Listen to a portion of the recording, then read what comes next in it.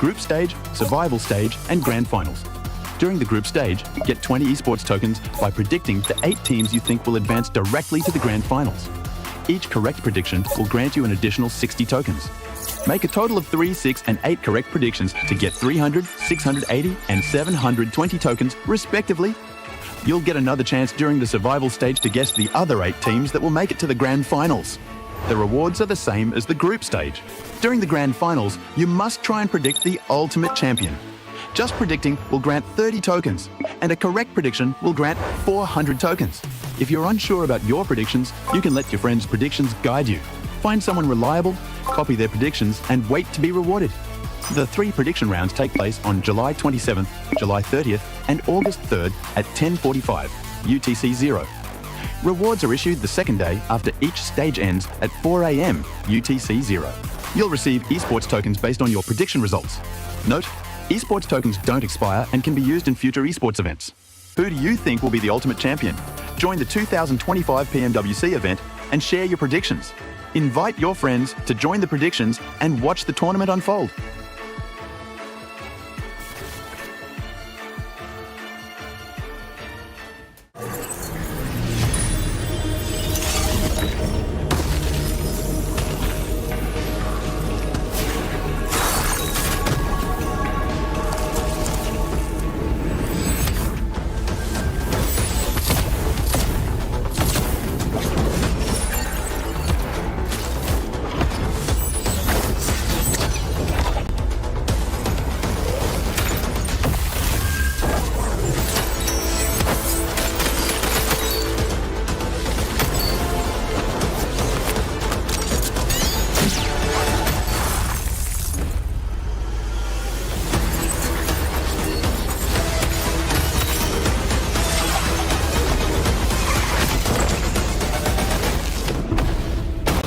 The highly anticipated addition to the Mummy series outfits is here. Paired with the new Ice Tomb glider, the Polar Spectrophage set is just what you need to freeze your enemies. Or send them ablaze with the Inferno Fiend set's new upgradable Chain Inferno Uzi. All the Mummy outfits are back. Get them all. Join now and collect the whole series to turn all eyes on the battleground. Event period, July 10th, 2025 through September 2nd, 2025.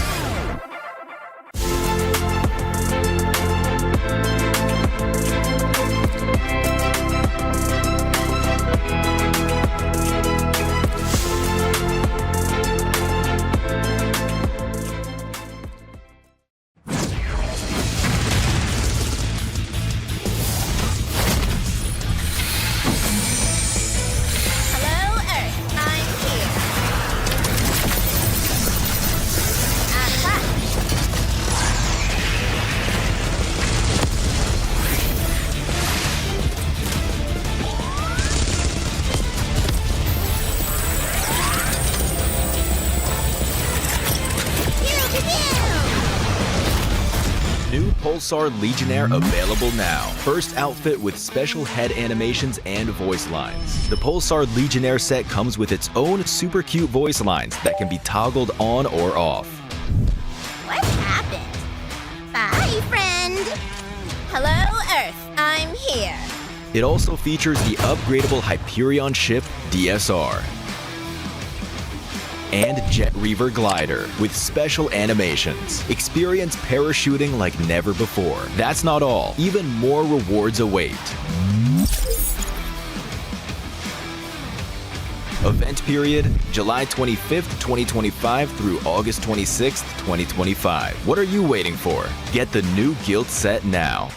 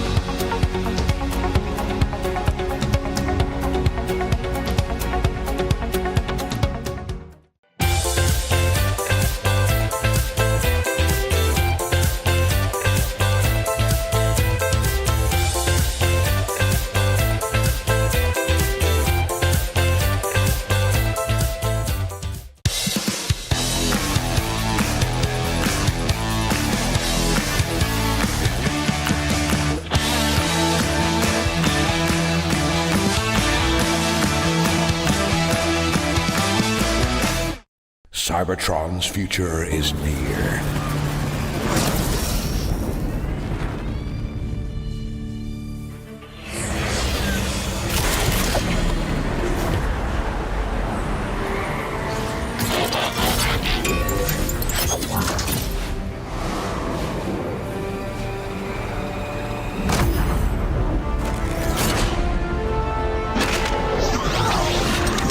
Autobots, roll out!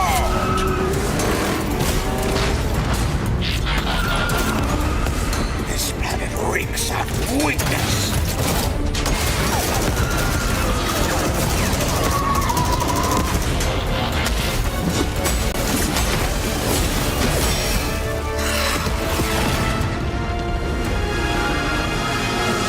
Your courage reignites my spark. We'll crowd a new load of Cybertron.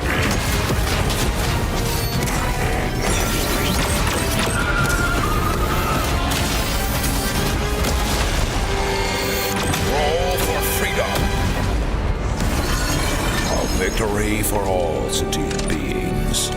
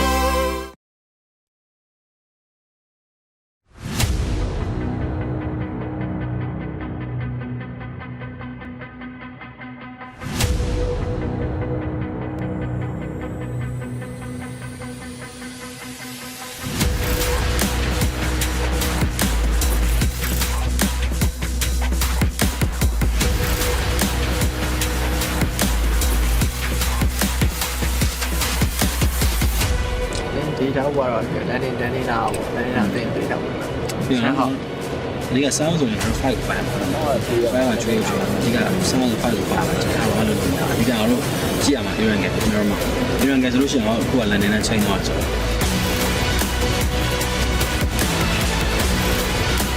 ော်ငါတို့တစ်ခုကောင်းတာကျော်စကူကငါတို့သွားနေကြဖြစ်တယ်ကျွန်တော်တို့တိထားမှချက်ရှိအဲ့ဒါပါလဲဆိုတော့ငါတို့လာပြီး fight တဲ့အသိရှိမရှိစင်းနေချင်း lady စင်းနေချင်းကြည့်ကြရမှာလို့ရှိရင်ငါတို့ထွက်မယ်ဆိုတခါကြိုးစင်တာမှာ plan A plan B အဲ့လိုသွားမှာ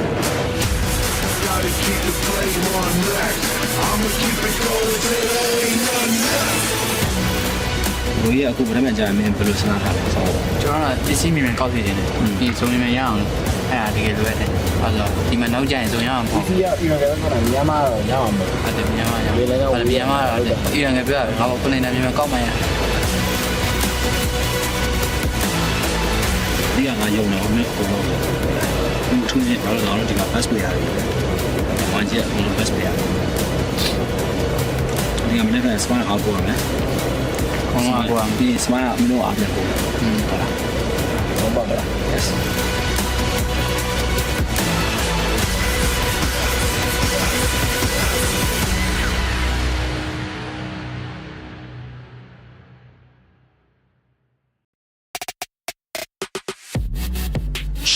All right, move out of the way. Boys and girls, it's time for the grand finals of PMWC. Shush, Max.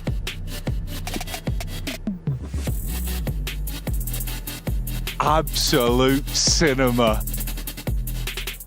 What are you all doing here? You should have been at rehearsals hours ago.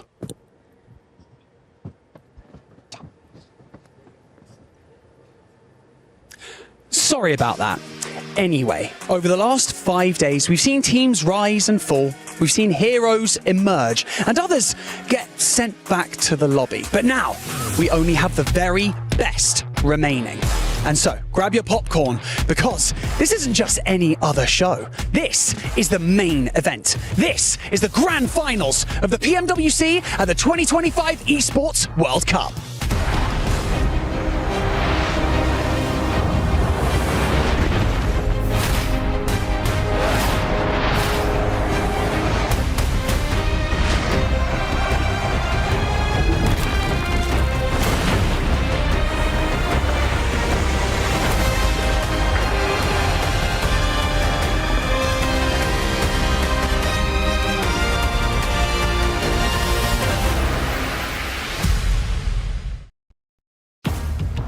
Welcome everybody to the Club Championship update here at the STC Arena. I'm Veracity, joined alongside the lovely Maxman himself. And across this weekend, we will be crowning 4 more champions. Exactly, it's going to be extremely exciting here at EWC, and this time around we're going to be taking a quick look at the leaderboards, and you can see leading the charge is going to be none other than Team Falcons with 2,700 points, though currently they have yet to win a tournament, meaning they're not eligible to win the main prize, though that could be changing this weekend alongside PMWC. You know what though, closely behind them we currently have Team Vitality sitting in on 2,400 points, and then Genji Esports at 2,100.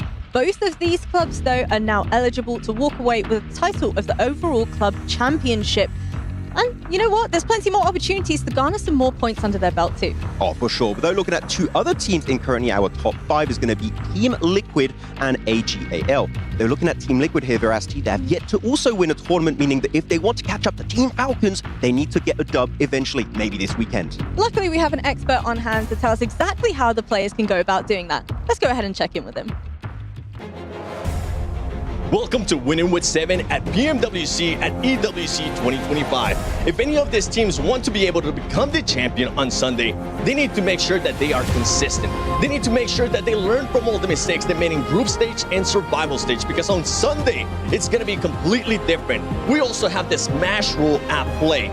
If there's any indecisions, you got to make the right call. If there isn't the right call, you got to be willing to take the risk if you want to become the champion. The thing about 7 is I just don't understand how so much energy can be compiled in one tiny little package. He's like a hamster on a little wheel going. It's like a chihuahua, just never stops talking. Never stops. It's only day one of PMWC Grand Finals. So much money on the line and a guaranteed new champion because Alpha 7 are gone. So now it's wide open for anyone to take it. Ups the stakes, it ups the pressure. Who wants to be champion and who wants the lion's share of a tremendous prize pool? Yeah, definitely. Not just, Alpha 7. Looking at Brazil as a whole, Influence, Rage gone, R8 gone as well from the other region. There are so many big names. You could see the emotions on their faces throughout all of that. It's devastating stuff for them, but that's the nature of competition. Without a doubt, and I think at this stage anyways, just making it to Grand Finals is a tremendous accomplishment. It means you are some of the best teams in the world. Granted, for some, they're not going to be satisfied with that. They want to cement their names in PUBG Mobile history. They want to win PMWC 2025, not only for the glory and the fame, but also for the big prize pool. A lot on the line and tremendous pressure is going to only mount up as this is day one. We got to continue on. 1.3 million already gone across all of these teams for the group stage as well as the survival. Now we have 1.7 million for the final.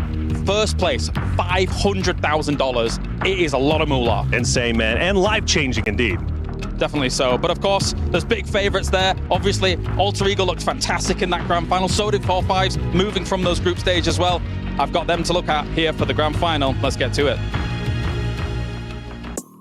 And if that doesn't tell you everything you need to know about the survival stages, I don't know what does. Our teams have been fighting tooth and nail, but Alpha 7 falling, our defending champions out already. It is getting hardcore in here. It's crazy. 8 teams keys, not only the physical representation of their hopes and dreams, but the actual keys itself destroyed. And Alpha 7 dead in the center. Yeah, absolutely nasty stuff for Brazil as well, because right down to the wire, Influence, Rage gave it their all, but they couldn't quite get through, so no representatives from Brazil in those final stages. It is getting messy here. And that's the crazy thing. That last game was the decider, the mid-portion, 1 point and 1 crushed key for Influence Rage. Well, that is going to be pretty disappointing for them, but there's plenty of other representatives from all around the world. Let's take a look at how the Falcons got here.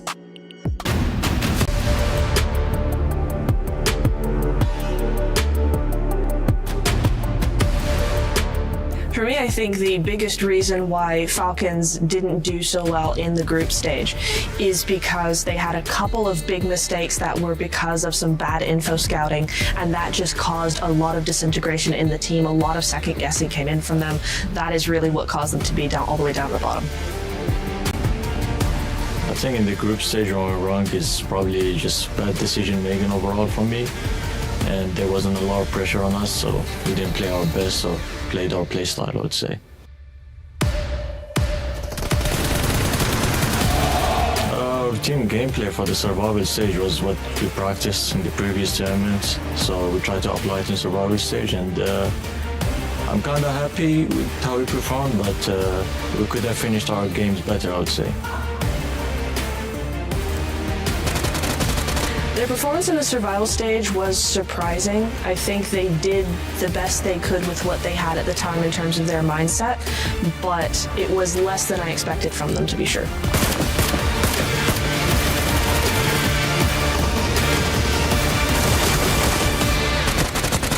Going into the grand finals, I hope that Falcons actually play a little bit more aggressive and a little bit more decisive. They have a really, really good foundation, but we need to see them build on top of that, which we weren't able to see so far. I think in the grand finals, for us to say as former, we just try to take less risks and play more as a team, make everything as a team and not do solo moves, and hopefully it works.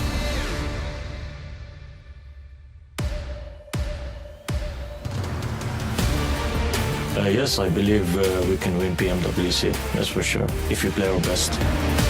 I actually really think that Falcons could go ahead and win the whole thing. They just really need to figure out what is not working for them, tweak that, and adapt very quickly. This is a team that could definitely do that, so yes, I do think they could win.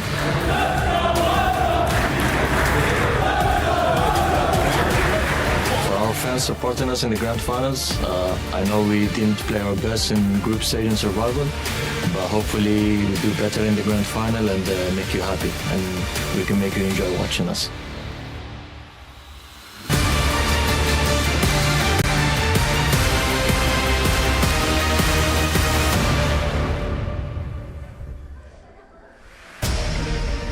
The grand finals is upon us, and at the end of these 3 days, 15 teams will face oblivion, and one will become immortal here, live from Riyadh, Saudi Arabia, for the PUBG Mobile World Cup. Welcome, ladies and gentlemen, as we are ready to get into that grand final. These 16 teams raring to go, as all of them arriving here from the Jamil Motorsports arrival to get things a-rolling. My name is Kalaris, and joining me to my left-hand side to start off everything, it's Seven, it's Max Man. Seven, this is hype, this is pumped, because these teams are elite.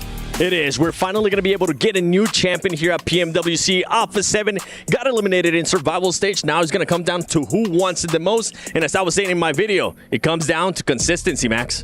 Consistency is going to be so important going into these grand finals. But as you said, Alpha 7, they're not here. We're definitely going to be crowning a brand new champion here at PMWC. Maybe a whole new region too, because we have a few regions that never won a global trophy. That could be happening over the course of this weekend. It's a very exciting time, considering we know we are guaranteed that new world champion here for the World Cup, of course. Let's take a look at the Qadir top plays here from Riyadh and see how everything has gone down throughout the last couple of group stage days, as well as into the survival stage here, Seven, because we did not see disappointment from all of these teams. We didn't. We actually ended up seeing a lot of surprises. I'm glad that we're starting off here with Yangon Galacticos. That was such a surprising team. They started off hot in group stages, going to survival stage. I felt like they finally came to their own. And remember, Max, something that we were talking about with that team is that a lot of the players, this was kind of like their first time experience. That's gone out of the way. They've been able to kind of just become comfortable with the situation that we're dealing with, them wanting to become champions. They didn't have experience, now they have the experience going into the first two stages of here PMWC. I'm actually going to go on to another team that surprised me. We were talking about Yangon Galacticos going into the group stage. It was Team Secret. Definitely a more silent team, but it was enough to make into the grand finals. Though Team Secret, we know you can weasel your way into the late game. I want to see them try and get high elimination count if they want to have a surprise here in the finals. They're staying true to their name. That was one team that at one point we were surprised. Yeah, we were like, wait, what? Wow, they're actually up there. They're going to be able to make it within the top 8, and they were able to do just that. They're an enigma, and we'll see if they can continue that on. Of course, there are some big heavy hitters that we're going to have to talk about as well throughout this day, throughout the pre-show as well. I think a lot of people's eyes, Max, are on Alter Ego, are on the likes of Forthright. After what they put up in the group stage, yes, they get to rest during that survival, and they're going to be back stronger. It's really hard to pick like one contender, because you have like, I have 5, 6 teams. I'm like, you know, they could all try and win it this time around, but Alter Ego in particular, this is the first time in a long time that I'm seeing like an SEA team dominate globally, especially in the hands of Krypton, Rosemary, Alva, that's been such an amazing setup player. If any team can bring back a global trophy to SEA ever since BTR back in like, what, 2019? Yeah. Alter Ego could be the one to make it happen. Let's take other reactions from the Crunchyroll and see how all of these players were kind of figuring things out, because there were emotions riding high, especially in that survival stage. Of course, we did see some teams leave here, Seven, but for sure, those big heavy hitters, obviously, they breezed through when it came to that group stage, and they're looking fierce.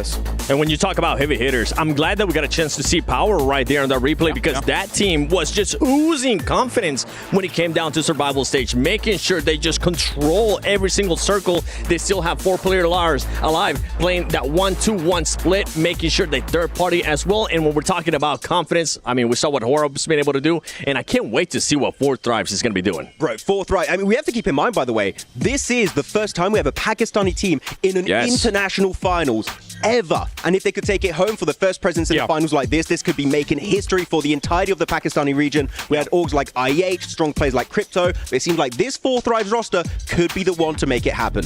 4 components here working as one to try and get themselves glory here for PMWC, but oftentimes these teams all coordinated very together. It's not just about their teams, it's about family as well.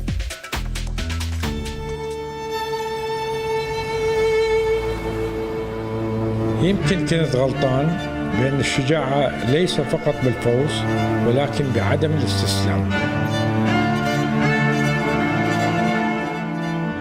الحقيقة عندما أول مرة قال لي أريد يصير لاعب أنا ما شجعت الحقيقة، وكنت أميل دائما للدراسة.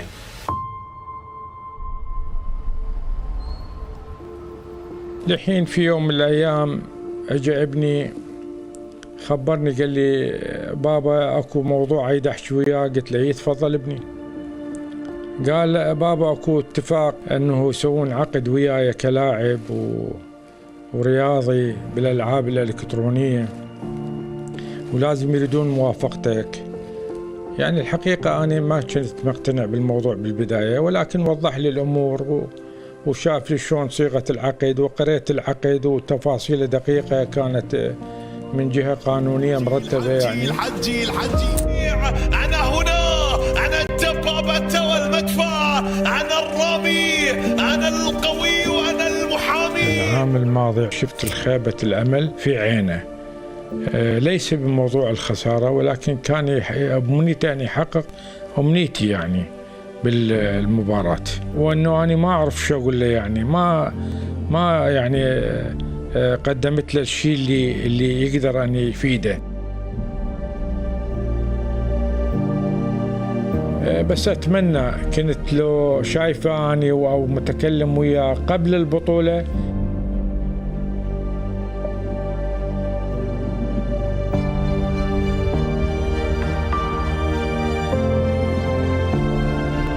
أنا أقول له لابني الحجي إن أنا فخور بيك وبلعبك وبإمكانياتك، وأتمنى أن تتطور أكثر وأكثر.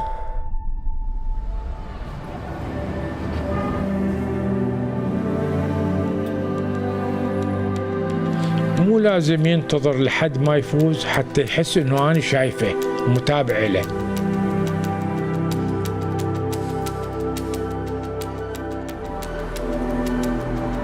هو اللي خلاني أفتخر بيه من اللحظة اللي عاد نشاطه ووقف من جديد وأدى المباراة الجيدة.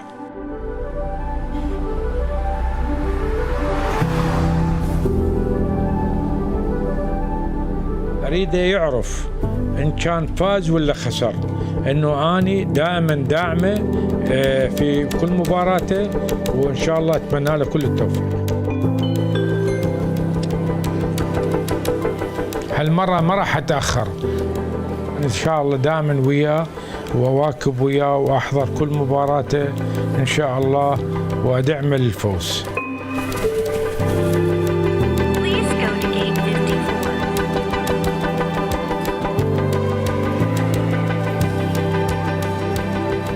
وأنا متحمس أنا أروح وأشجعه وأكون دائما أول الداعمين إليه في كل مباراة يقدمها إن شاء الله.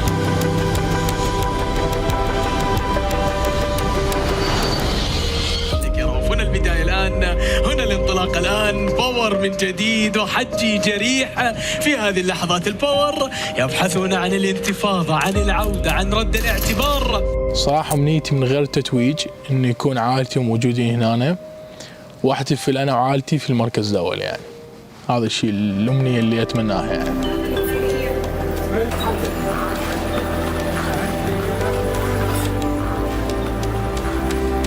هلا بابا، هلا مصطفى. الحمد لله وصلت والله، هسه خلصت من المطار.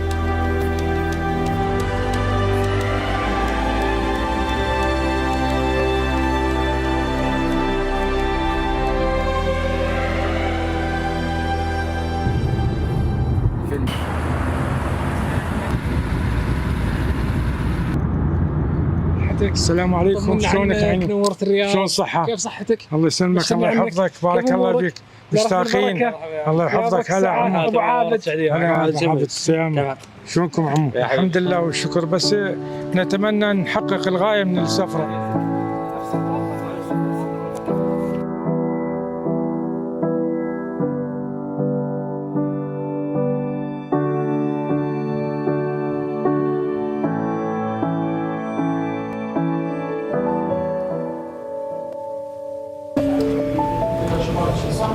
كلمة نقول طيب. قلبي الله يساعدك.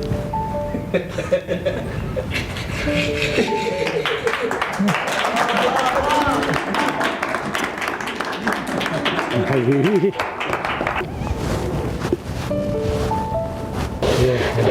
مشتاق لك حجي. هاي مفاجأة سويت لك اياها انا، جهودهم كلها مشكورة. الله يخليك. الله يسلمك حبيبي. خلنا نسلم على الفريق. خلنا نسلم على الفريق. يا مرحبا. حبيبي السلامة. حبيبي هلا حبيبي هلا حبيبي الحمد لله سلامة الحمد لله سلامة شلون هي الفيزا احنا؟ شلونك طيب شلونك؟ يا مرحبا حياك الله شلون صحتك؟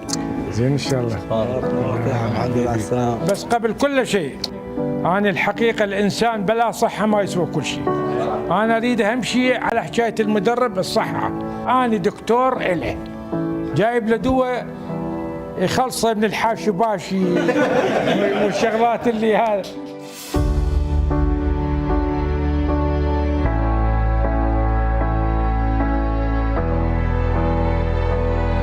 أوجه رسالة إلى الآباء اللي عندهم ولد مثلك الوعيب مال الأوبجي أنه يفسحون المجال للهواية، يعني ليس فقط هي الدراسة، مرات الدراسة ما تواكب الهواية، تشوفه يوصل إلى مرحلة طبيب مهندس ولكن تبقى هوايته فلان شيء فما يتوفق بعمله الاختصاصي، ولكن عندما يكون الاختصاص مع الهواية يكون هو الأفضل وينجح الابن إن شاء الله. أنا أقول لابني الحجي إن أنا فخور بيك وبلعبك وبإمكانياتك وأتمنى أن تتطور أكثر وأكثر. يمكن كنت غلطان بأن الشجاعة ليس فقط بالفوز ولكن بعدم الاستسلام. A beautiful bond that transcends everything here in PUBG Mobile, and there's many like it throughout PUBG Mobile as well. You know, at home, all of these families watching their combatants, watching their sons try and find themselves a spot and become the PMWC champion here. A touching piece, gentlemen. It really is, and I'm hoping that with all of this that we have put behind that amazing piece, that Power will actually be able to convert and show what they were able to do in survival stage. Because that team, I mean, they ended up surprising me how much they could just change from one stage to the other, from just a one-day break. Yeah, I mean, looking at Al-Haji in particular, this guy has been playing PUBG Mobile Esports for years now. He's been on top of his region in MENA. It would mean the world to him if he can finally claim an MVP award here at PMWC. And if anyone can do it from this region, Al-Haji is the man that can make it possible. He's definitely got a lot to think about when it comes to, you know, his father supporting him at home alongside the huge prize pool that is available here for PMWC as well. As we mentioned prior, $1.7 million with $500,000 for that first place. All of these teams competing for that. And this, again, we've mentioned the big heavy hitters coming out of the group stage. Obviously, I mean, our Chinese teams here as well coming on in to try and get themselves towards the front. Weibo as well as Thunder Talk looking hit and miss in some scenarios. I think they really need to solidify their place to become the champion here. The biggest surprise for me, I expected Weibo to be here. When it came down to Thunder Talk, I think I was expecting Thunder Talk to end up going to survival stage. Just based on what we've seen out of this team in the past global events, they always come in with a lot of hype. They always come in with just everybody thinking that they're going to smash through the lobby, but that's not the case. But for this event, it seems like they might actually be bringing it. Right. That could be happening. I mean, ever since Nova Esports, years ago, where they got the back-to-back PMGC championship, we've never really seen a Chinese team dominate in these globals. And now, looking at Weibo specifically, you have Suk, you have Order. They could be the ones to take it back over to China. Yeah, they've got to step back up from former glory for sure here. Well, we do have Neptura and Blank on stage ready to go, so let's hear from them before we get to the grand finals. We're here in the beautiful Qiddiya Esports Arena where the survival stages and group stages just took place. Yeah, at the end of the survival stage, we had 8 teams' keys crushed in this beautiful machine we got in front of us right here. And at the end of the finals, we have 15 more to be done. An absolutely terrifying contraption, which I'm sure you'll see more of in the future. Yeah, but thinking about those finals, we do have a brand new format coming to PMWC, Blank. We do. It will be the Smash ruling. It will be the day 2 scoreline of our top team plus 10, and once you hit that, that will be match points. So let's say you end day 2 on 100 points, day 3 you hit 110. You're ready to go. You're going to hit that Smash ruling if you get that chicken dinner online. But not to worry. Not to worry indeed, Blank. If that doesn't happen, the top team at the end of those 6 matches on day 3 will be crowned our PMWC champions. We're going to head over and check out some of those storylines because the competition was absolutely fierce. But let's take a look in with Ida. I think them coming in and actually booting out Regnum Karya down to the survival stage for Ida, I feel like that really is just based on the consistency they were able to achieve over the group stage. We saw Regnum Karya not be able to hold up to the standard that ETA was putting forward, especially in the last day when they were able to just come in with a lot of eliminations, a lot of consistency through there. So again, ETA just able to come out on top. Merhaba, ben Eren. Oyun nikim Eren 7. ESPORT'da oynuyorum. 17 yaşındayım.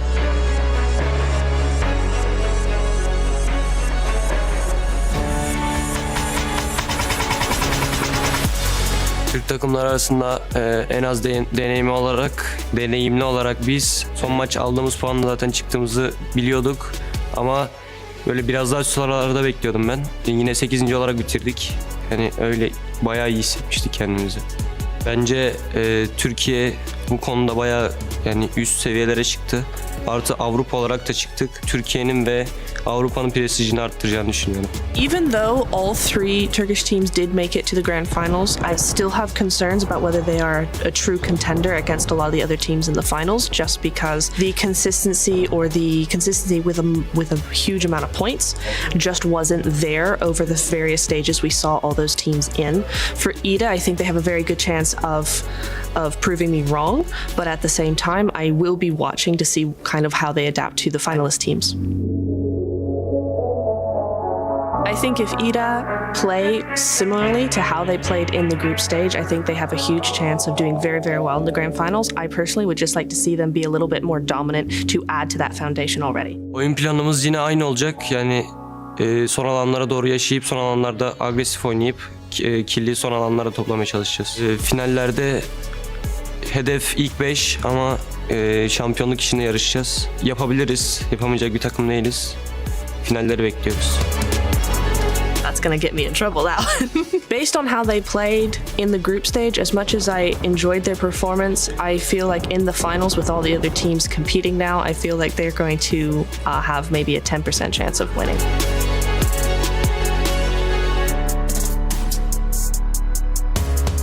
Bizim takımdaki en büyük şey çoğu zamandır birlikte oynadığımız için bir tek Emre değişti. Ama aramızdaki uyum sayesinde bence oyunda nerede ne yapacağımızı bildiğimiz için kendi oyunumuzu sergileyebiliyoruz. Bizi destekleyen herkese teşekkürler. Bizi desteklemeye devam edin.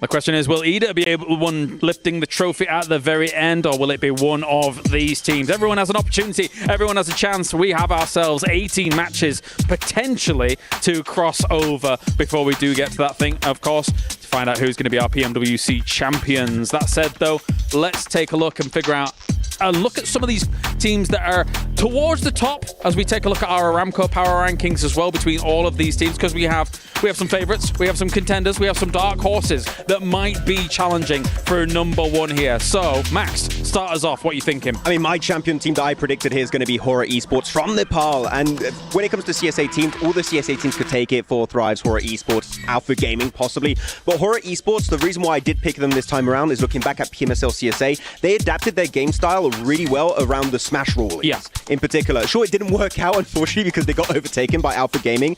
But teams that show willingness to change their entire game plan on the last day when you are in that smash zone to try and wrap up the tournament. Yes. It hypes up a lot what Horror Esports could do here in these finals. So because of that alone, and also how good they are as a macro team, they're going to be my pick to win it all. How many replies did you get to your prediction? Actually, like genuinely in like the hundreds. I did not. In the hundreds? I did not open my DMs. I will show you later if you want. Well, it's a massive list. Don't open it. I'm leaving it. How about yourself, Seven? What are you thinking?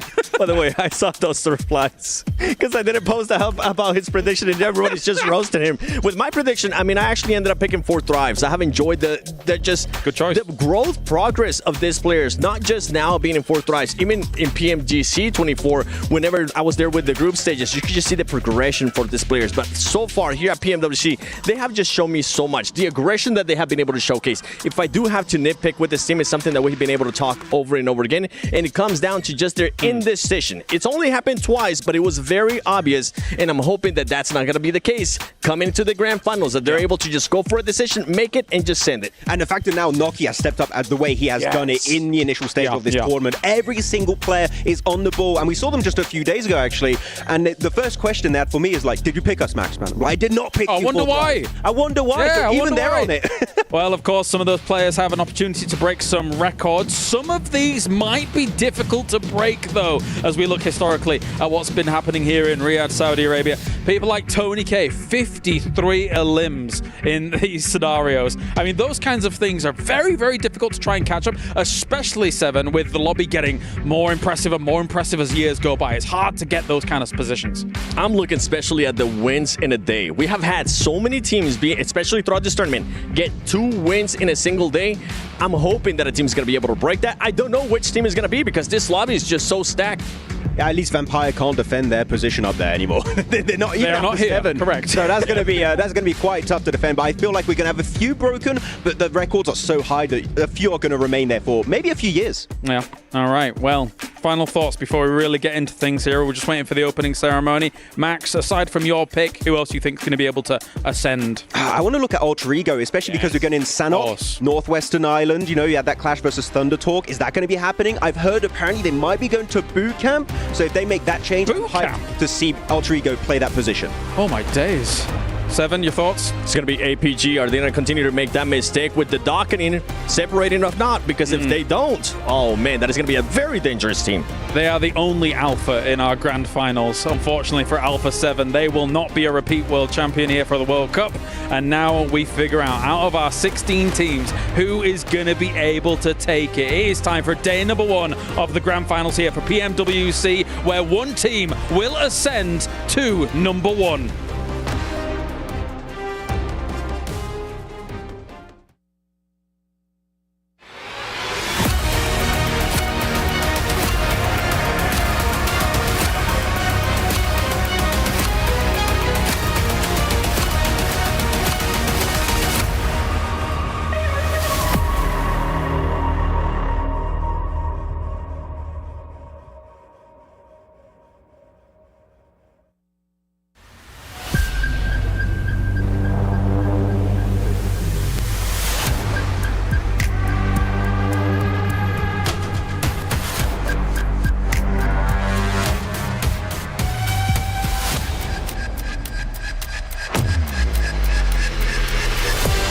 The defending champions will not be going through to the finals. Absolutely insanity. This is a sad sight for Alpha 7.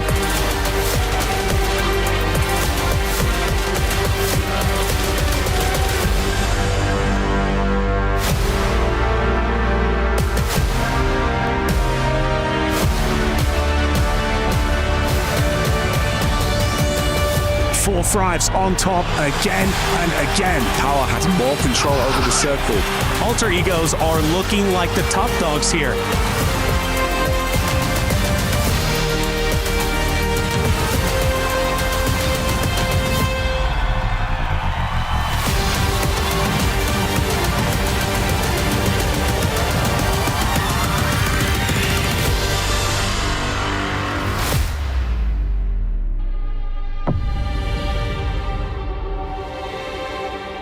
Twenty-four teams embarked on this journey, live from the Qiddiya Esports Arena in the heart of Riyadh, fueled by ambition from all corners of the world. But now, they are here.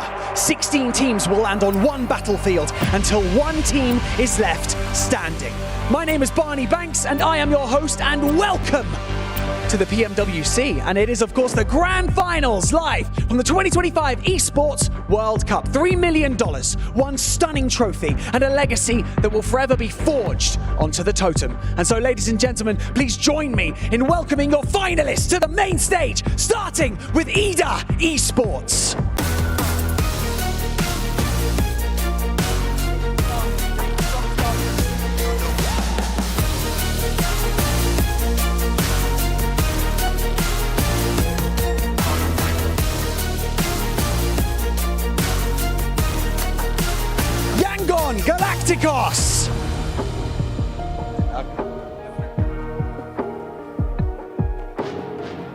Thunder Talk Global.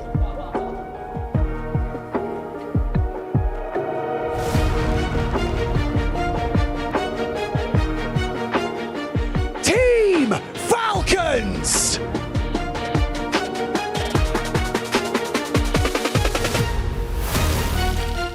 Team Secret.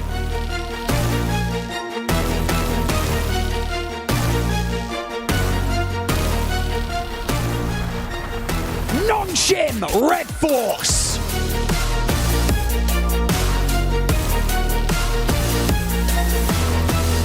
Alpha Gaming.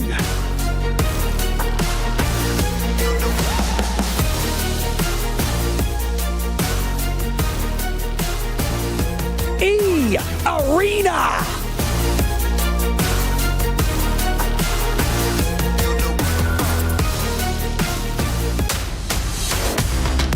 Weibo Gaming.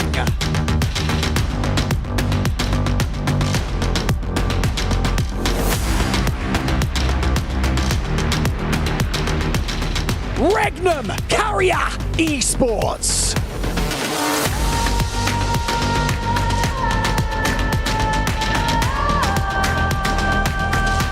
DRX.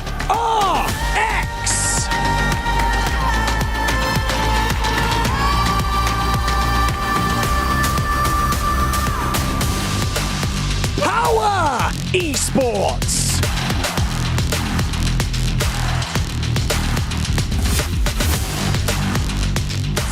Thrives Esports.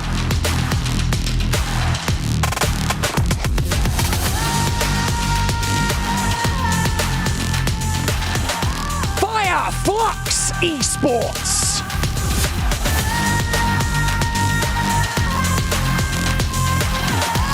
Alter Ego Ares.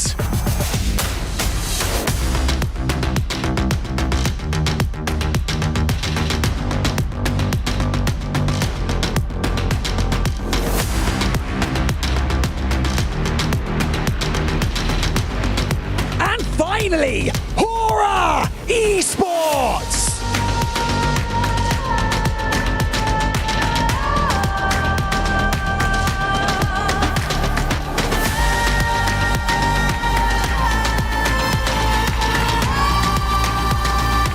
Ladies and gentlemen, this is more than just a finals stage. This is a legacy in the making, so buckle up, because history is about to be written. It is time for the grand finals of the PMWC.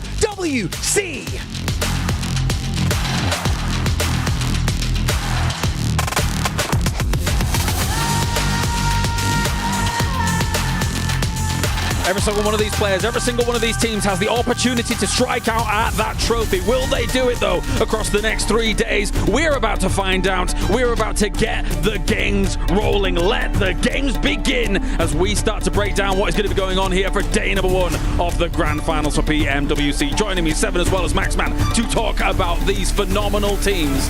And we have got ourselves an opportunity to see how it's all going to go down. Let's start with one of the names that really does come to the forefront when it comes to international excellence.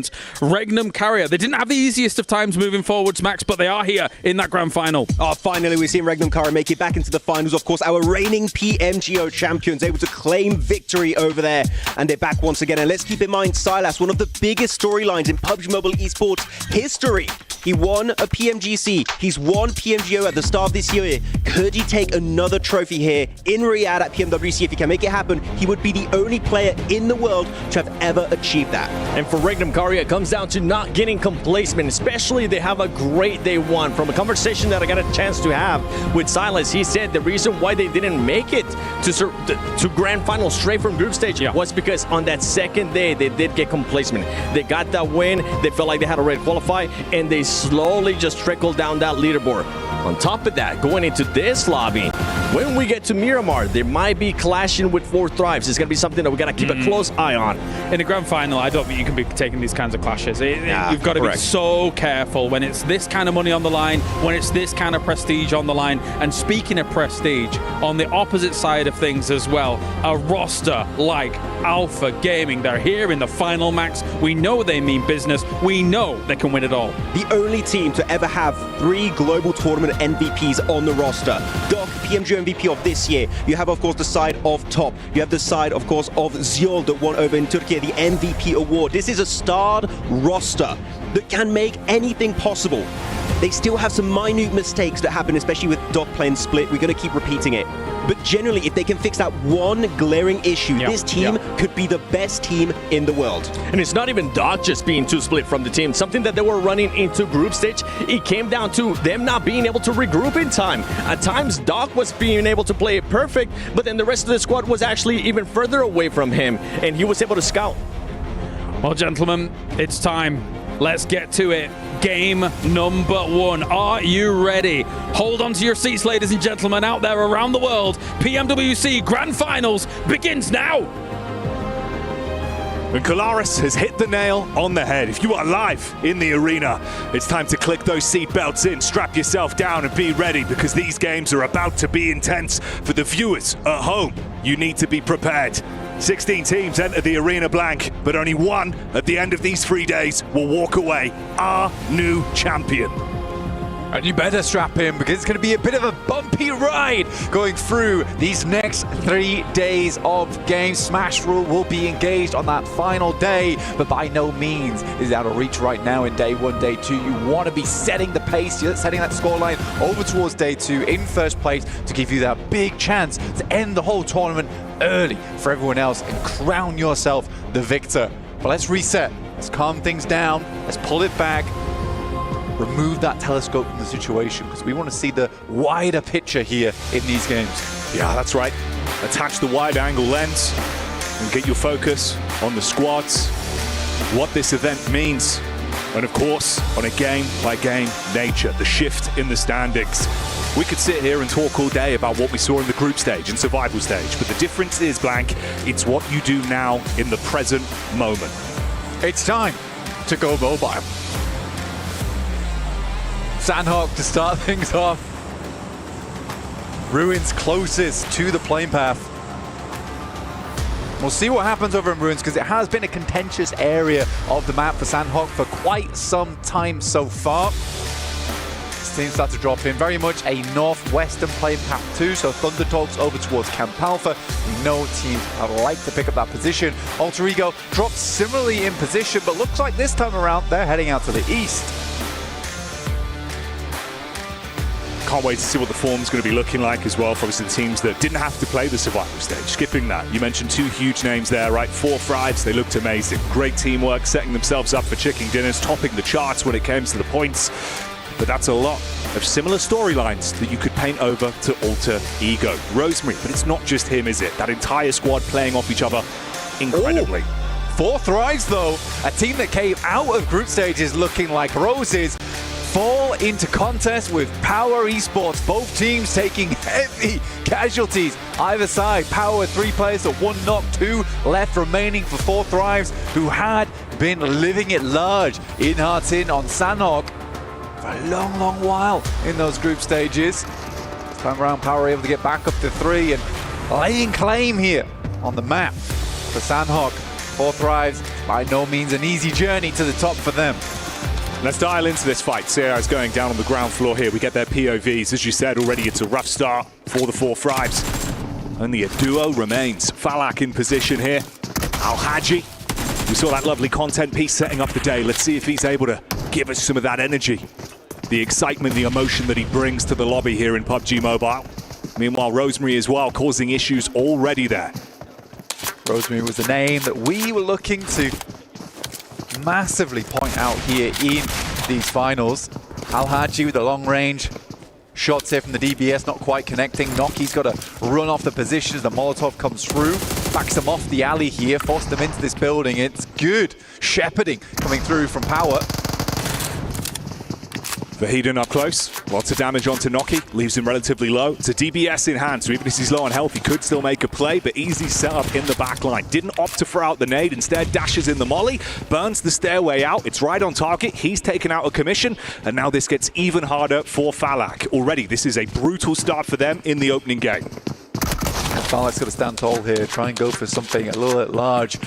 At least show them that Heartin is not free and open right now for 4 Thrives. I think that they're just going to keep dropping this from day to day. I don't think either team wants to give up hearts in here. To find that final play. Now, Falak had a big amount of influence in that group stage for Thrives. Let's see how well he can step up to the plate here versus Power, because you know this team is not going to go for the 1v1s. They're not going to send in like lemmings. That's going to be a very difficult task. S12K though, gets the reload on it. They hear it, trying to bait them out here. First connection's good. That's how Haji down. Baited in, looking to see if he get the follow-up tap off so he could literally remove him from the equation. The second as well. Ooh. Wow, that could have been real bad for Power. Chills there, damn. Yeah, that could have been very, very bad. Great setup though on the doorway, right? One either side. As soon as Al-Haji went down, they completely changed up the game plan. They sent in the hammer first and it was not enough, so they had to go for something a little bit more strategic. But that was good. From Falak, at least that puts a little bit of fear in Power. Now that Thrives understand that this is likely going to happen every game, they can be prepared for this next one. But Sandhawk is a great map for putting up big points early on and getting that initial lead, especially at the start of any grand finals. Oh yeah. Dream scenario for Power as well. You know, it looked like it wasn't really the true test of themselves in the group stage, but what we saw unleashed throughout survival stage, that's where they thrive. It's what we saw last year as well. It feels like they sort of dial it up a little bit. You know, they assess the lobby and realize, look guys, we just need to play to our strengths. So much of that carries on over here. It's a nice hard drop, good result in the end, only losing one player in Ragnar. Could have gone bad, but you avoid that outcome, so they're going to be happy. For Thrives, that's an instant red mark, though. It's one of those games where you're thinking, okay, got to sit here, watch the flow of the action. Half an hour later, we'll be back. And you imagine they'll probably have something to say against Power throughout the course of playoffs now. Yeah, it's a big blemish. Definitely a big blemish coming through for the guys on Thrives, but we know that they can bounce back. They had a little bit of a slip over towards their final matches. They still put up a huge scoreline, right? And I think if it wasn't for Alter Ego just blasting out of control, they would have remained in first place. So saying they had a slip is maybe a bit too bold from my camp, honestly. Fireflux, though, this is a team that did not slip up at all. They just kept on climbing. They were rung after rung on the ladder over in survival stage. That's why they looked fabulous. And it wasn't a case, in my opinion, that they looked great because it was weaker teams. I think for Fireflux, they had a real improvement over those 2 days. Oh yeah, you think about the positioning, the way they were playing off one another. Similarly to obviously what we were describing there and highlighting as a good setup from Power, right? Those close quarters crossfires, the way they're playing off one another. That's what Fireflux were doing very consistently, but the rotations were on point. It did feel like they were hitting a skill ceiling of there's a lot this team can give, and we were just seeing it. It was super cool to me because I think in a lot of Fireflux's games in the past, it's usually either a case of you highlight Scarface or you highlight Ketch. It's never both players at the same time. I think here at PMWC, it is a wonderful experience to be able to watch Fireflux and see that both Ketch and Scarface are both on their A game at the same time. It's a rare scenario, but they're bringing out where it counts here on the main stage. Weibo trying to rotate through here. This is over towards the eastern side around Yangon Galacticos. Already some heavy hits been sent their way.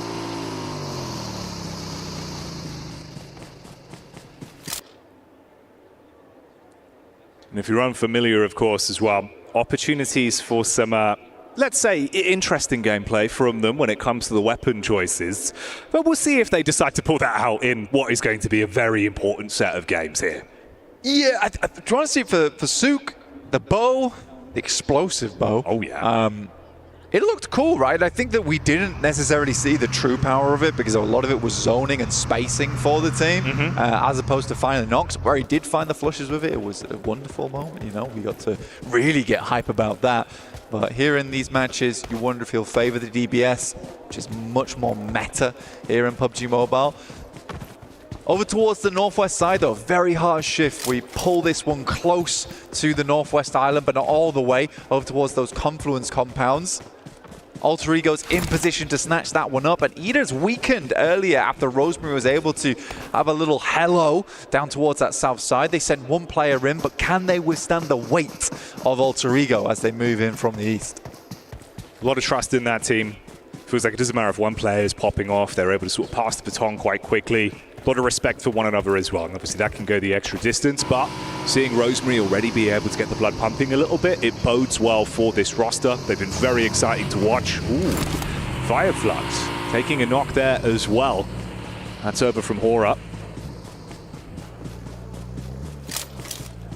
Either finding Moana though, which is a really, really good start for them. It depends whether Moana actually goes down or not, because they need to reset on this one, but it is Weibo bringing up the rear here as Yangon Galacticos opted for a wild rotate over towards that northwest side, trying to gamble on this one, understanding that it's going to be extremely packed down towards the south. They'd rather not play with that, gamble on a northwest shift. Power finding Silas, that is Al-Haji coming into contest as Regnum Karya made a big rotate over towards the northwest side as well on that bridge, and Power was comfortable just to wait that one out. And Regnum Karya starting to get dismantled as Power puts more points on the tables. Easy got visual contact though, up towards the top of the hill there.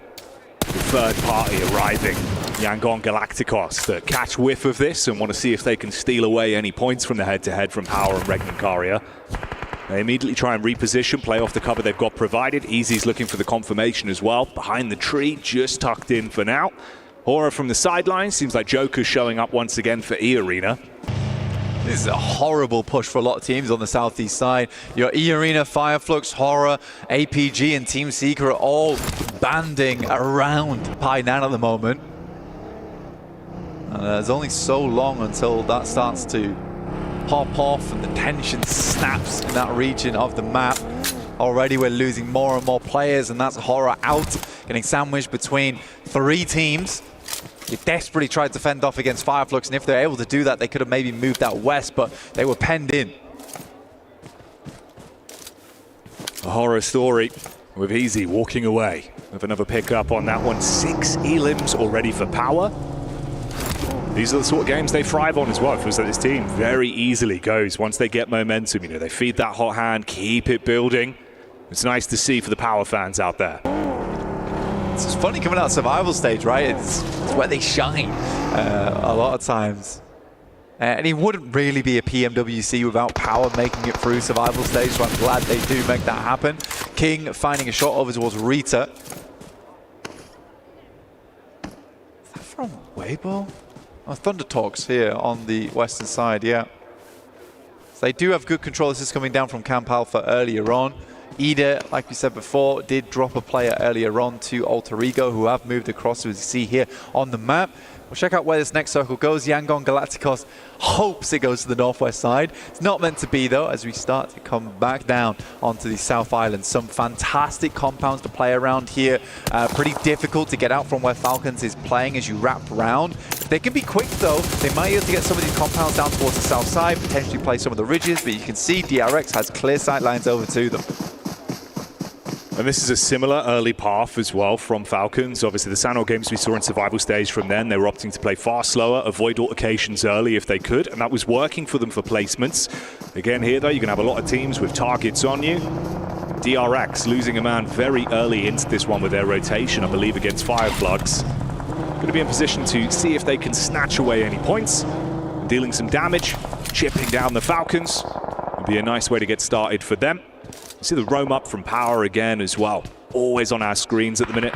Thunder Talks here playing inside the compound. You get one clean knock from King, coming alive already. Vahiden dropped. Thunder Talks do have nades to play around with, so can send them this way. And there's only so many places you can play around this coastal area. DRX is finding a huge amount of success from that high ground they're playing towards the center of the circle at the moment. It's so hard to pass by them, especially for Nongshim Red Force, who are currently trapped over towards Ruins. Hoping, praying that it moves over towards Ruins side on those central circles. King will pick up Vahiden. Al-Haji is down, and Power's run looks to start to come crashing down. Easy. We'll just try and de-escalate the scenario inside that shack. Steal from over the other side of the coast as well, actually. So Yangon Galacticos being able to rip that 1 point away. But that just sets the alarm bells for Regnum Karya, Loxy and Toshpik. From up top of the hillside, they get vision, take some bullets down range and claim one back of their own. It's a horrible approach from Regnum Karya. And they have to send it. Romeo should have heard that. Loxley's going to send forward, so at least they have a player in the back line there. Nope, never mind, both get in. And Romeo yet to take shots. Plenty of bullets to make it happen as well, and Regnum Karya is almost inviting those shots their way with the way they're lazily rotating over that hillside.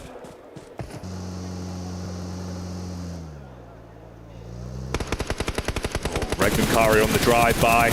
It's a very messy landing trying to get over the bridge, and this is Alter Ego that, of course, will bite the hand that feeds immediately. Krypton goes in to close the gap, just Tosh pick really, low on health, easy maneuvers, and you shut them both down. So goodbye, Regnum Karya. Yeah, it's an embarrassing flop on the vehicle. Yeah.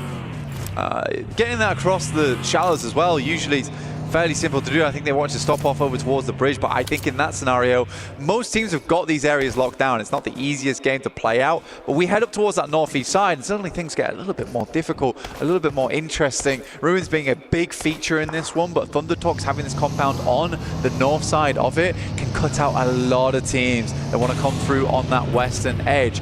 DRX is going to struggle as they wrap around on that high ground over towards Ida, who will have those nice sight lines. I'm more surprised by the fact that Scarface, as well as Ketch, have been able to live this long on Fireflux just on the 2 players. I think that's fantastic work from them.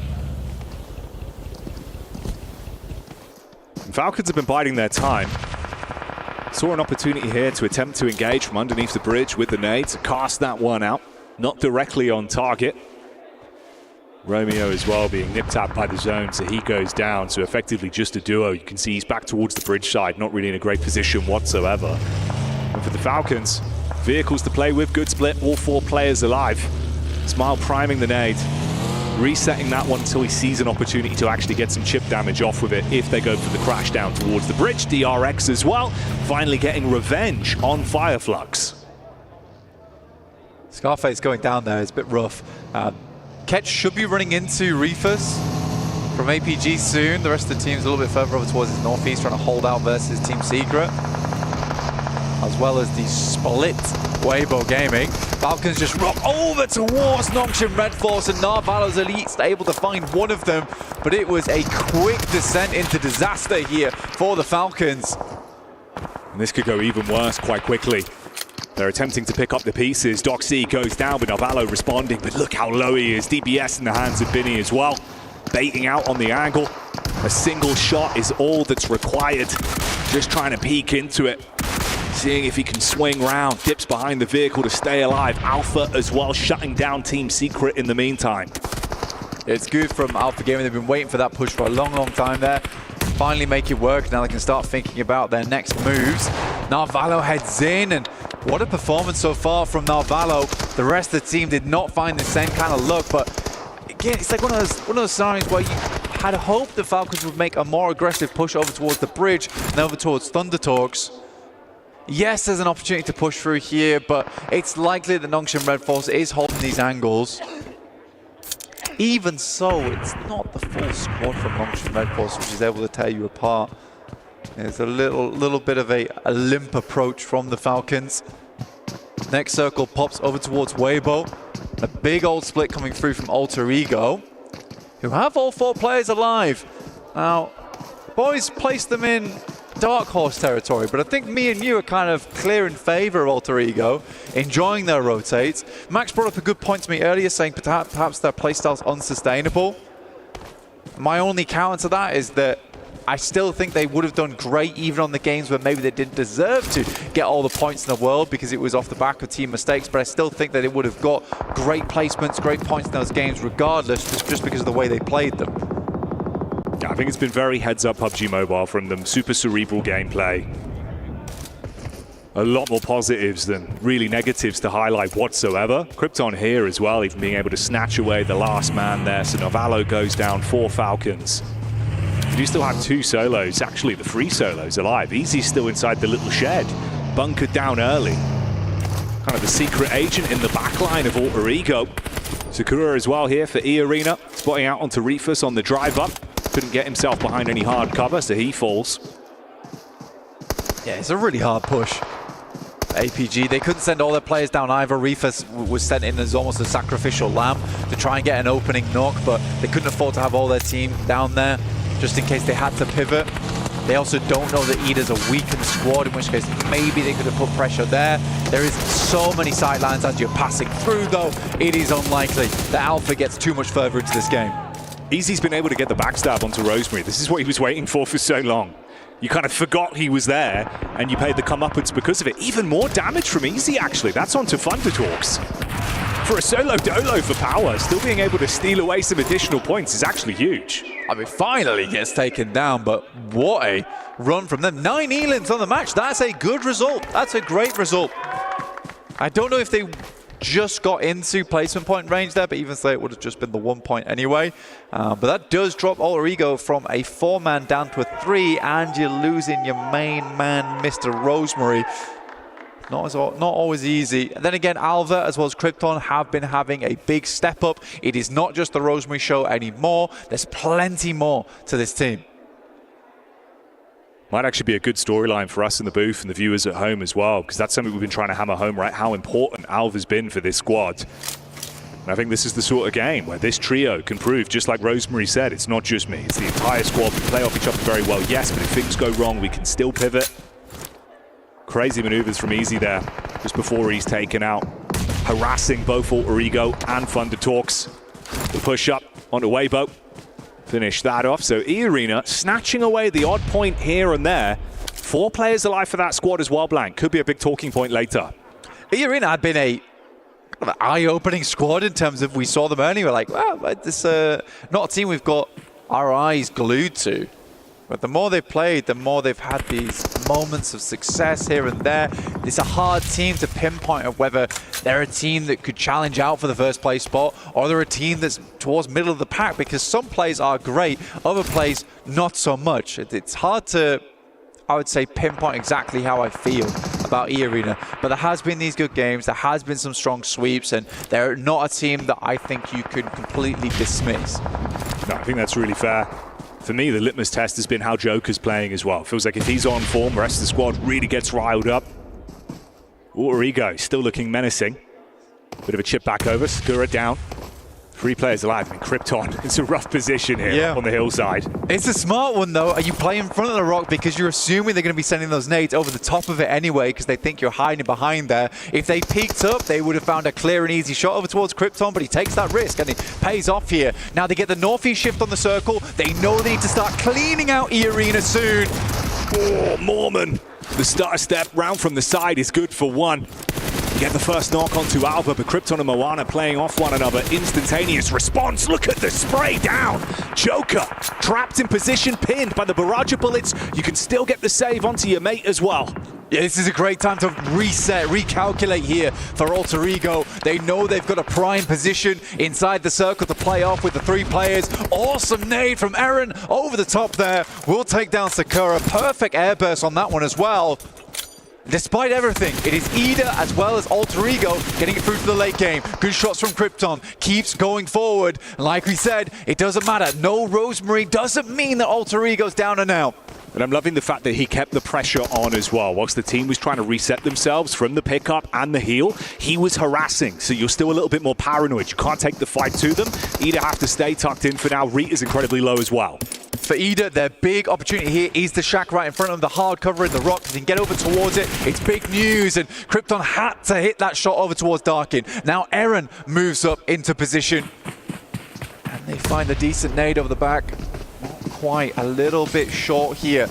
They have a very strong position now, and that reset you were talking about does hamper them. Yes, Krypton was in position. The rest of Alter Ego weren't quite there to take shots as Ida crossed, and that was the prime time to do it.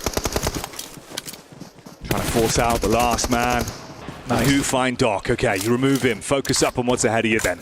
This is a good wrap now as well. It means they can play off the back of this hard cover. Again, approaching this position over towards Ida is not going to be easy, especially with the fact that resources, utility, extremely low on the side of Alter Ego. But what a banger of a first game. 10 eliminations, as well as a chance at a chicken dinner here. It would be massive for them. Keep that energy going from the group stage. Show us that it wasn't a fluke. Chip damage there is going to be monumental as well. Oh, he got no beds at all. Moana goes down. There is one shot out. Eren very low, and Krypton has to step back into cover. Rita playing on the back foot. You're being pushed upon now. The last man. Timing is absolutely everything on this. And Alba, we said to highlight him. He's got the DBS in hand, wants to close the gap, looking to harass. And that's how Alter Ego do it. Straight back, showing us that they've got the talent, they've got the communication, and they've also got themselves the opening chicken dinner. It's a great game from Alter Ego, and a promising one at that as well. We have it at home there saying that just because Rosemary down does not mean that this squad is not as fearsome as they come. That was an incredible match. Yes, they missed the rotate over towards Ida as they were coming across the road, but it was smartly played. A 3v4 versus E arena as well there, where it counted. Really good plays from Alter Ego all around. But there were other things happening around the map. Easy get himself into a late game position there, getting 9 elims off the back of that one is a big result for them. And 4 thrives going down extremely early. It's a bit shaky. Oh yeah, the power head-to-head on the hot drop. Scary stuff, and already you can see the intensity. Join us for more PUBG Mobile action in a couple minutes' time.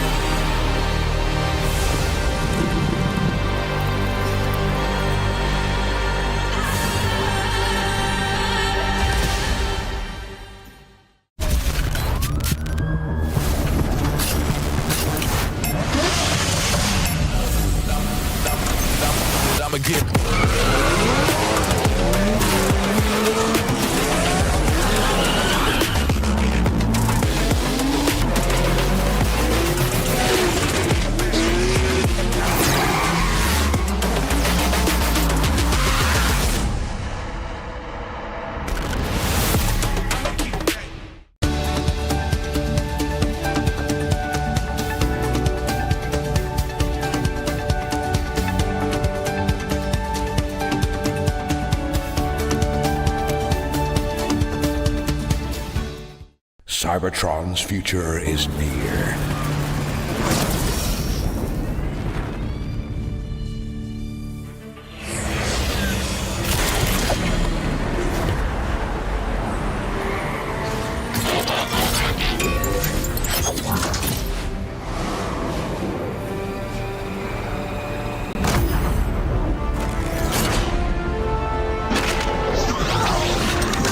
Autobots, roll out!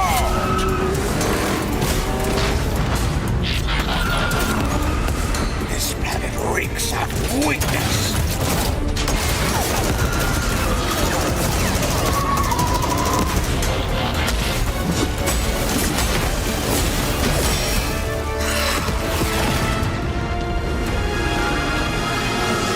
Your courage reignites my spark. We'll crowd a new load of Cybertron.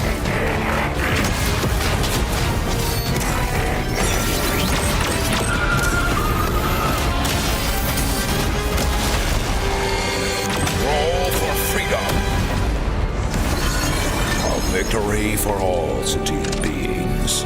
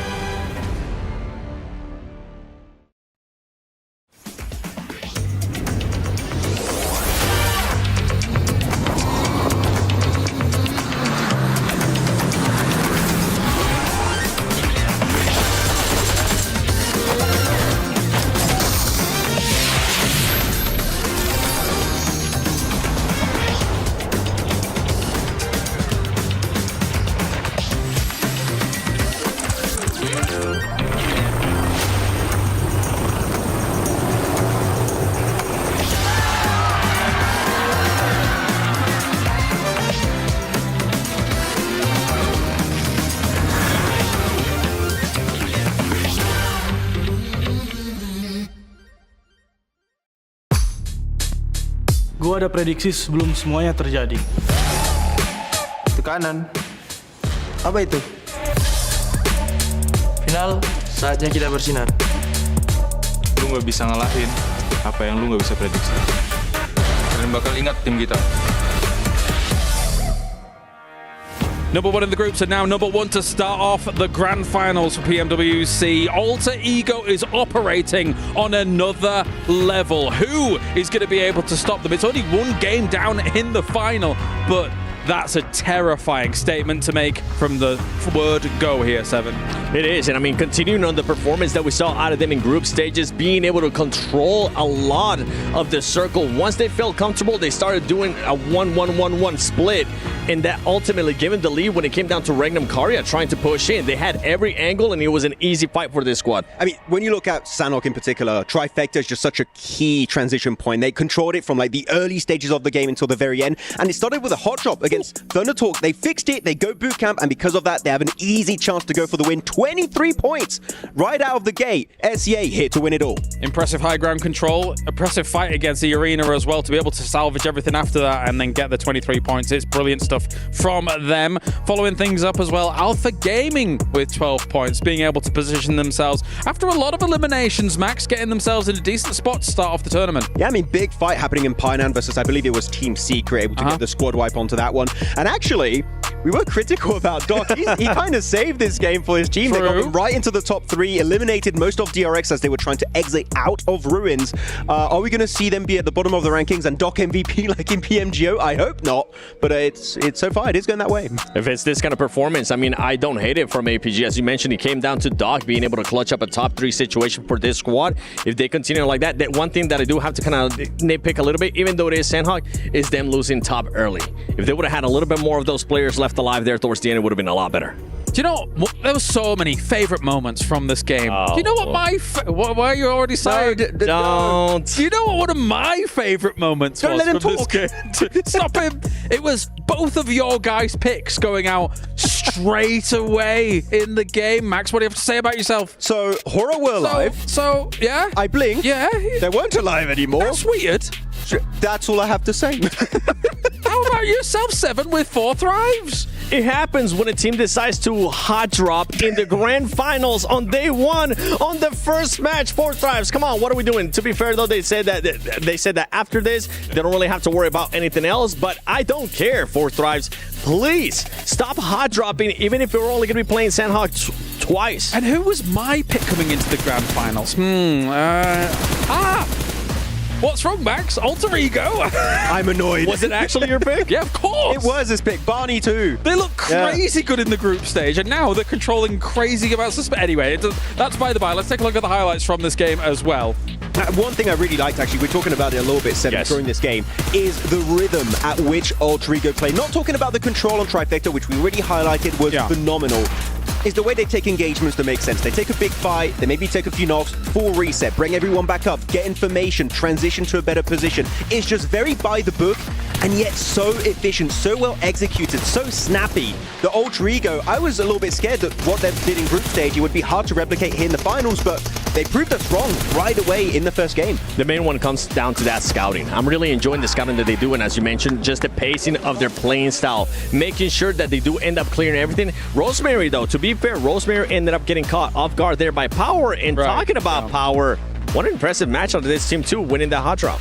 Yeah, very important, all things considered. It might make 4 thrives now think twice about that. They've still got 2 more Sanhoks to play here, Max, so maybe not coming back in those next 2 Sanhoks. Look, you maybe don't want to ruin your Sanhoks when Alter Ego already created a big lead. Yeah, that's because it's not about you need to be top 8 to be in a good position. You need to win it all, and you're not going to do so by hot dropping on one map. Yeah, the thing is if one member of Power isn't there, I think Alter Ego wins this even harder. They've got Rosemary and Moana just waiting for that Thunder Talk kind of rotate around on the left. What am I doing? I'm supposed to be the desk host. Go on, talk, Seven. Good. I think, what was it? It was like 13 eliminations. I'm with you. If they would have kept Rosemary, they would have been so much more aggressive, because what we have seen this team do, which is just gain all of that control. They would have been willing to take those fights, and even at the end, when we saw them having to just slow down and get a reset, it would have been a lot faster. Yeah, I kind of want to steal a point that you were talking about earlier, Kalaris, during the game. It's actually they're very good at knowing the weaknesses of their position. Thunder Talk up northwest, they were trying to wrap around. They instantly understood, okay, this is our weak point. We are going to get wrapped around. They set up a little bit of a defense. Power, as we said, that one solo player does kind of ruin it for them. They do lose Rosemary. But Thunder Talk, if they don't take care of that main threat at that point, chances are they don't win that match. So they're very, very good at just understanding what is going to be the issue in matches when it comes to taking wins. That said, I do have a lot of hope for our Korean overlords, as I normally do in these tournaments, boys. And take a look at Nongshim Red Force going up against DRX as well. Two teams that could do a lot here. But DRX in the distance, dodging bullets left, right, and center, then being able to shut down Nongshim Red Force. There was some there's cool moments all over the place from this Game 7. There was. I mean, you have Narvalo being able to clutch up for Team Falcons, too. That was a pleasant surprise. Remember, last time I was talking about him, it was just getting eliminated too early on for his team. So it's good to see it now, being able to see the evolution of Narvalo. But I got to call out two teams. It has to be Nongshim Red Force and Fireflux. Nongshim Red Force, I'm going to give you a bit of a slight one because you did have a lot of the area. You had a circle that was kind of blessing you. But these two teams just play a little bit too passive for what the lobby is currently showing us. Let's check in with our teams coming into Erangel. Erangel is an unbelievably important battleground here, and Four Thrives alongside Alter Ego have been able to truly thrive on this battleground, Max, but who's going to be able to do it? I mean, if you're able to get these point averages we've seen in the survival and the league stage, right, coming in from Four Thrives, Alter Ego, if you're getting around like 6 elims, 7 elims average on every Erangel, that again, you're playing this battleground 3 times per day, you're going to start creating an even bigger lead. And the fact that Alter Ego start with a win, and they are our Erangel top fragger, bro, they're scary right out of the gate here. Yeah, definitely. With 50% of the maps being, of course, Erangel here, you need to be performing on the grassy pastures. Well, I mean, for Four Thrives, as I was saying, okay, you know what? Let's get out of the way with Sandhog. You got that hot drop. Hopefully, you'll be able to learn for tomorrow. But now, going into Erangel, all their wins came in Erangel. Whenever we were in group stages, they ended up with, what was it, top 3-4 times out of 6 matches that we played this. So they need to make sure they take full advantage of Erangel. Yeah, I mean, hopefully they'll be able to make it happen. Again, as you said, Kalaris, 50% of your matches are on this battleground, on the grassy pastures. You want to try and have some good time over there, and if any teams can be making it, all the top fraggers we just saw on that graphic could be the ones to make it happen. Definitely. I expect we'll see a bounce back from Four Thrives. They're not going to go lying down.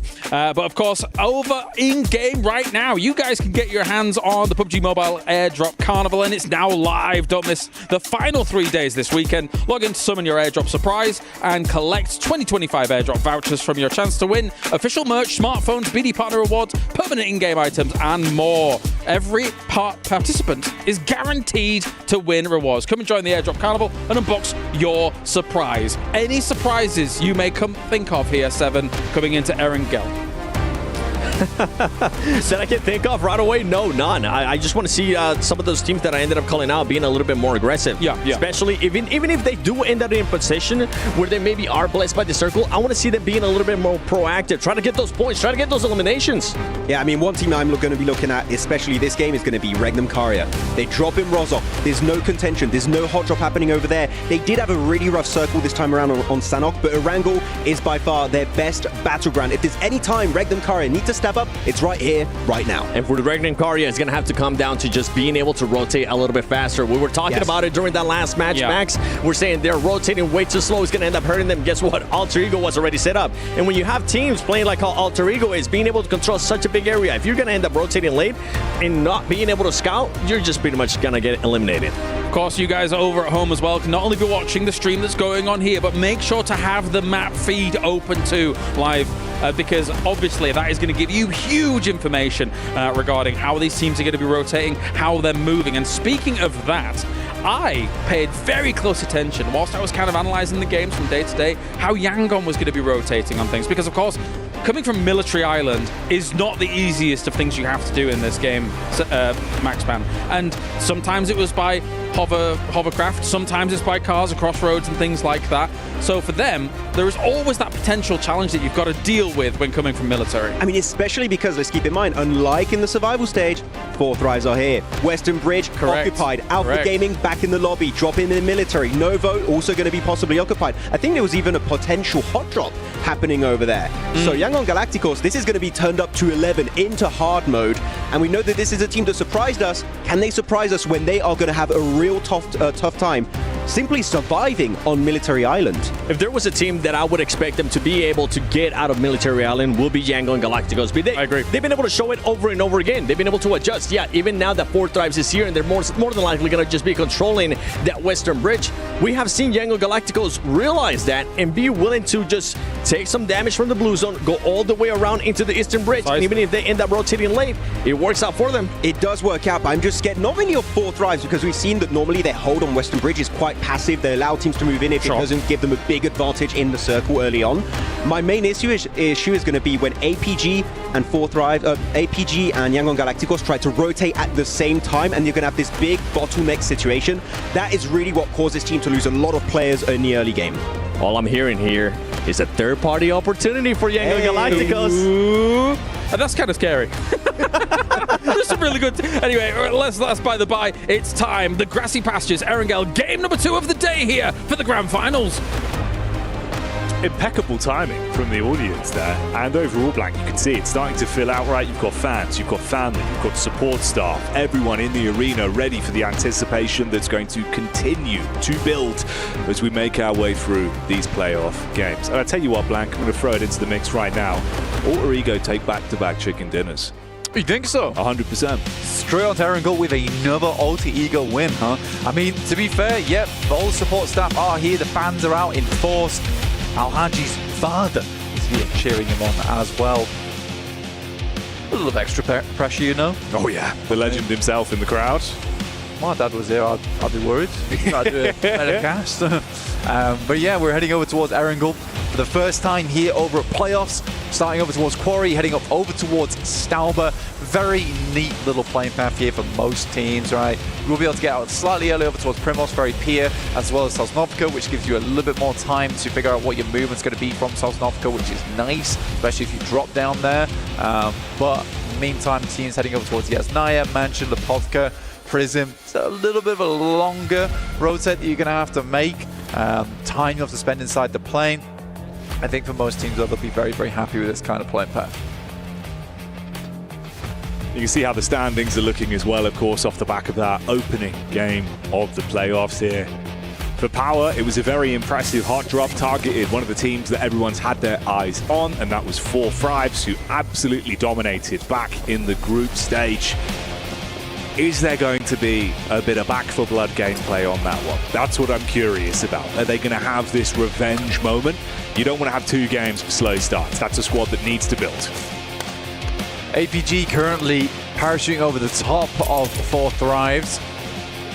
4 Thrives already hit the ground running. We'll see if APG extends this parachute down towards Sosnovka. I think they have to at this point, especially now that 4 Thrives is already starting to get set up. We send over towards the eastern side of the map. Falcons in their beloved Pachinki, as well as Rozok being held by Regnum Kaya, as Maxman was talking about earlier on. Now, was a lot of indecision coming through from Regnum Kaya when it comes to Rozok. Teams often finding a better position in Rozok when the circle heads that way. Not sure whether to hold inside or send out. I think that they got hit with a little bit of an unlucky stick a few times on that one. There certainly can be improvements. We'll wait and see. Keep your eyes on the wheel and the windscreen, please. Instead of just on the map, so if you're driving, get direction from your teammates, possibly. Yeah, don't dent the Dacia. Keep it clean, Black. Paintwork on that. It's a nice cool blue. Matches the logo. Yeah, she works out very well. But everyone in this one all rotating together here for Thunder Talks, sending down towards Milta, which is free right now, so Thunder Talks can play that one out. Alter Ego sending far over towards Lipovka right now, which is very much out of the way, but on this kind of circle, it's completely fair. You don't want to send your entire team over towards Lipovka, though. You would like some scouts on the outside. Right now, it looks like the entirety of the team is just going up towards Lipovka, though. I think they expect that they're going to have time, especially on the plane path being so long over towards the eastern side of the map.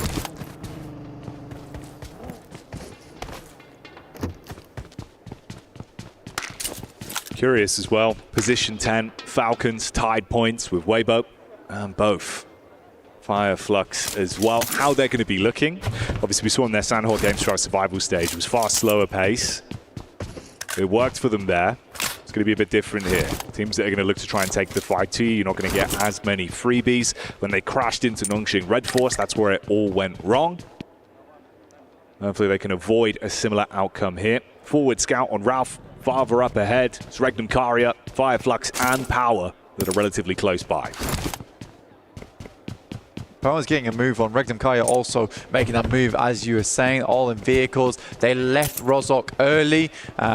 They want to prime themselves here, and I think that's fair enough, especially in the first circle. They don't want to spend too much time in Rozhok. They'd rather get a central position and then know that there is a chance to send back over towards Rozhok later on. So we're not doing any of these shenanigans where we leave 2 players behind, we send 2 players up front. They're going to play together. If it means they have to kind of work their way back into Rozhok, dig a tunnel back towards that region of the map, then sure, fair enough. But in the meantime, Regnum Kai is just going to try and take a central position, which they know they have priority on right now from the spot that they started in.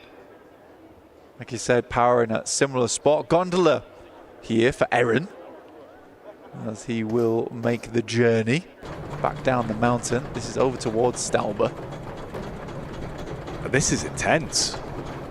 Eren, inside of the gondola. The ground shaking. It's not intense, it's in a gondola. Not as good as the horse, you know. I think horse, gondola, kind of, you know, different territory. Yeah, it's a completely alternate playing field, right? It's incomparable. Exactly. Yeah, exactly. Stop that. You can tell we're a duo. Yeah, we can. Jinx padlock, throw away the key. I'm glad you saved us. You know what though? Glad we get a little bit of camera time with DRX here as well. Again, you know, they kind of had a rough early rotation where Fireflux were able to take down 1 player from that team, but they kept it developing. And again, I think there's so much talent for this squad. I'm curious to see how they're going to be looking once we kind of have this day to look back on. Going into day 2, where they are in the standings, what the squads look like. I feel like there is so much talent on this roster for Hyunbin as well. So on the kind of, you know, it's been there, worn the t-shirt, and it's just a short space of time. Yeah. Meteoric rise for him. Very, very good talent to watch. Hyunbin's been very effective across esports in, like you said, the short time he's been here, relative to a lot of the veterans that are in PUBG Mobile. I will say the one thing that is annoying between Nongshim Red Force as well as DRX for our South Korean teams is Tizzy, Sizzy, Zizzy. It's like, come on, guys. Let's get a slightly different naming convention going. Just for my sanity, at least. Well, at least we've only got 1 alpha now. That's true, yeah. Fantastic result. For one of them. For one of them. Yeah. Yeah, it's a weird one. I think, honestly, for Alpha 7, they claimed the name earlier, right? For Alpha Gaming, that felt more like BM, in my opinion. What, they have the chance to do the funniest thing. Oh, it's Alpha Gaming. They've won the second. Wait a minute. Oh. The back-to-back. Oh, no, hang on. It's a different team. A different one. Yeah. That would confuse the social media managers. Oh, yeah. I'll tell you that now. That'd throw you off guard. Yeah. Roll the alpha set. Just joking. Pull the fast one on you. Let's not twist the knife too much. No more BM. Okay. They've just come off a pretty saddening defeat. But yeah, we are here live from Riyadh. We have a thumping, roaring crowd, which is great to see from all instances over the world, which is really, really sweet as well. Everyone coming out to support their team of choice. But it's been a slow game so far. With just a lot of rotating happening. I think we've lost 0 players. All teams still up and kicking as we head over towards Farmway. Most teams just looking for a more central position on the map. We are moving more and more away from edge gameplay. A lot of teams putting a lot more stock here towards the center, which will change as time goes on. As more and more spots open up around the edge of the map, you'll see teams getting a lot of success off the back of that. And it's crazy they're coming into playoffs, and that is sort of the change we're going to see probably day 2, day 3 if this thing continues. And it really depends which team's going to be able to take advantage of that, because a lot of times, in my opinion, it's teams that have very good sweeping capability. One team in particular that does that very well, Alter Ego. Oh yeah, and we've seen that as well in their gameplay already.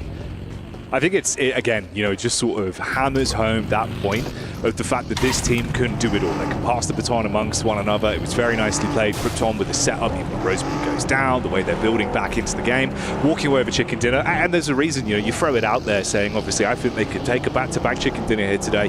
But with the talent they've shown, I think they genuinely could. We'll keep our eye on it, see how it goes over the flow of this one. Nice as well when you brought it up, obviously. Everyone in the crowd, we saw the highlight there, and Al Haji's father. That segment of the crowd representing power. If they keep playing like they did, try and build into that, well, there they are in the Elim feed, taking fights to Thunder Talks. You know they're going to be getting loud. Yeah, sighting actually does go down straight away to Ragnar, which is a good opener. He does take a fair lick of damage, but should be able to get back into cover here. Just compound-based gameplay between both teams as the circle did push out towards the western side. And I think it's the first time this tournament we've really seen this area of the map in full over towards Potato Hill and the southern reaches of it. There's a lot of water. It's not as much as you might think, but you've got to consider that edge down towards Sosnovka that's still in is also a playable space. You'd be a bit mad to try and confirm down there at this point in the game. So we are cutting around about 30%, I'd say, out of this map. So it's becoming a little bit more cramped, a little bit more crowded. Scary as well, watching this rotate in from Team Secret. Another squad that I think, you know, could be described as preferring to have those passive setups rather than being the one to instigate firefights. You run into the crosshairs of Alter Ego, they are going to take that fight to you. They won't let you get away cleanly. You had a spot in the backline there with Rosemary very quickly jumping out of the driving seat to attempt to set up in cover. Didn't take the fight in the end. Hasn't fired out a few bullets to see if he can get a connection over, but they can still chase on this. For Rodrigo, they're sort of giving ground here to Team Secret as they get ahead, but it is Krypton who's been able to swipe around, get in front of them.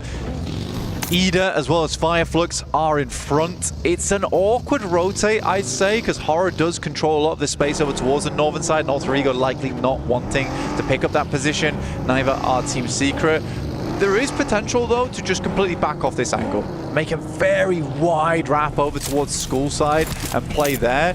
It is out of bounds in terms of where a lot of the high prio locations are, but it gives you a safe approach into the circle. Alva right now, the hound on the team of Alter Ego, looking to take a sniff over towards Shelter.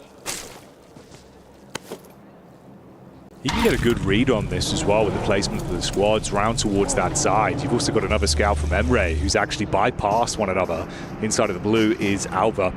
Jumps out of the vehicle for a second, quick bit of looting. Rosemary in close position there as well. You can see it established here on the map screen as we get that next zone coming in. Direx, E-Arena, both in good spots. I like where Mormon's playing. This is a really nice split coming through from E-Arena. They had the compound that sat on the eastern side of those fields, which means you can comfortably hold out Falcons, but they make this immediate rotate over towards Mormon, who held that spot, but Regnum Kaya will be coming through quickly as well. They understand this spot is extremely important to them. 2 down already. Sakura is out, and Regnum Kaya is cleaning house. Oh yeah, mop and bucket gameplay. Looking to close down on E-Arena and leave them nothing to fight back with. It's a nice start. Silas on the hunt. Player up on the roof, trying to keep his head down. Clean this out, make sure there's no opportunities for a bit of a stab back. Walk away with all 4 players still alive once they get the man picked back up there. Ooh, that's not what you want. Butcher maneuvers, but this could be a little bit cheeky. Fireflux going in. Hovercraft gameplay from the side though. Macap instantly falls. He able to hit that one on the crash in. Fireflux not being able to win this fight is going to be pretty rough for them, because this was their game plan for a long time, is to hit up towards this compound. And they've been sent back off this. Good hold coming through from Weibo. Only losing 1 player in order, but it's not even a flush there. It's just the knock. That's easily resable. So Fireflux is going to have to go play down by the coastal side, which is an uncomfortable position to be in, because not only is it not in this compound, which is much safer, but it also denies you a lot of information into the future there. Alter Ego have been taking their time. Alva was able to spot out 1 player. They will find the pickoff onto him. Sky goes down, and now more space can be gained from Alter Ego playing on that edge and sweeping. Alpha charges further forward. Line of sight blocked from the smoke wall that's been deployed from the remaining members of Aura. Alpha's going to be looking for this one on target with the nade. Meanwhile, Rosemary confirming. being able to get that final shot off back towards Sleepy. An exchange of shrapnel. No fear, at least with a little bit of cover to play with. Slightly harder to get those nades in with the smoke shrouding it as well, but he bails now with his teammate falling further back to provide cover. Yeah, you got to keep backing this one off now. It's a nice bit of high ground that you can use to scout into the future of the game. I'm curious to see how Alter Ego want to play this one out, because it is a bit of a wall in front of them. Ida's playing a nice angle and a nice setup here where they are darted across the road, allowing them to get a lot of information going in towards the future, take a couple of pot shots here and there. So yeah, definitely curious how Alter Ego want to play this out. I mean, they have just been taking names slowly but surely. Team Secret weren't able to step to them. They made an instant decision to rotate back off, and just trusting in Alva's calls as well, which is very nice to see. I do want to quickly go back to Regnum Kaya though, because despite that being an immediate rotate, Mormon having control over towards the building, that was a very nice take coming through from Regnum Kaya, and that might have just bumped their point scoring up by a fair bit. There is a slight issue with that compound where some of the angles are cut off to you.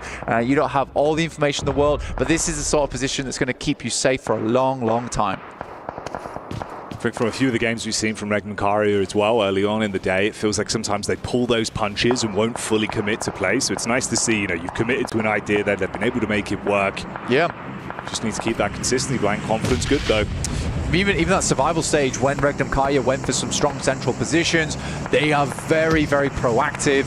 Even those spots where it felt like they didn't really have position to play, these are drive-by nades as well. A huge amount of damage going through up towards Alpha Gaming. I'm surprised not even a single knock there. I think if they even found one more nade towards that position, it would have been an easy cleanup for them and an easier decision to roll out, cutting out a big threat on the north side. Yeah, they are very lucky they've been able to survive through that. On target nade, like you said, it's impressive. Not a single one of them went down. You could have crashed into it, very easily cleaned up with such a sliver of HP between the four of them. They can reset with the supplies they have. We saw a little bit of power showing up in the Elim feed once again as well, so still looking to find opportunities to build, but the nade back over. Easy knockdown because of it. This is Thunder Talks. It's the last man in Zing. Still sweeping over the top side, gets a little bit of information, but Fahida wants to take more shots and will finish it off there. Power eliminating Thunder Talks. It's pointing to me as well though, where for Shinga is just a case of, it's close. For Easy, probably didn't even know he was in the shack, but just assumed that Easy's in one of these shacks in this game. I have to nade every single shack available because this guy's a backstabber and a half. Oh, hang on a minute. You might have just said the word that's operative here, Blank. The roll in from Alter Ego from the top side, finding that shot down range onto Alpha Gaming. They've been in that same position. It's a full confirmation from Rosemary. Quick pick-me-up play as well from Krypton. Oh, there it is again. I mean, I'd like to see more DVS, but to be fair, he's one of the most skillful players is Sook with that explosive arrow, and it's something new, it's something different.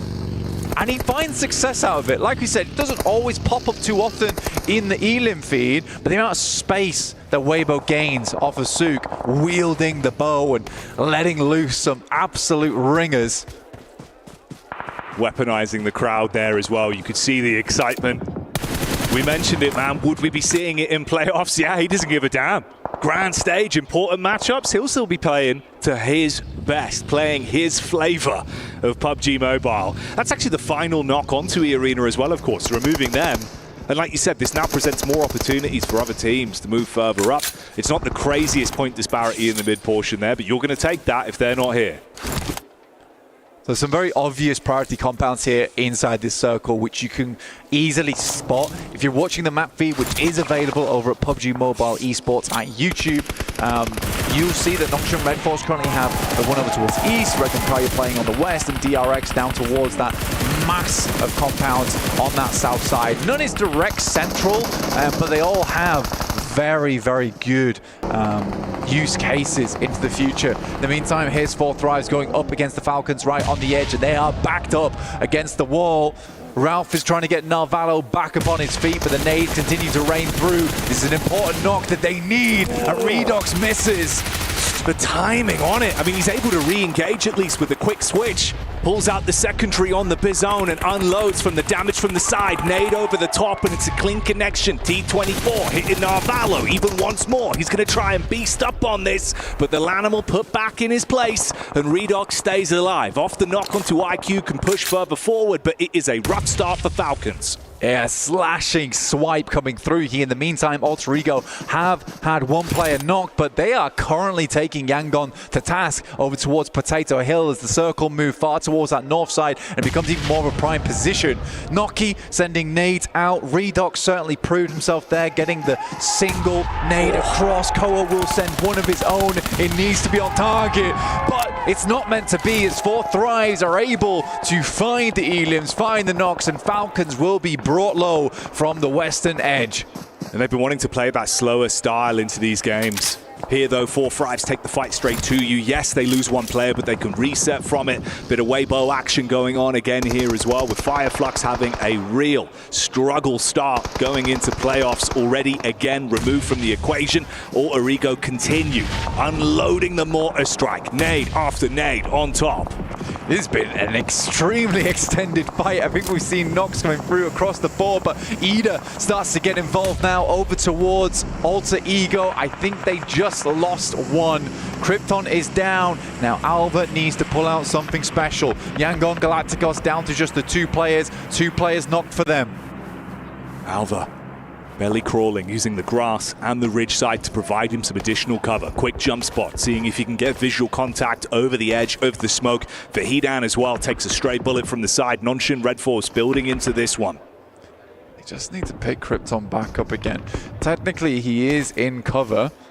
So Alva will head back down there, but a full 3v3 and plenty of nades to work with. SayCloud might just be on target there with that one. Descends over the top, and it won't be a lot of damage needed to take Krypton out, and it will be a knock over towards Alva. And despite a massive spree coming through in this game from Alter Ego over towards Yangon Galacticos, it is the Galactic comeback coming through on the north side of the map. Very surprising that Yangon comes out of this one with the 3 players. That's the go pistol to push up for them as well. And similarly for Moana, it's time to bail. That fight has gone no way near how they wanted it to go down. Trapped as well as he gets the overall lay of the land with the squads that are close by. He's just got to get his head down, tuck into position. It's Ida from the sideline that takes shots towards him, opens up an opportunity for Nonshin. Alpha with the nades, rolls it on target, and it is a strike from Reefus. That is an unreal nade through the trees, through the leaves. And like a dead leaf falling, that will be the final player from Alter Ego out. Incredible stuff there. You don't see those ones every day. No back-to-back chicken dinners to start us off. Another team will walk away with a big W on this one as the battle continues. Nice distance firefights here onto 4 Thrives as well. Good aim. Weird location on the map, man. Ida currently looking very good from this spot, but we moved away from a lot of the more prominent compounds on the map. Regnum Kaya looking just to finish off those players down on that south side. And Power still running through with 3 players as well, so they're not down and out yet. Nongshim Red Force should be able to hold out strong on the south side, though, having very, very good buildings to work with going forward. Nades over the top, they do. A little bit of damage coming through from Regnum Kaya over towards DRX, who are now opting to see if they can just swipe right on this one. Spin out on the burst tire as well, because Ida are just firing shots down Rage. You've instantly got to try and reset from this one, but there's further damage done. Knock behind the tree. Quick bandage from Hyunbin, looking to reset himself. Easy sees that opportunity though. Clean connection back onto DRX. I mean, but DRX trying to get through here. Nongshim Red Force wasn't going to let it happen. Al-Haji finding Hyunbin as well on the back lines there. Very, very long-range spray to make it work. Make it work, it does. There is still one building available for Regnum Kai to be playing out on the very edge of the circle. I'd be excited to see a Yangon podium finish here just because of how hard they had to fight for their lives on the north side. It's a hefty investment from Power. They really clamored to try and steal away some points from that one. damage is good onto DRX, but they both go down because of it, resulting in a bit of a stalemate from the crash in, only leaving one representative of power left. It was Weibo that were able to cause issues behind that smoke wall. And then, of course, Regnum Kario, the compound high ground position as well. The nice split, Silas set up further ahead. Yeah, this is going to get more and more intense. Secret catching vision. This is the nice thing about Regnum Kario as well, is that we mentioned it beforehand, where they're a proactive team. They don't allow themselves to be caught up in the moment and just sit around, feet up, watching telly inside these compounds. They are very much active on the outside there. They took shots over towards Alpha Gaming. They cut out over towards that south side. It's not a crazy amount of points they're able to find this game in terms of elims, just the 3, but they've confirmed a strong spot on that southwest side. Weibo are in front of them, as you've mentioned.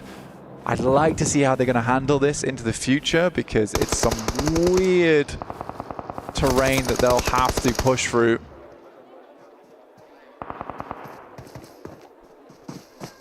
For Yangon, it could be uncomfortable if Secret can actually get the angle to arc those nades over, roll it down the hillside. Spacing could be problematic. It's what you were talking about, of course. Obviously for Weibo, just a few steps ahead, just tucked in. A little bit of cover to work with. At least you've got the detonated vehicles, and it's actually Fahiden that was the last man left for powder. So he's just over by the tree line there. It's very, this is why I'm saying, ooh, wow, what a shot coming through from Fahiden. A bare chance as well, and he took it immediately. This is what I mean for Regnum Kai. It's very hard because you want to take shots down towards Weibo Gaming, but as soon as you leave this compound, you're in sight lines of Ida going forwards. That next circle doesn't cut Ida out either, so now Regnum Kai has to go for something very quick. They know the exact location of Alpha Gaming though. At this point, it sort of does feel like you're going to need a crash here for Regnum Kai. Over towards that north side. I don't think it's going to be effective at all trying to wrap out over towards the east. If he down though, maybe there's a chance on towards these two players, play behind the car cover, but then what chances do you have later into the game? That's the real issue. So it looks like they are going to roll out over towards this north side, as I was mentioning. And as we've seen, Ida have been able to do so much from this position. Ooh, this might actually give them an opportunity. Yeah, Nongshing engaging. Yeah, this is go time for both squads. You've got to build off the back of this. Crash in, up towards the compound. Nade close. Zizzy takes the brunt of the damage. Aaron priming another one as well. It's Doc C. He saw him. What's going on? Goes back in for a second look. Finally shuts down Rita. That was crazy. Silas moving up top there. We'll find Silas. We'll finish him off there as well. I mean, Regnum Kaya just spent all the way over towards Yangon Galacticos, and they were doing damage, but they're out now. What?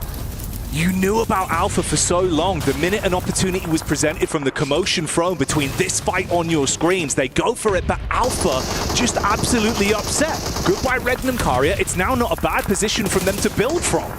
Not at all. I think Alpha Gaming played a bit of a blinder on that one, but blinding powder over to Regnum Kaya, it would seem. Doc C moves up over towards Ida, finding Darkin, more DBS shot through the window, not quite connecting just yet. There's a Molotov sent through. Murnat will finish off top on an explosion on the vehicle. They are just trying to hold on as much as possible here, and once again, it is Yangon Galacticos to make it through. This team is bulletproof.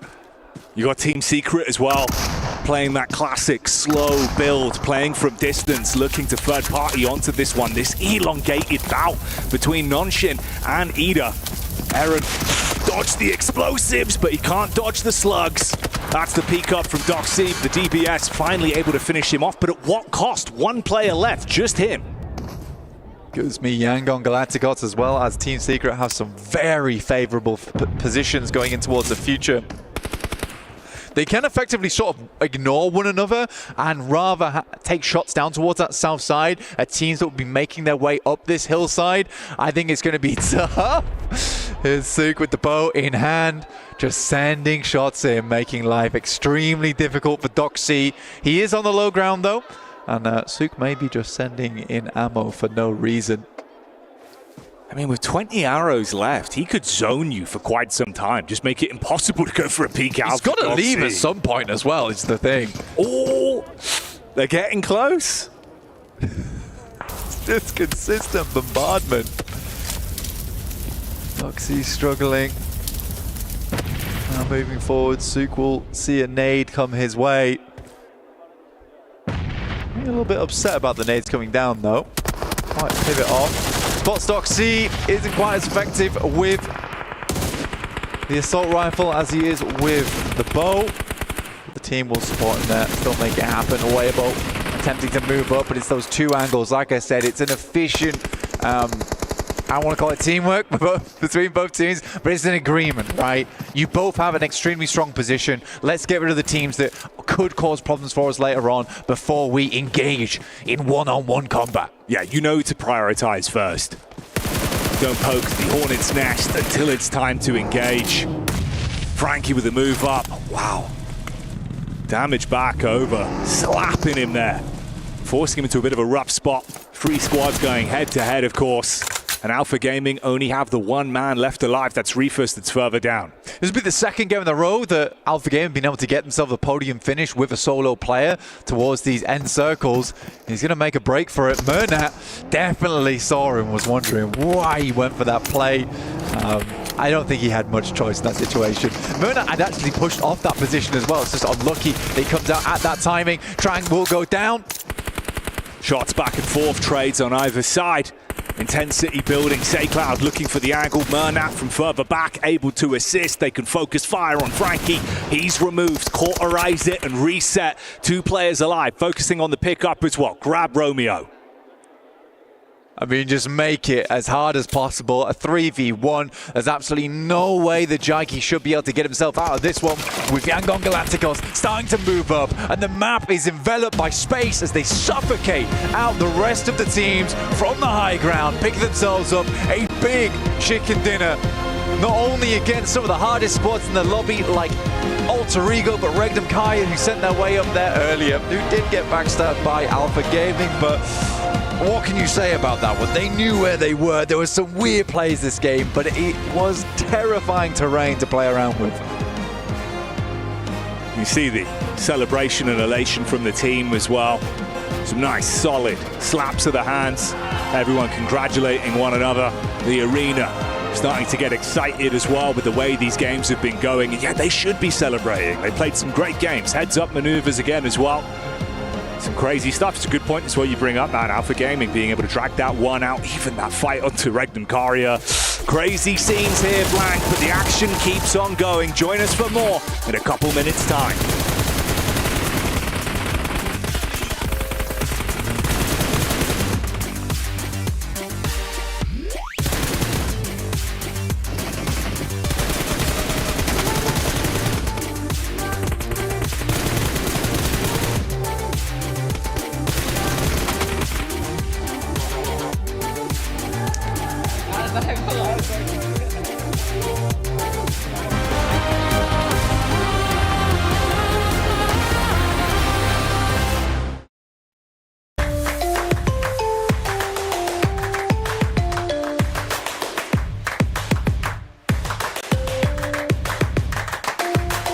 Level up your gaming experience with over 8 billion playlists, only on Spotify, the official audio streaming partner for the 2025 ESPORTS World Cup.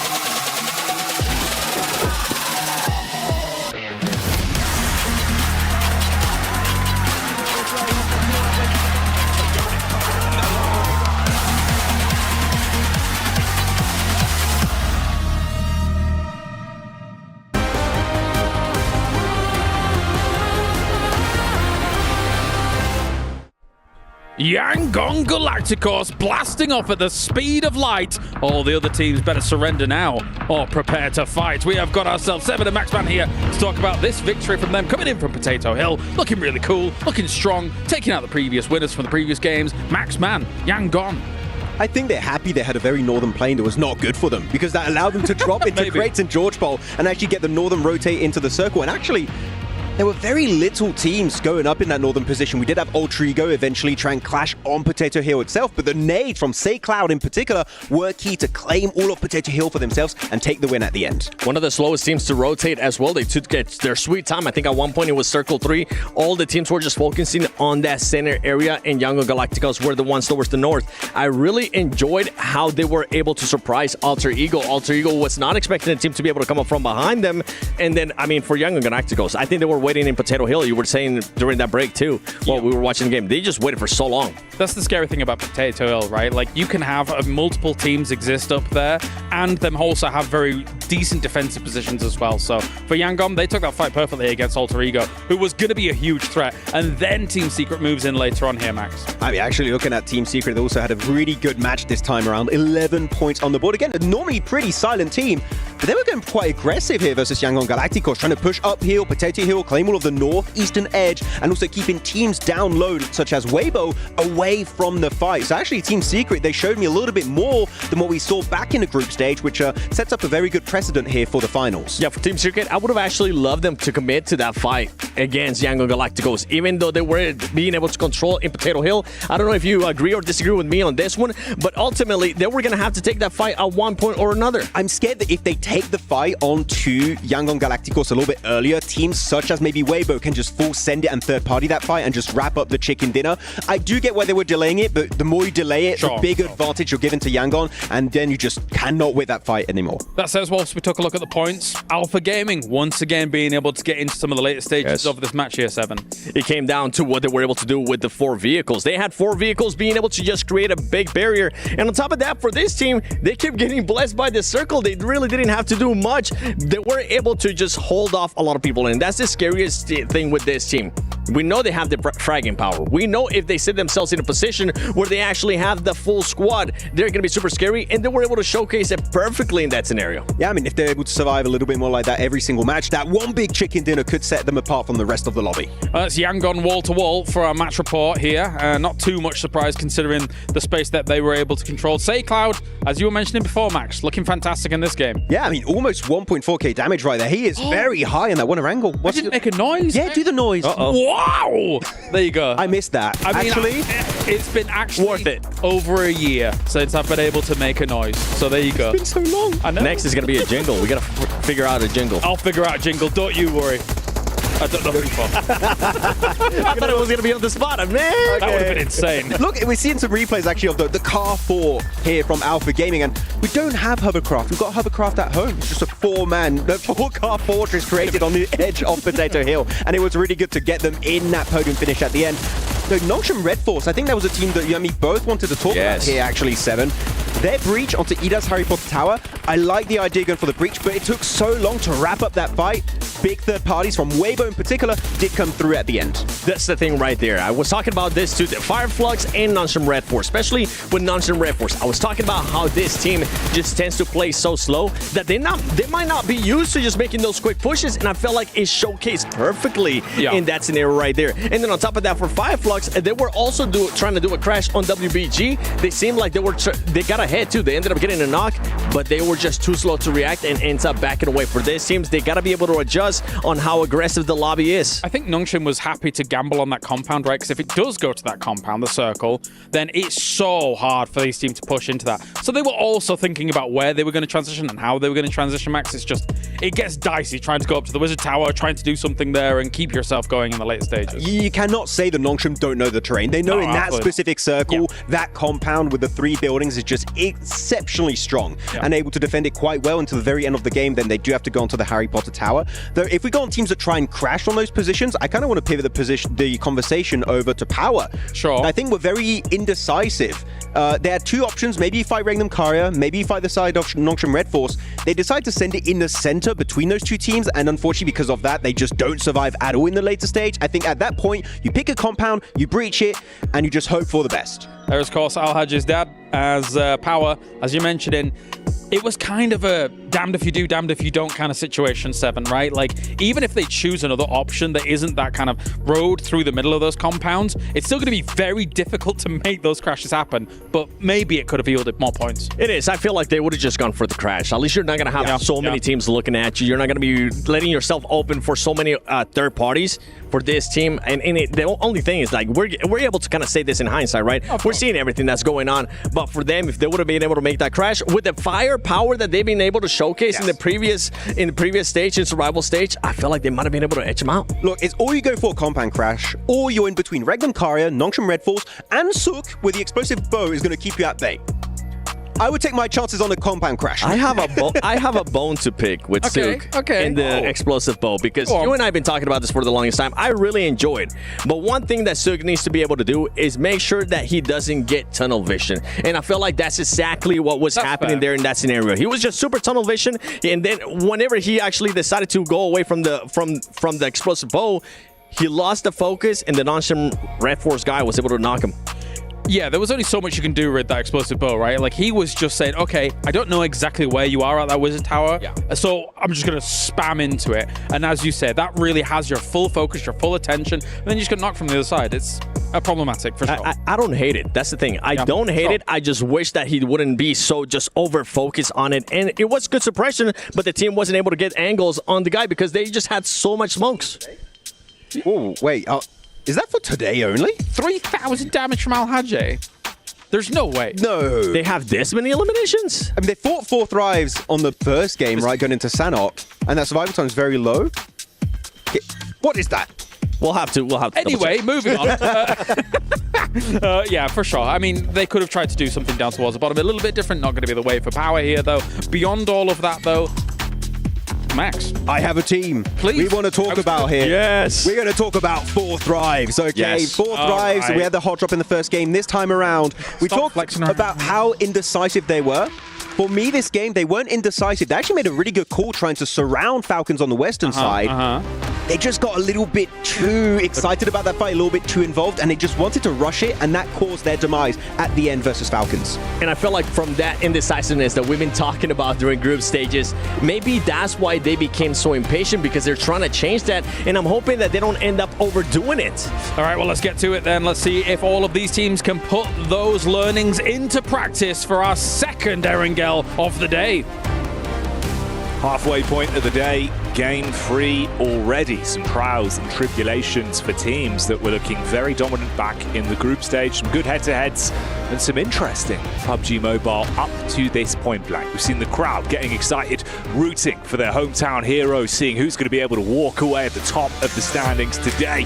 Intense action, and you'd imagine a lot more of that to continue right here, right now. A lot very amazing usage of the map and the terrain in general. Overall, I think it's a great point to pick up on there as well, where it is just a case of, even in those tough scenarios, a lot of teams know the best areas to play, how they want to move out. I think the big mistake from that last game was definitely Regnum Karya's push over towards that north side.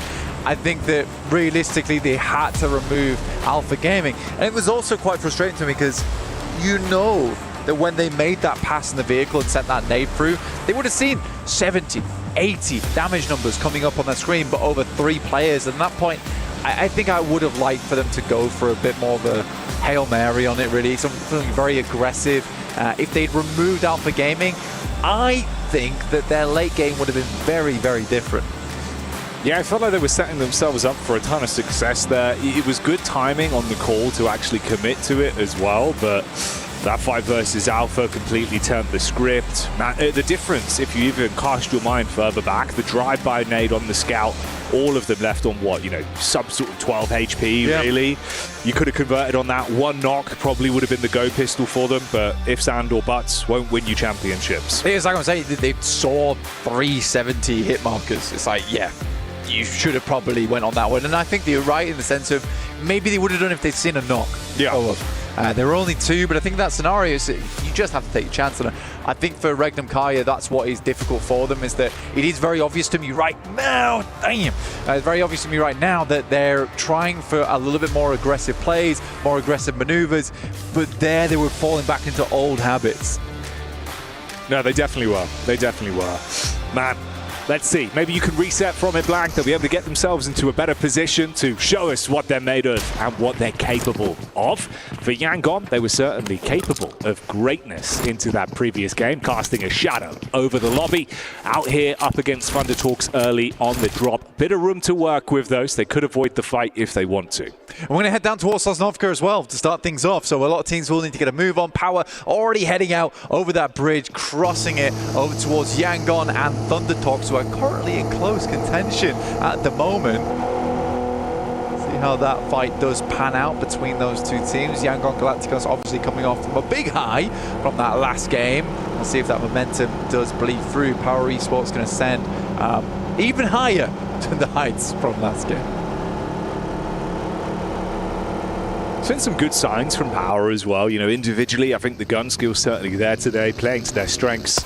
Not in a bad spot whatsoever. Tied at the minute. Ooh. This is back over towards our drop fight that we were mentioning, of course. Thunder Talks out with the Tommy, teaching you lessons from distance. Where art thou, Romeo? I think he should have just kept crawling. I get a moment of, if I stop crawling, maybe he'll miss the shots. Maybe I need to like fake him out a little bit. Instead, just made it extremely easy to line up that shot. Still impressive with the Tommy as well to hit at that distance. Origo aren't done yet either, as they pick up an initial knock over towards Fireflux, which is one of their most difficult rotation contenders, right? Where Origo need to come out from the Povka. I like that they send a player out early in Rosemary, I believe it is, who is a player that you would desperately want in your front line. It's Krypton, in fact, that's sent out first, who has been stepping up, right, to the plate. So it's nice to see him get an initial knock, and that's going to make their rotation down towards the south much easier playing against a 3-man squad. That changes their rotation. It changes their plan on this entire map. Scary as well for Fireflux as a roster overall, because I think that squad, you know, we were sort of talking about this idea of being able to build your confidence, feed the hot hand, keep that momentum going. They've been hitting dead stops again and again, where it feels like, you know, the floor falls out from underneath them. They're not able to build themselves, not getting too late into these games, and that could come back to haunt them. Oh, you're just bullying on the exit as well. They're literally trying to retreat from this, and you still find a second knock into a full takedown on SayCloud. Wow, that's a bit of a rough start, considering you've just taken your opening chicken dinner. Yeah, King living up to the name of the weapon used there. Having a nasty mark over towards Yangon Galacticos with the Scar. There's that shot from... It was Rosemary, I wasn't wrong. Seeing things. But yeah, so nice play from Rosemary there. Able to find the initial player coming through from Fireflux. And as Yangon Galacticos tried to escape, it's no secret that that kind of rotation is not going to go unpunished. Felt rough to watch that one. Kind of uncomfortable, really.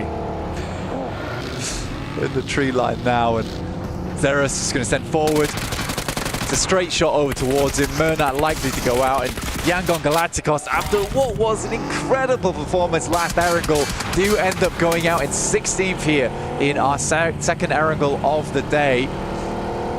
That could have been a moment to put up more points and add a bit of a buffer up towards the top side of the tables. Instead, it's all for naught here.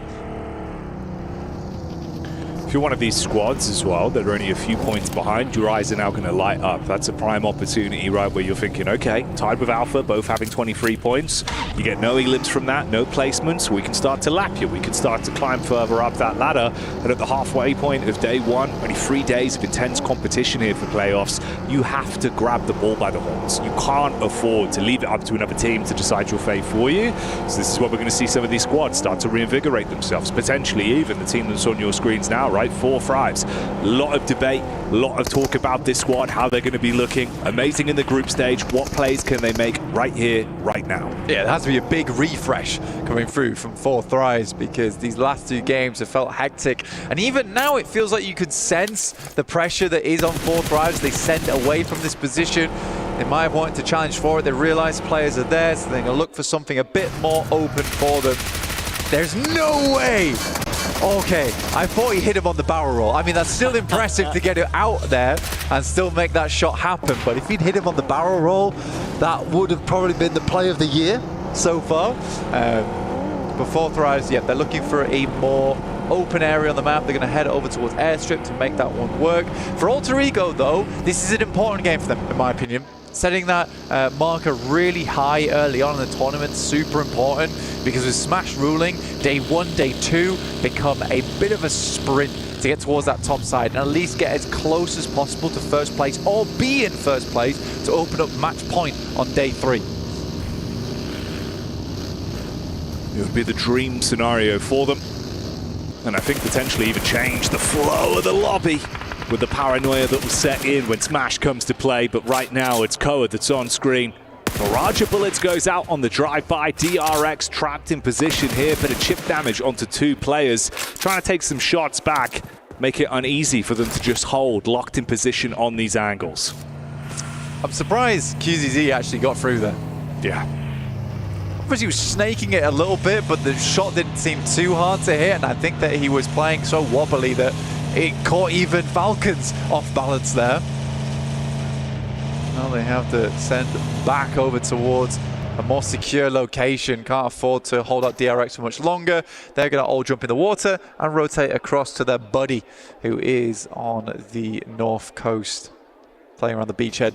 Only a couple of teams still yet to make their way in. It's Ida as well as Regnum Kaya. The upstarts from Turkey versus the Titans. Going head to head here in Rozhok, both teams will need to leave soon as there's a lot of squads already confirming over towards Sosnovka. Late aquatic rotate as well for Alter Ego there, keeping themselves distance on the wrap round the back. And like you say, Regenkarin and Ida potentially thrown into a bit of a fist fight where maybe only one of them limps away. Ooh, limited space inside of the zone as well. Large body of water removing play space between these teams. Horror can just move across, should be able to move across pretty comfortably as well. I don't think this is too treacherous of a path for them. No Indiana Jones style type of traps on that bridge right now as Scarface starts to move over towards the west. So this is a real easy rotate for them. For Regnum Kai Ida though, yet less of a ease of access. But they could head over towards the coastal side on Erangel main island, swim across or just send the vehicles in and try and play on that beachhead, which is definitely a possibility, especially as we start to move further north on this circle. Teams could try for that one. DRX had... It's just a surprisingly easy approach. Hardly any clapback coming through from the Falcons. Vahiden from a distance, able to keep them pinned at bay on their rotate over. Meanwhile, you've seen in the Elim feed that 4 Thrives took the fight straight to Team Secret, forced them out of position, but made it really uncomfortable here. Down to just a solo player, handling them with ease. Confirming onto those knocks as well, 1 by 1. So stealing away a couple of elimination points, which for them could be a good start to get them dialed into the actual action. Over from the sideline, that's the final steal onto Team Secret coming out from Thunderdogs. Yeah, Secret are struggling. Yeah, they really couldn't figure out anywhere to go there. Constantly bumping into teams left, right, and center, and it turns out their over-aggressive push down over towards Yangon Galacticos is the thing to force that final nail in their coffin. Power still hitting some nasty shots over towards Weibo, playing on that coastal side. I mean, that drops Weibo now down to just the 2 players. Don't think they're getting Suk back up again. Al-Haji is going to wait for this fish to resurface. He knows he's got to come up for air at some point. He can sit pretty and wait to finish that man off. So Power looking to just take away points where possible. He'll just commit to it. Left in the blue, gone for good, down in the deep depths. Regnum Kai's still in Rozhok? Lost school now, actually. It's crazy on the indecision where they're happy to send straight out when it's around Rozhok area. But when we get Sosnovka finished, they decide that they're going to stick on the northern side of the map for a long time. We'll see how they play this one, because the play area is getting very limited now. Especially even over towards this north side of the map. Grandma's pretty much taken for Fireflux. The small compounds that are available on that side. Pretty much going to be playing around the tree line, but potentially over towards the western side, or using that ridge as cover, as we do confirm even further over towards the north here. I think we're on zone 3 now, so the circle and the blue will start to tickle quite a bit before we head towards stage 4, where it's advisable not to still be in that blue for too long. You do wonder if that'll be a bit of paralysis by analysis there for Regnum Caria, taking a very slow approach this one. A snail's pace that could come back to bite them in the bottom. We'll see. They're starting to get a bit of a move on now, though, and so are the remaining squads on the periphery of the zone here. Slowly advancing further forward. You were fragmented down towards the south side. It was a bit uncomfortable. A bit of a push up now. Alpha Gaming coming over, 4 Fribes in position there as well. Nongshing Red Force feels like they've been really willing to take a good majority of their fights, so I wouldn't be surprised if we see some sparks starting to fly, especially with this rotate coming in from Ida. Oh, Nongshing Red Force has a real glint in their eye during these games. An aggressive team, a hunger for team fights. And you're right in the sense that they're a scary team to come up against, because you just never know when they're going to pull that trigger. It might just be you that faces the ire of Nongshing Red Force in the end. Falcons find themselves a nice central position on this circle, though. We'll see what they can get done with it. Usually Falcons can find themselves up towards the late game with 4 players. Tend to do quite well. It's that interim period of getting to around about zone 7, which is very shaky on the side of Falcons. There's some big nerves before they lock in.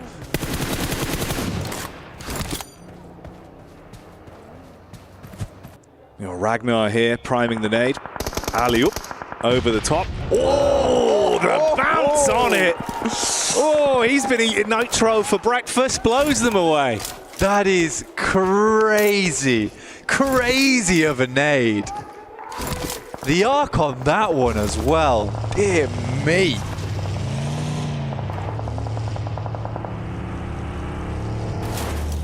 You love to see it. The Power fans are going to have their eyes light up at that one. Already 4 eliminations for the squad, topping the charts at the minute in the lobby. In a good position to keep building, especially with Yangon going out early as well. There's room for Power to ebb and flow their way through the standings. Hora turning their attention back round. That's Moana from Alter Ego that takes a knock. Alter Ego was always going to struggle. They had to play all the way to the eastern side. A lot of other areas were taken. They dropped the smoke over towards Moana. But Rosemary's worried whether this is even worth going for. The res on this starts to back out and allow Rosemary time to crawl back through that smoke. But I think it does feel like a little bit of an abandoned ship here for him. And Sleepy will draw him low and put him back to sleep.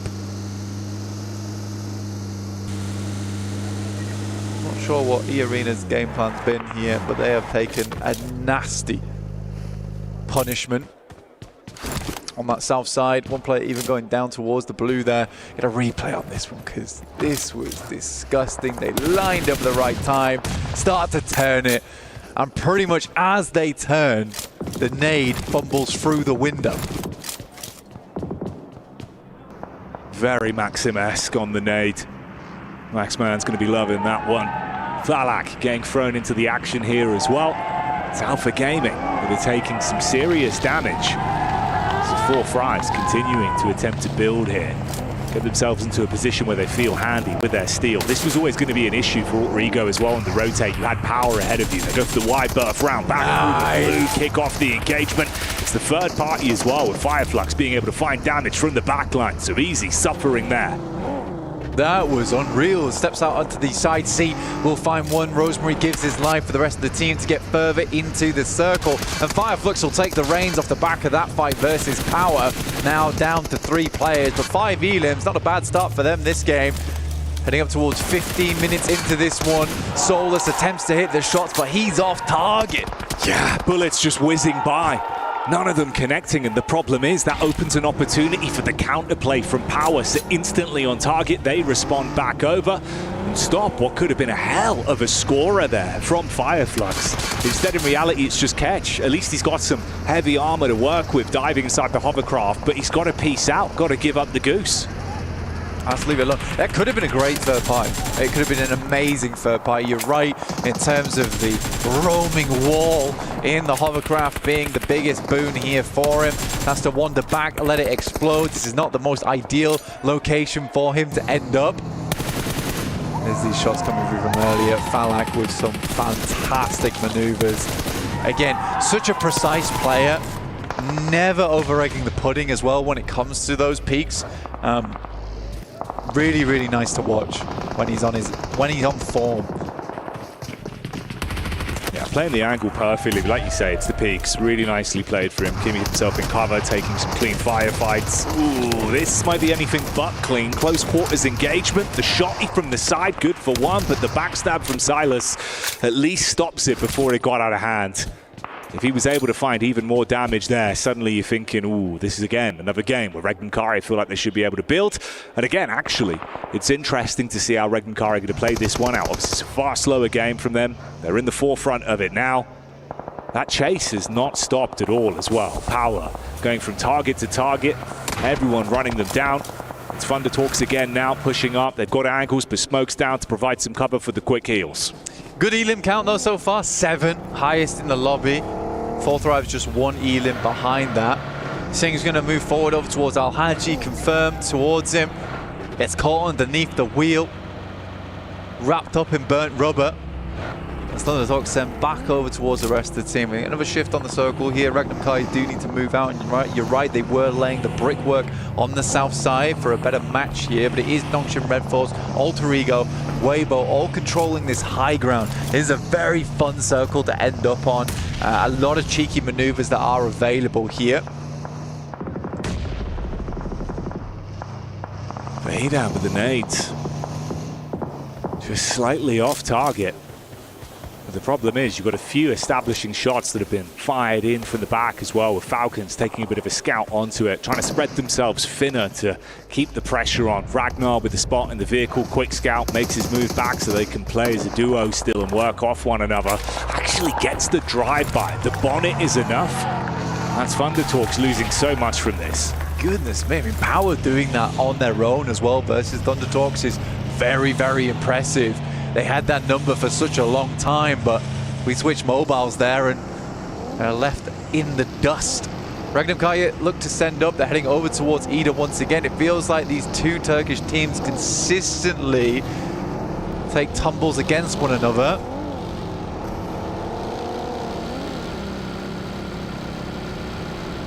They're going to send far over towards Alter Ego. Alva as well as Krypton. Ooh, just nipping the back of the heel for Krypton is enough to shut him down. An instant connection from Silas onto Alva as well. It's a good heads-up play. You're saying, look, they were going to cast round towards Ida. Instead, they avoid that cut, center circle, straight path, shut down a big squad there as well, stop them from stealing away points. And get a fairly decent position. We know how much Regnum Kari do like their ditches. So, like you say, they do avoid the Turkish tussle over towards the western side and instead confirm on a very, very central position. Regnum Kari down in 12th place right now, 4 points total with just the 3 elims on this game. They desperately need a big one here if they want to stay in the conversation over towards the top side of the lobby.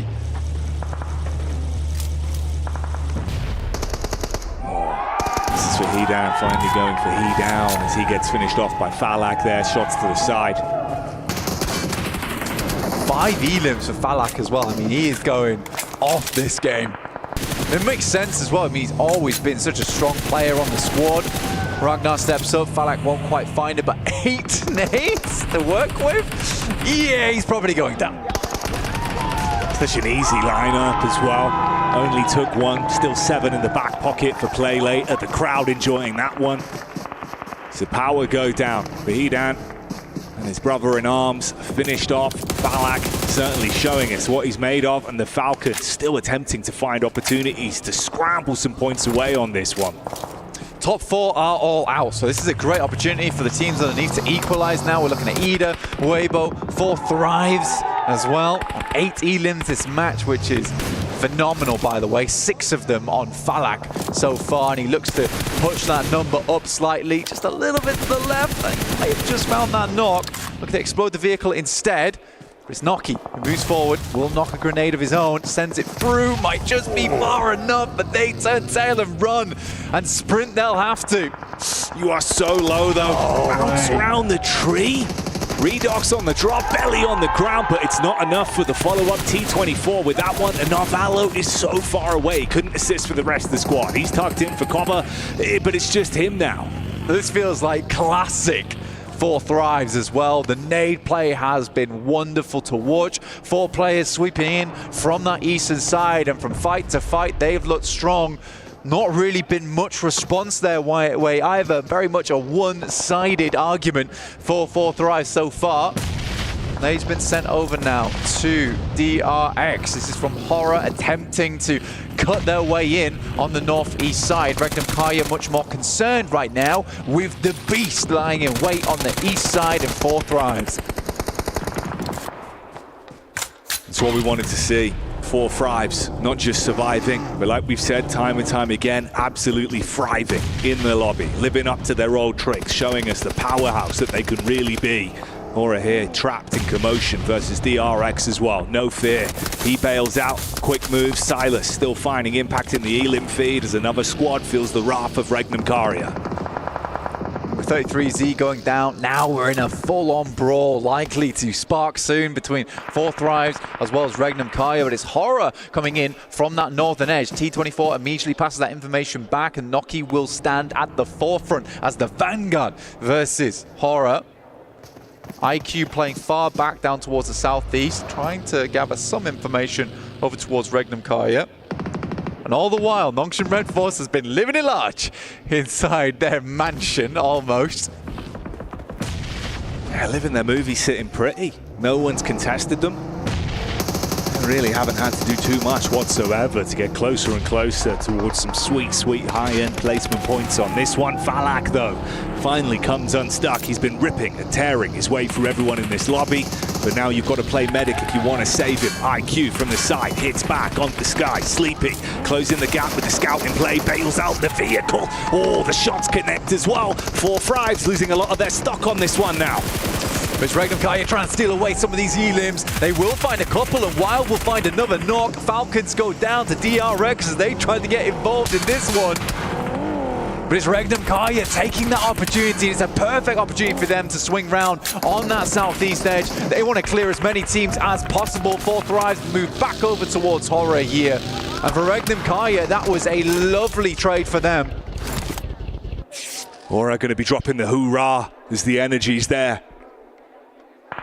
You've still got to contain yourself. Reset from the angles that are in play. Sleepy and no fear. They split up.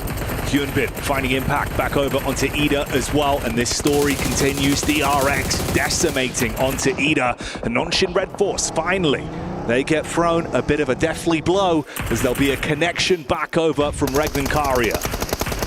Handling, keep them at bay here, and it has to be done as we get through in towards our next circles. Most teams desperate for this one to move away from Nongshan Red Force, but will it ever? Directly on top of them, and realistically for a lot of our other teams, they're playing for second now. Nongshan Red Force, as aggressive team as they are, will just have to bide their time. They're going to have to sit still and just make sure that blood doesn't thump too hard and they get the signal to send out of the building with the rage that is building. Getting ants in your pants at a time like this could be the worst outcome for them. You've got to say, I mean, props to Regnum Karia, very proactive heads-up gameplay right now with the fights that they've been willing to take. They started slow, but they have not stopped since they found momentum. Nades being thrown back out as well, trying to get that one on target down towards Aura. And then DRX ushered further forward, slowly advancing, looking to play off one another with cover. Sleepy in the vehicle makes a move. Ida still getting hit by the play zone as well. Really could not move at all here. Regnum Kaya is trying to slow things down, thinking they're looking for that second place here. They know they need to get the placements as well as the elims. It's tough for them, it's difficult. Aaron, the start play coming through from Ida, wanders through onto that western side, will make a quick sweep before making the pit stop on the northwest side of Nongshan Red Force. Nade just stopped short there of Horror. Regnum Karia's got a different prey on their mind, looking over towards Nongshim Red Force, trying to see if they can find a singular knock before trying to take that task to them. Aaron can just keep his nose clean as well. He's got some hard cover to work with the airdrops that are close by, so just tucks himself in position. Straight down the middle. Here's the push up though from Regnum Karia. Instant engagement from Bloxy, who locks on, and Sleepy is down and out. No fear, barely standing tall as well. So much damage done from the engagement. It's going to be a long nade, by the way, he's sending here. I don't think it's going to go far enough. I think you're best off holding these nades for the initial push that's going to happen over towards Nongshim Red Force, and that is good resource control there from Regnum Kai. You can see Wild's got 3 nades, I think Silas had 6, but they don't want to expend too many here versus No Fear. They definitely have some that are expendable, but they need them if they want to push over. But it's good to know that there is at least a plan in the mind of Regnum Kaya of how they're going to assault this building. Got Aaron as well, throwing out nades on the push-up from Hyunbin. That's what I was saying. He tucked himself into an angle to actually make it kind of uncomfortable. Ooh, Nongshim Red Force baited into this one potentially, though. Looking for a look over the top of the ridge. Aaron trying to keep himself down. Nades coming in. First's on target. Follow-up's good. Doxy dismantles Ida. They're out of the running now. There is a slight distraction here.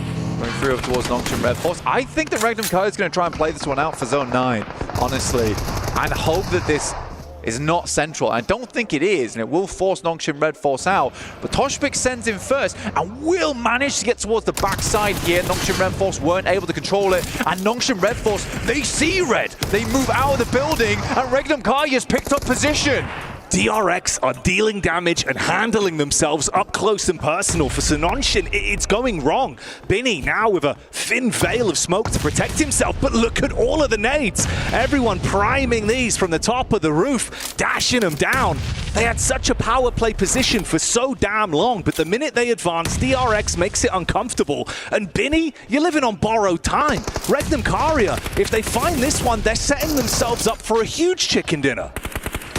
10 points on the game and plenty more eliminations to be found here for Regnum Kaya. Like we said before, they've been holding on to these resources. They knew the angle they'd need to take. Silas goes down, but not before a nade sent through. Sizzy goes out, and it will be Regnum Kaya looking for the big finish here versus DRX Jackie. They just need that final knock. Convert this one, close it down. The slow build-up. Oh, and that's enough. All it takes, the push-up from the zone, being the 5th man in the lobby for Regnum Karia as they're able to convert that one. A great game, good decision-making. The third parties were on point, and they walk away with a chicken dinner here in the playoffs. It's a big game for them, a much-needed match. The top 4 went out early as well, as we talked about, so this will bump Regnum Kaya back up towards that top side of the tables. But for Nongshim Red Force, like we said, that force from them builds quite a bit. The rage needs to be contained. They can't always be looking for these massively aggressive plays. They could have sit still for a little bit longer, but that leg was jiggling and they wanted to get it moving. Yeah, baited out by the last man from Ida. Aaron just behind the box causes problems against DRX. They swoop in thinking we could just clean up on this one, take it all home, but it was not a spilled drink. They did not clean it easy, and it presented opportunities for this team on your screens to run away with it. Regnum Kaya make it messy towards the end zone. But we're going to clean up right now, and we'll take you to a break, in which case we'll come back with the desk.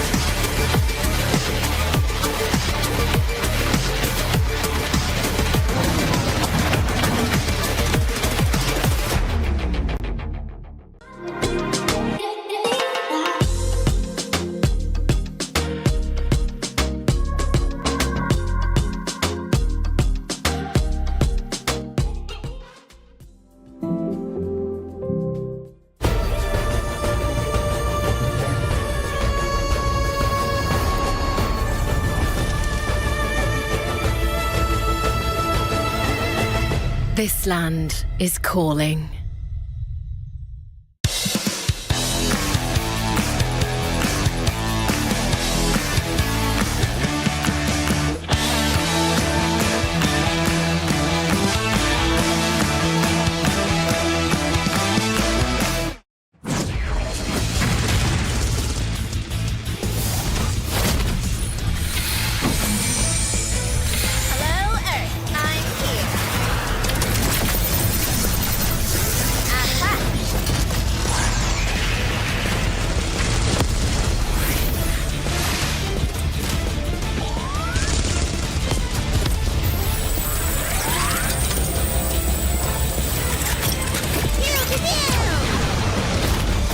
New Pulsar Legionnaire available now. First outfit with special head animations and voice lines. The Pulsar Legionnaire set comes with its own super cute voice lines that can be toggled on or off.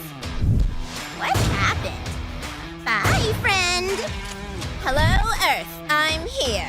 It also features the upgradable Hyperion ship DSR.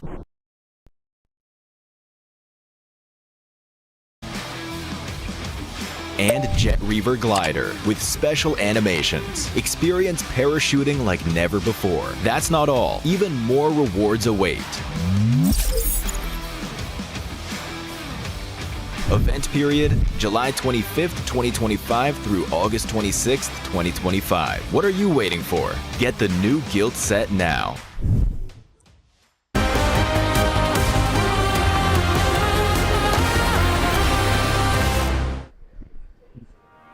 Regnum Carrier capitalizes on the entire nation of South Korea and is able to wrestle away, or barely wrestle away, that compound there from Nongshim Red Force to get themselves the victory. Joining me, Neptura, as well as Seven, to talk about this one. Neptura, this raised some questions, but Regnum Carrier looking strong. They are looking strong. After a confusing start, for me personally, they are looking very, very strong indeed. I'm not sure what was happening in the early game. They were still in Rozhok in phase 2, still in the blue, still out there in phase 3 even, but I actually really like their wide wraparound, and that really set them off for the rest of the game. I mean, you got to give credit to Regnum Carrier. Even though they did end up rotating late, I really enjoyed the crashes that they were able to do. This team was just really confident. They were able to crash on 2 players from APG.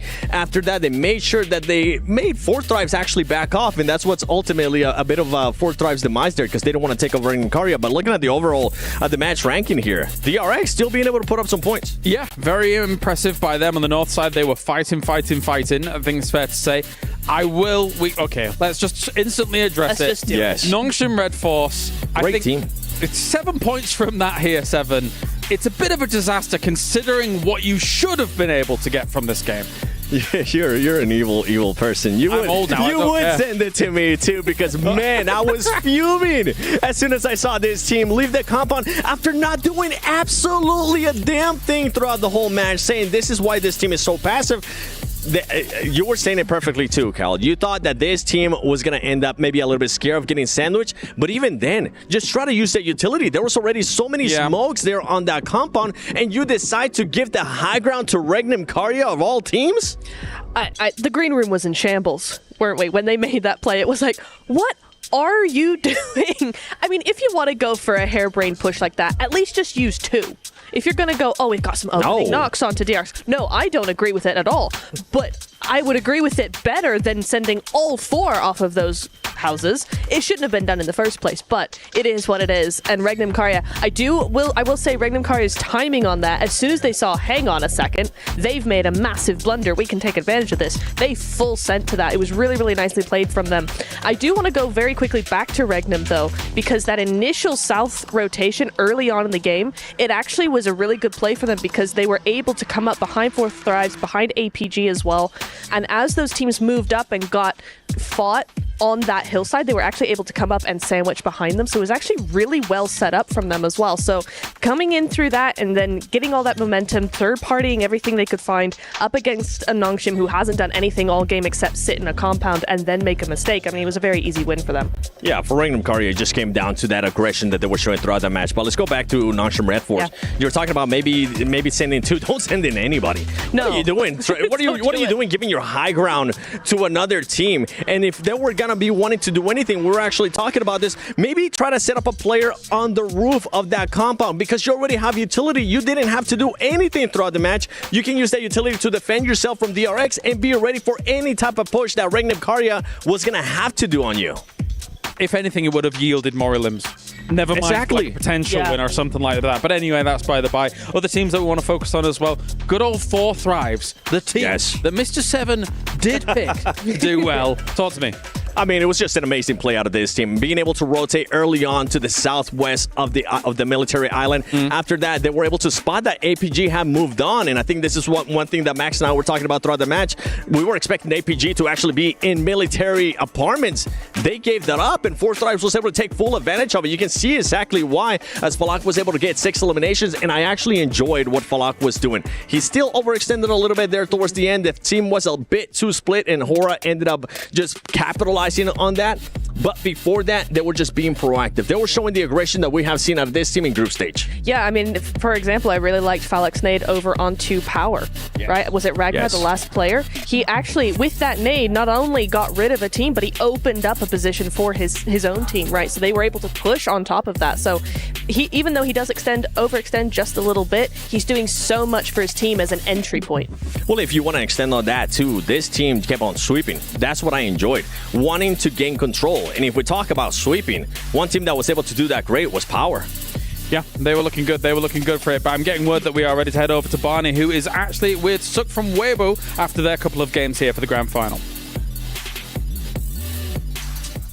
Welcome back to the main stage where I've got Suk here from Weibo Gaming. We are 3 maps into day 1 of the grand finals and things are starting to heat up already. Suk, the first thing I want to ask you, it's the grand finals.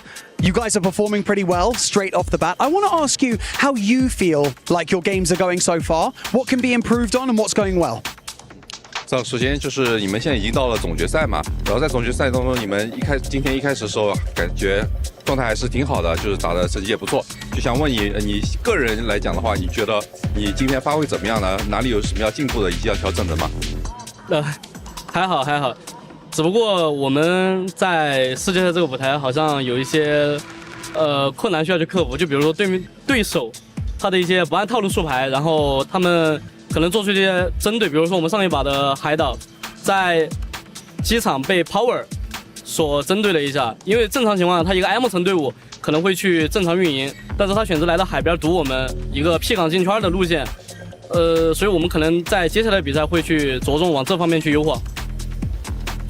Well, we have done pretty well so far, but we do feel like this is the grand finals, this is the main stage. We are noticing that some of the other teams are obviously doing or at least strategizing around us. Like for example, in the last map, Erangel, when we landed at the airport, I think P team they are a team that usually lands in like an M city or something, and then they actually came over to airport with us, and they kind of targeted us. So we kind of need to adapt around that. We need to make sure that we are more on our toes and be able to counter whatever strategies that our opponents have prepared for us. You sound like you know what's going on. I think that something I need to mention as well, something that's been really amazing to see here in the Gidea Esports Arena, is how many Chinese fans that we have in the crowd cheering you on. It's been so amazing to see. How does it feel having this kind of national support here at the Esports World Cup? And is there anything you'd like to say to them? 就现在你到这个主舞台上面呢，也有来了很多中国的粉丝到现场来支持你们。你有什么话想跟就是你现在感觉怎么样？有这些粉丝在这边在现场能支持你，以及有什么话想跟他们说的吗？无需多言 ，I love you。 I understood that one. That's awesome. Thank you so much for joining us in this interview, Suk. You're doing really well so far, but obviously we've got 3 more maps today and of course the rest of the weekend to see if you guys can prove yourself and lift that trophy. But for now, let's head back to you guys. Well, there you have it. There is Suk giving us some info about what's going on in Weibo at the moment here. But let's talk about some of the other teams from these Erangels, of course. Hora. They were able to put themselves in a better position, I feel, compared to the previous games. I have to agree. I think they actually did a really, really good job of not only positioning themselves correctly, but also being more aggressive with these things, you know? We saw some really great pushes, some really good timing, some really good third parties, and I I want to predict that they will win a game today because that's how they're looking. Yeah, we'll go back on Hora in a bit. We will. I'm actually impressed at just first place to 8th place, currently only being separated by 8 points. Whoa. This might be the closest first 3 games we have ever had at an international. Before we even move on, I want you to take a look at Power. Power's all points are just coming in from eliminations. I've never seen that before, especially for a team that's in top 4. Well, it's consistent with their brand, right? Because let's be real, in the, I think it was either group stages or survival, I think it was like 40 elims compared to about 10 or 15 placement points. So we know that they can frag out. And usually Neptura, as we take a look through a 9th and 16th, when a team is able to frag out like that, eventually placement points will come. So maybe this is a good omen for Power. I should hope so. I've really enjoyed how they played so far today. I do agree that I think we are going to see probably a lot more placements coming their way because we've seen it from them before as well, haven't we? Certainly in the survival stage, they were doing a lot in terms of those placement points, really able to control those end zones and getting a win a lot of the time. So it's bound to happen. The way that they've been aggressive, that's what was impressive to me in that last match. The way that they were able to spread out, they were showing us exactly how they were able to play in survival stage, making sure they had those big splits, get a big area on the zone, and going to Hora, they're pretty much doing the same thing too. They were having 1-2-1 splits that worked out wonders for them, and at the end, took the fight to 4 drives and actually won it until they got third party. I've been impressed by their glow up from group stage through into survival stage and now here in the final. Let's see if they can continue it as well. But also, we have another opportunity for you guys at home to be involved, because starting from August the 1st, that's today, we have the PDP Global Fashion Icon Contest officially kicking off. So, the cool thing about this competition is it accepts both in-game outfit design submissions as well as people participating by showcasing their real-life outfits for you guys to wear at home in real life as well. So use your sense of fashion to influence the world, and the total prize pool can reach up to $120,000. To participate or view detailed rules, please visit the PDP section on the official PUBG Mobile website or follow the official social media accounts. Exciting stuff. I think, Seven, you've got a great fashion sense. You could win. I'm just lying, of course. All right, well, let's head on over to Barney now, as well as Veracity. They're ready to kick off the half-time. Ladies and gentlemen, welcome to the Qiddiya Esports Arena, where we are halfway through day 1 of the grand finals, and things are really starting to heat up. The spectacle is growing. We've had some amazing performances so far, and it's starting to heat up. Veracity. It certainly is, Barney. I'm super excited for the first day of our grand finals here in the Qiddiya Esports Arena. We've had some fantastic games so far. We have, haven't we? I'm buzzing. So, map number 1, Power started extremely strong. 6 eliminations on the board, but only 1 player remained, and it was easy, securing a further 3 eliminations, bringing their total to 9. But the final face-off was between Alter Ego Esports and Alter Ego Ares, in fact, let's get it right, and Ida Esports. Alter Ego managing to secure the winner-winner chicken dinner and 23 points on the board. You know what, though, Barney? In match 2, we saw an incredibly defensive Team Falcons coming on through, which was a far cry from the performance of top 3 placements we saw coming out from them during the survival stage. However, our final fight saw Yangon Galacticos and Team Secret going head-to-head, with Yangon Galacticos walking away victorious in that one with 12 eliminations under their belt. You get up there, Barney? Yeah, you know what? I'm actually starting to like it. Not bothered. All right, in which case we'll go ahead and leave you up there. Match 3, however, with Yangon Galacticos having a giant target on their back, they were understandably the very first team to get eliminated during that one. It was grenades galore all throughout the match. However, for Fourth Thrives and Power Esports, each of those teams had 10 eliminations each. But unfortunately, neither of them were able to make it to the final stages of the match. Instead, however, we saw Regnum Caria walking away with a winner-winner chicken dinner. How about that one? You know that this isn't over. But for now, ladies and gentlemen, it is time to get ready for map number 4 of day 1 of the grand finals. There it is, map number 4 coming your way, our final Erangel of the day before we head into back-to-back Miramars. It's been a lot of fun watching the front ends of the matches, and now it's time to watch the back end and see if some of our teams towards the bottom, who might be on the struggle bus, very early going, however, start to rise up. I'm Taylor Reflections, and we're joined by John. And John, I'm excited to get this one started, brother, because last game was nutty. We had, of course, that military end zone. Super sad I wasn't a part of it. I love military zones. Hoping we get one here, but did see a bit of some fumbles. I don't know, maybe some grand final nerves starting to come out. Yeah, I think it's safe to say that Nongshim Red Force's decisions were at best questionable in those final moments. They were having a bit of a nightmare in that final scenario. Very quiet all game. They were timid and hiding behind the curtains of their buildings, but in the end, they made that wrong call. They pushed out and Kai able to sweep them under the rug. It has been quite a different story in each of our matches. That's what's led to the tables being as they are. It is very, very close towards the top side. There is no clear front runner right now, even if we've got a team at the top of the tables. As much as it's nice to be there, it is not a secure place. So, with another Erangel to play today, we are going to be kicking things off for one more grassy pastures. I can see they've gotten rid of Barney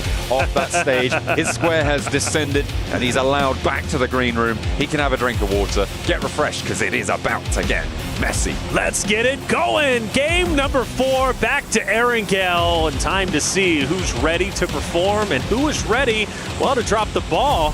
It's going to be a fun one without question. Fourth Rise, been looking for them to step it up. They're not doing too bad necessarily. 18 points, 9th place, but first place after all with Alter Ego is just at 28. Very doable. It's only day 1, 3 games in. No alarm bells ringing just yet. Maybe we'll start some tomorrow when we get into game 4, 5, and 6. I do want to see Horda, though, do a lot better than where they currently are at 13. I really think that's a roster that performed very, very well throughout the group stages, obviously throughout the survival stages. But today, been falling a bit flat. And the same could be said for Team Falcons, who obviously the home team going for that club championship race. That's a roster that needs a top 8 finish. Right now in 15th, just one spot away from the bottom.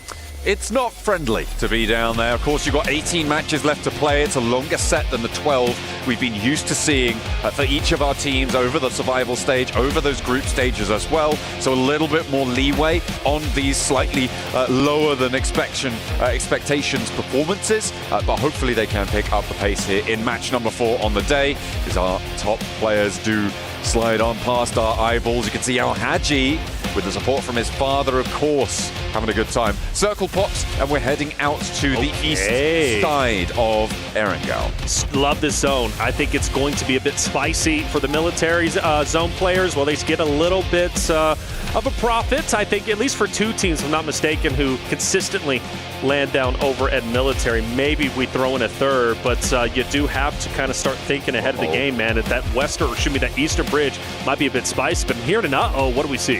Fireflux and Horror both will come into contact with one another on their, maybe not a hot drop, but on those vehicles. They are going to get contested. At the moment, there is a knock sent over towards Horror, but Fireflux playing on as 3 as they have had a player confirmed down and out. That is not good news to kick things off, especially given where the circle has fallen on this east side. Yeah, without a doubt. And for Fireflux especially, being all the way at the bottom, I feel they have had some shining moments throughout our tournament, but today they've fallen very flat, and already losing a player is going to put their backs even further against the wall. What looks to be getting their teammate back up into the fight, so that's going to be good news for them. A team, again, that performed very well throughout the previous days, looking to step it up here. Sleepy is going to be split off in the distance. Luckily for him, he's going to be just fine. Nobody looking to contest. We do have Power and Ragnum Karya relatively close. Now, we did notice one of the interesting things about Power is no placement points, but they're still up there in the top 4 because of the eliminations. Ooh, maybe another elim for Ida, but no, not quite able to connect. Yeah, absolutely correct. The desk was highlighting it as well, of course, with Power not able to get into the placements on any of their 3 matches, but still being in the top 5 is insane, right? And they are right on the doorstep of potentially doing a little bit more. So if they're able to do this in these early game scraps, a much more heavy elimination focus, taking inspiration from the likes of IHC a couple of years back and making sure that they are primarily focused in these scenarios. If they can get into these late games, if they can get a chicken dinner or 2 on board, bolster up those placements, it is a fearsome roster to be worried about. As we hop on board with the Falcons, though, up towards Pachinki. They don't have any contest here, but it has not been a nice sight to see if you're a Falcons fan, and I know there's plenty out there in the arena. That's right. And they aren't going to be too happy with them for the time being. 2 points average on the games they've played, that's not good. But we got to appreciate having Pachinki to yourselves for Falcons. That's plenty of loot they're going to have, especially going into the next zone, which is getting tightly contested. For Falcons, they should have an easy transition in, depending on where DRX chooses to land. And, well, for DRX, they're going to leave one player out and maybe be the scout for the roster. See how that ends up unfolding. For Power's sake, though, they continue to move central zone, where Regnum Kari are currently at. Fireflux and Nogstrom Red Force not far behind. Could get a little bit spicy as a lot of vehicles are moving, teams are traveling, and they're starting to lock in those hard cover POIs. Power Esports drawing up in the garage there. They will be playing all three of them stopping off on the building. They are sending another further on out. So we get a replay. This is that hot drop. Matcap, okay. It was 2 players with knives.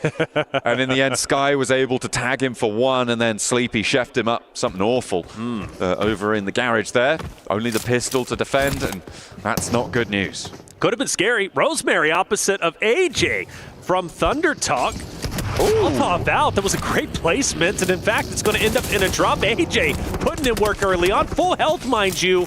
He could truly do a lot of damage to this Alter Egos roster up ahead. Thunder Talk bolstering their position as well, with King sidling on forwards. Alter Ego trying to pull Rosemary back to his feet there. And they are going to put a lot of investment into it, but Moana, goes for the nade and flushes his own teammate out. That is not a good start for Alter Ego to try and defend this top spot on the table.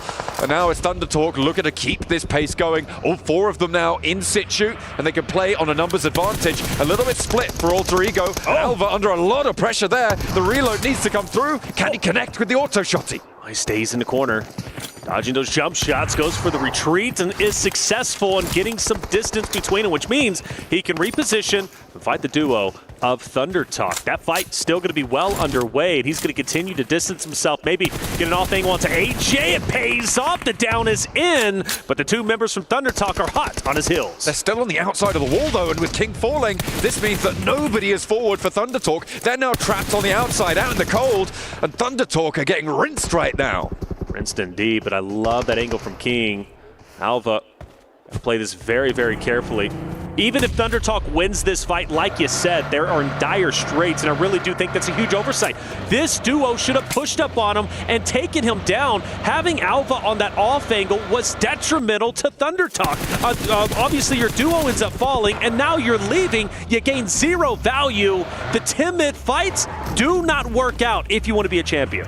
I mean, much like the Omnidroid from The Incredibles, right? The only thing tough enough to take down an Alter Ego player in this match is themselves. The only thing that has taken one of them down fully is that team nade. And that's not the sort of coordination that you want to see coming on through, especially in Mill to Power on a circle like this. You know, it's so important to have everybody alive in a central location in these early circles, right? You want to transition in towards the late game. They've pushed up towards 30 points, though.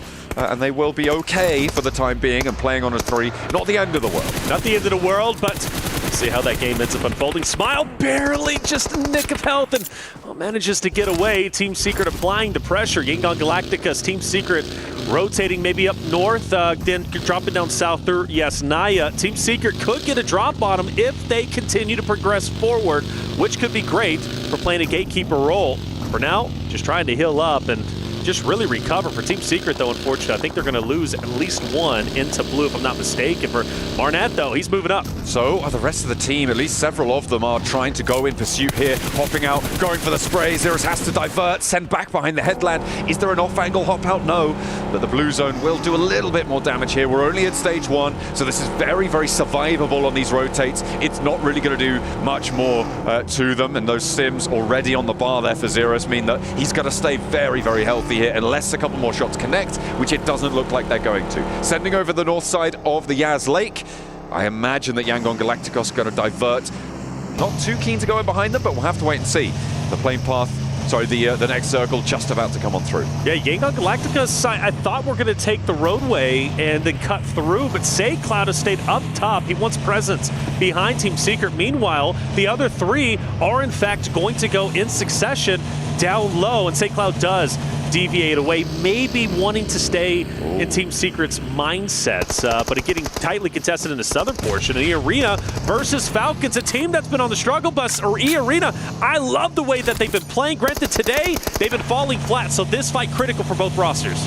Riyadh disengaged from that one. They had the numbers advantage. Perhaps they were reading too much into the circle. They thought if we can't conclude this fight immediately, there's a third party potential, but they had a massive advantage in that fight. Only 2 of the Falcons were on the inside. I'm not too sure about the decision to disengage it, but we'll see how they can play on from here. Meantime, Power looking to rack up even more elims. They're now up to 1 on the tables, and that's going to put them up on 26 with no placement points. Taking down Noxium Red Force would be huge for them, mind you. I really feel, based off of that last play in the last map where Noxium Red Force had center zone, had the hardcover POI and pushed out, I feel that was a massive oversight, potentially starting to get into their own heads. So for Power, pushing this fight could be big. For Weibo, well, we can't even stay upright. We got 4 wills. Well, they decide to use 2.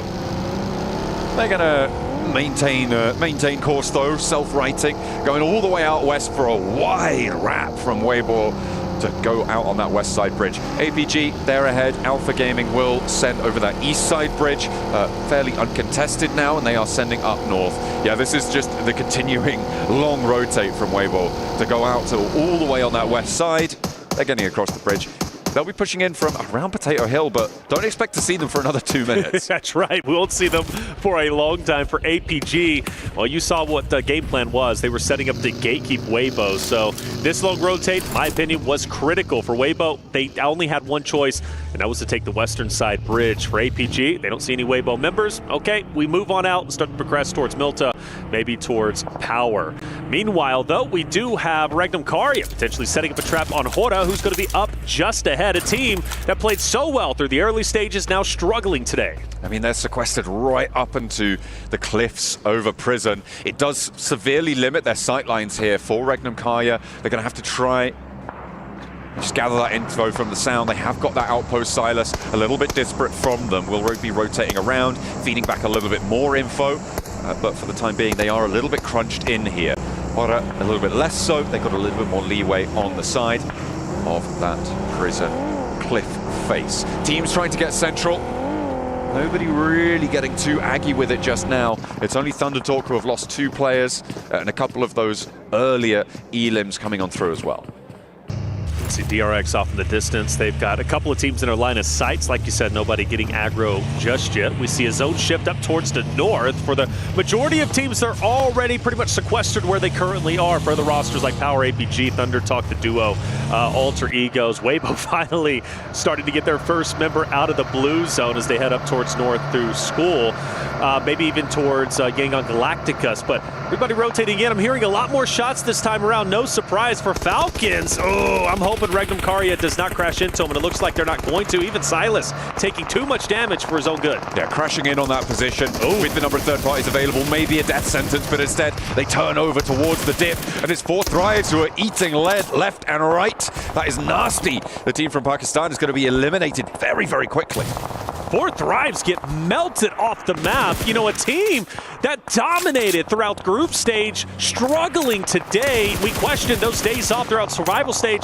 Would it be helpful? Would it not? Well, for 4 Thrives, they need to get their legs back underneath them. But Power's also rotating in. Ragnar taking a ton of damage. We got Wild also falling. Ragnar now down. Haji getting active. Ida's gonna fall. It's just a mass amount of teams and bodies on the ground in this area. Haji getting the cleanup. Starkin up ahead, cooking a nade, and this nade, if placed right, could be devastating to Power. Darkin unleashes it over towards Fadan. The bounce is good, and it will connect for the knock. Haji now, the last player alive for Power. They have 4 elims. They'll want a little bit more, and he's now got a nade cooking. They know where Ida is playing, and nobody's getting out of this dip unscathed. The nade goes long, and Darkin pushes forwards. Haji around the smoke, goes for the spray, and of course he connects it, but there's the shutdown from the off angle. Fireflux shut everything down, and there is no one alive. We just lost 3 teams just like that in one engagement. Fireflux playing spoiler, and we'll talk on that in just a second. Team Secret now against Alter Egos. You called it. Caster Curse, nobody getting aggro. Well, now we got everyone getting aggro all at the same time. Krypton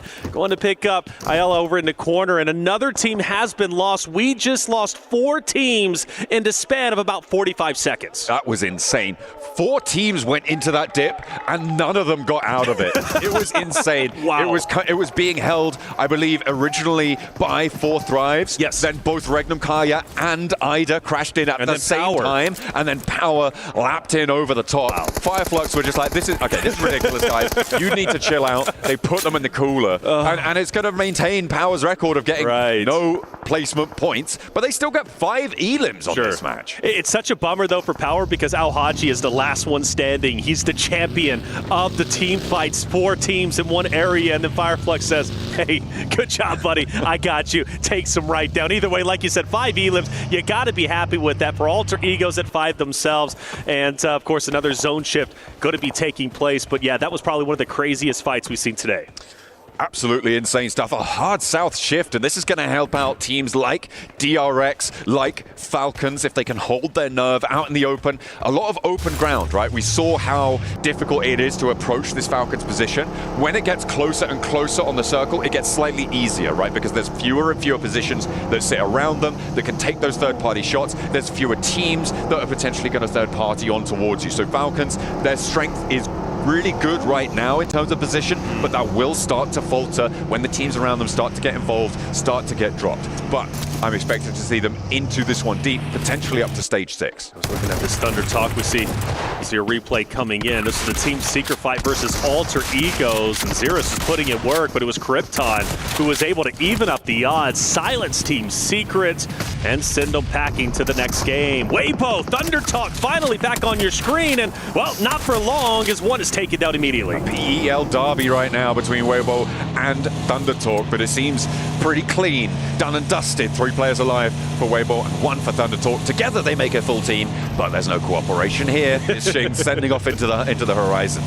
Xing is gone. Thunder Talk's been in survival mode since the early goings of this game. 2 eliminations.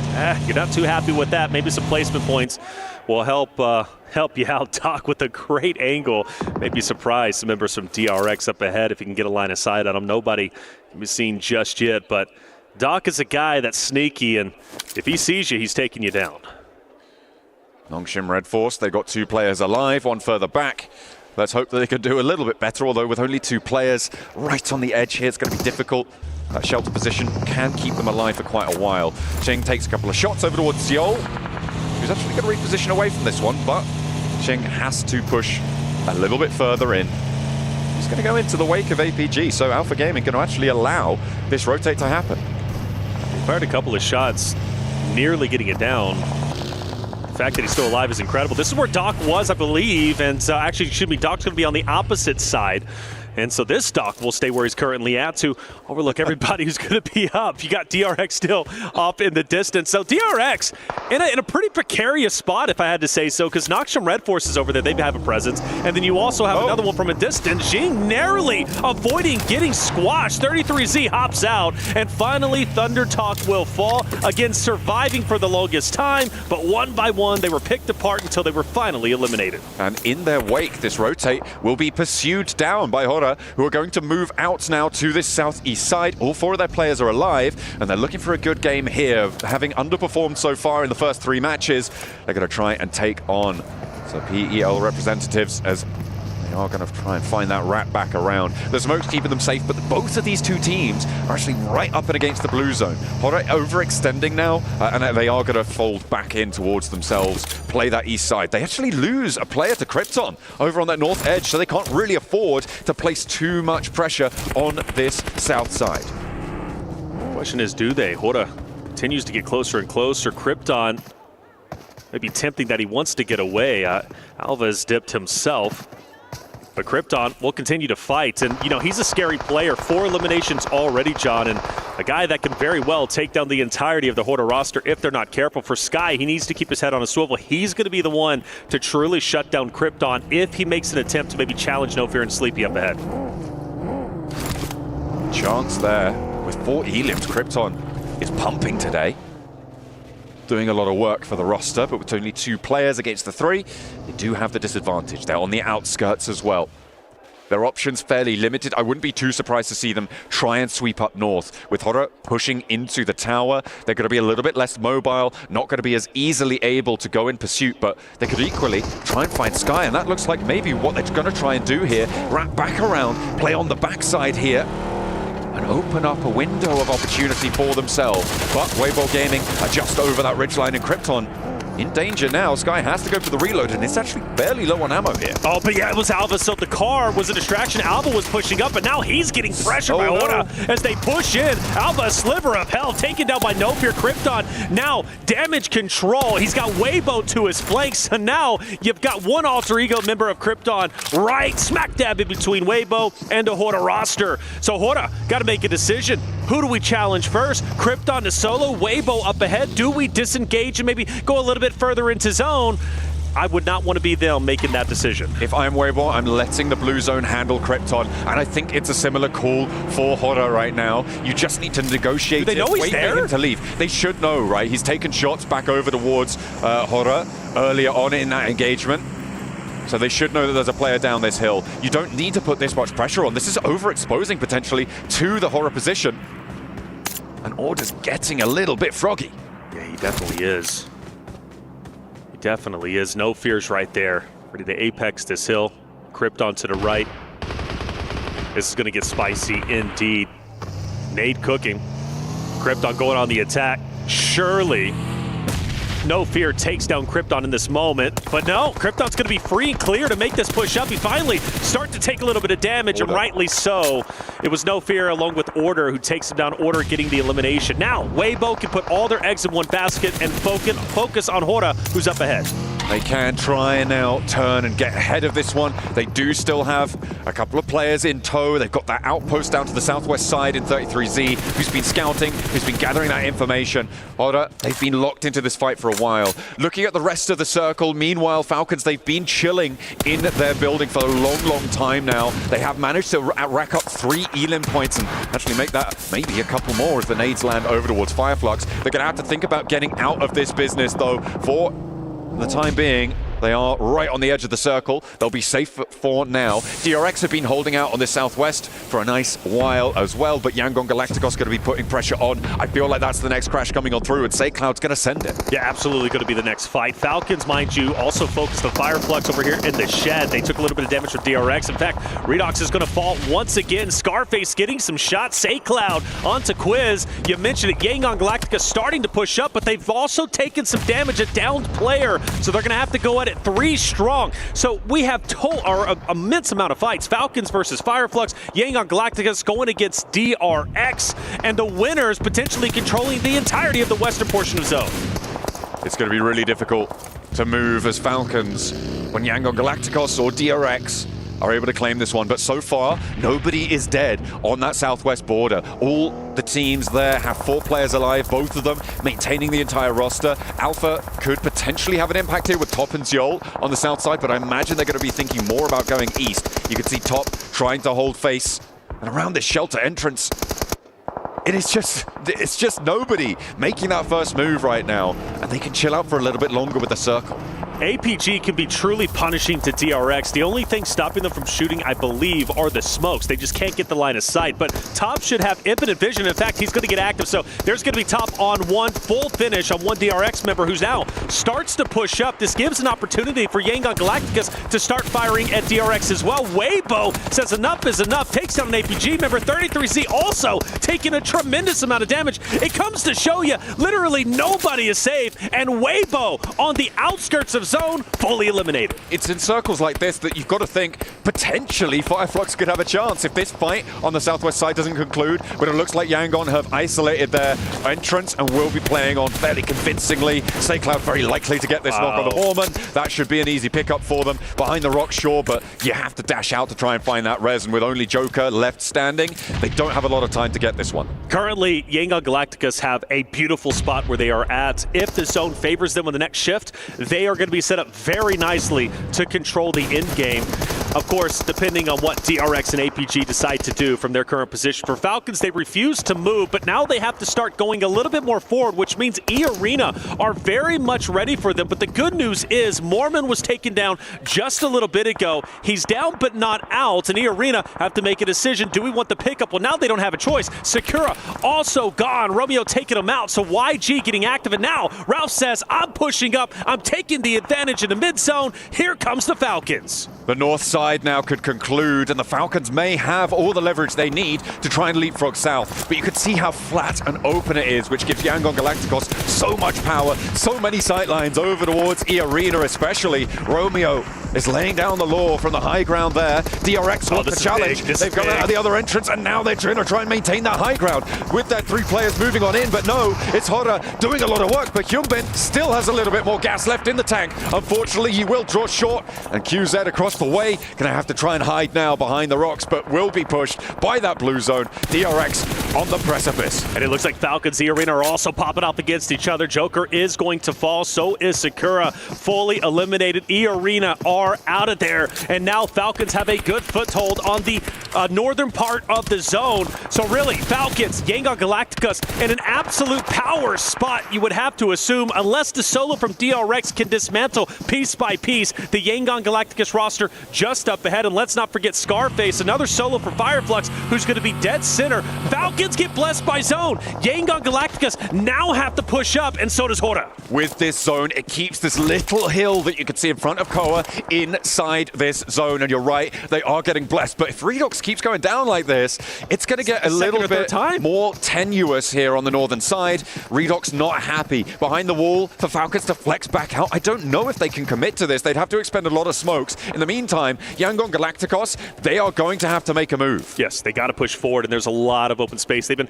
hanging out next to this cave for the longest time. I don't blame them, but now the time to get active is in, and you got No Fear, who's been doing such a great job from a distance, being detrimental to each and every roster he's come across. So he's going to be the X factor for me for the Hora roster, at least when Yangon Galactica starts to rotate over. For the solo from DRX, I don't know if he's going to be able to survive this. I really don't. But for him, all eyes on YG, who now start to move forward.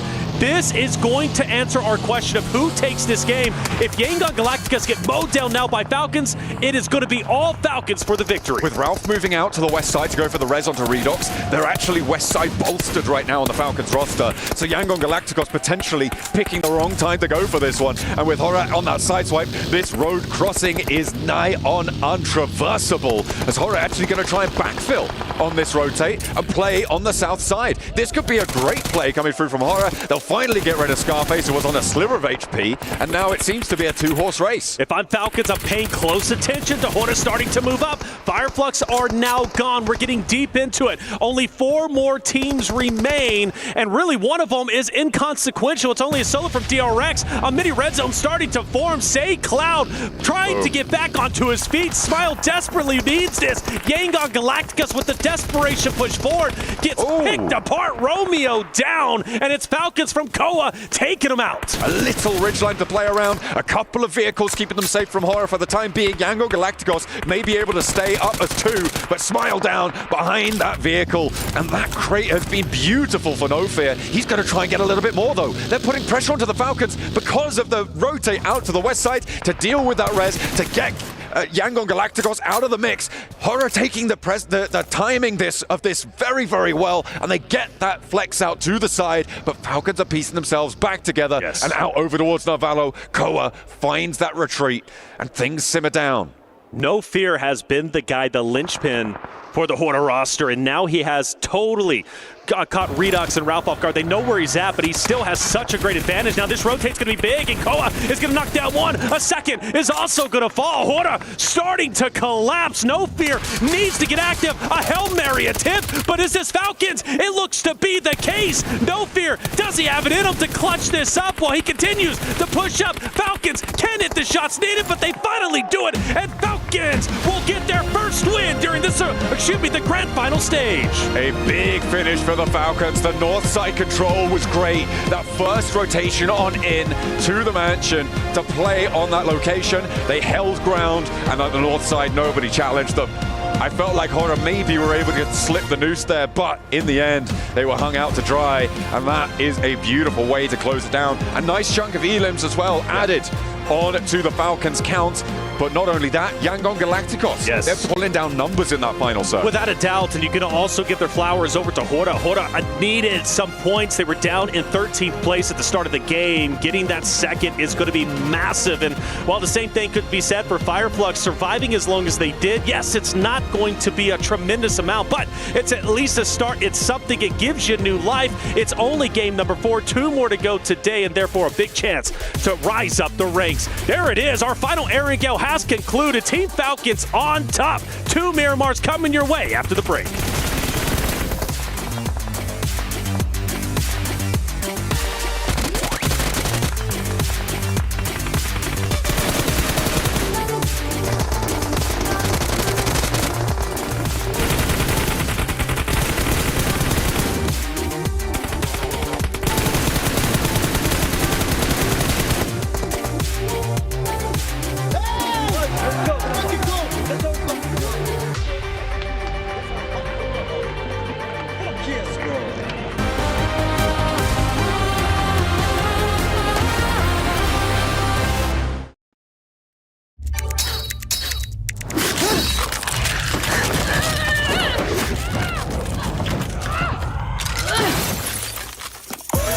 Reach your impossible, Lenovo Legion.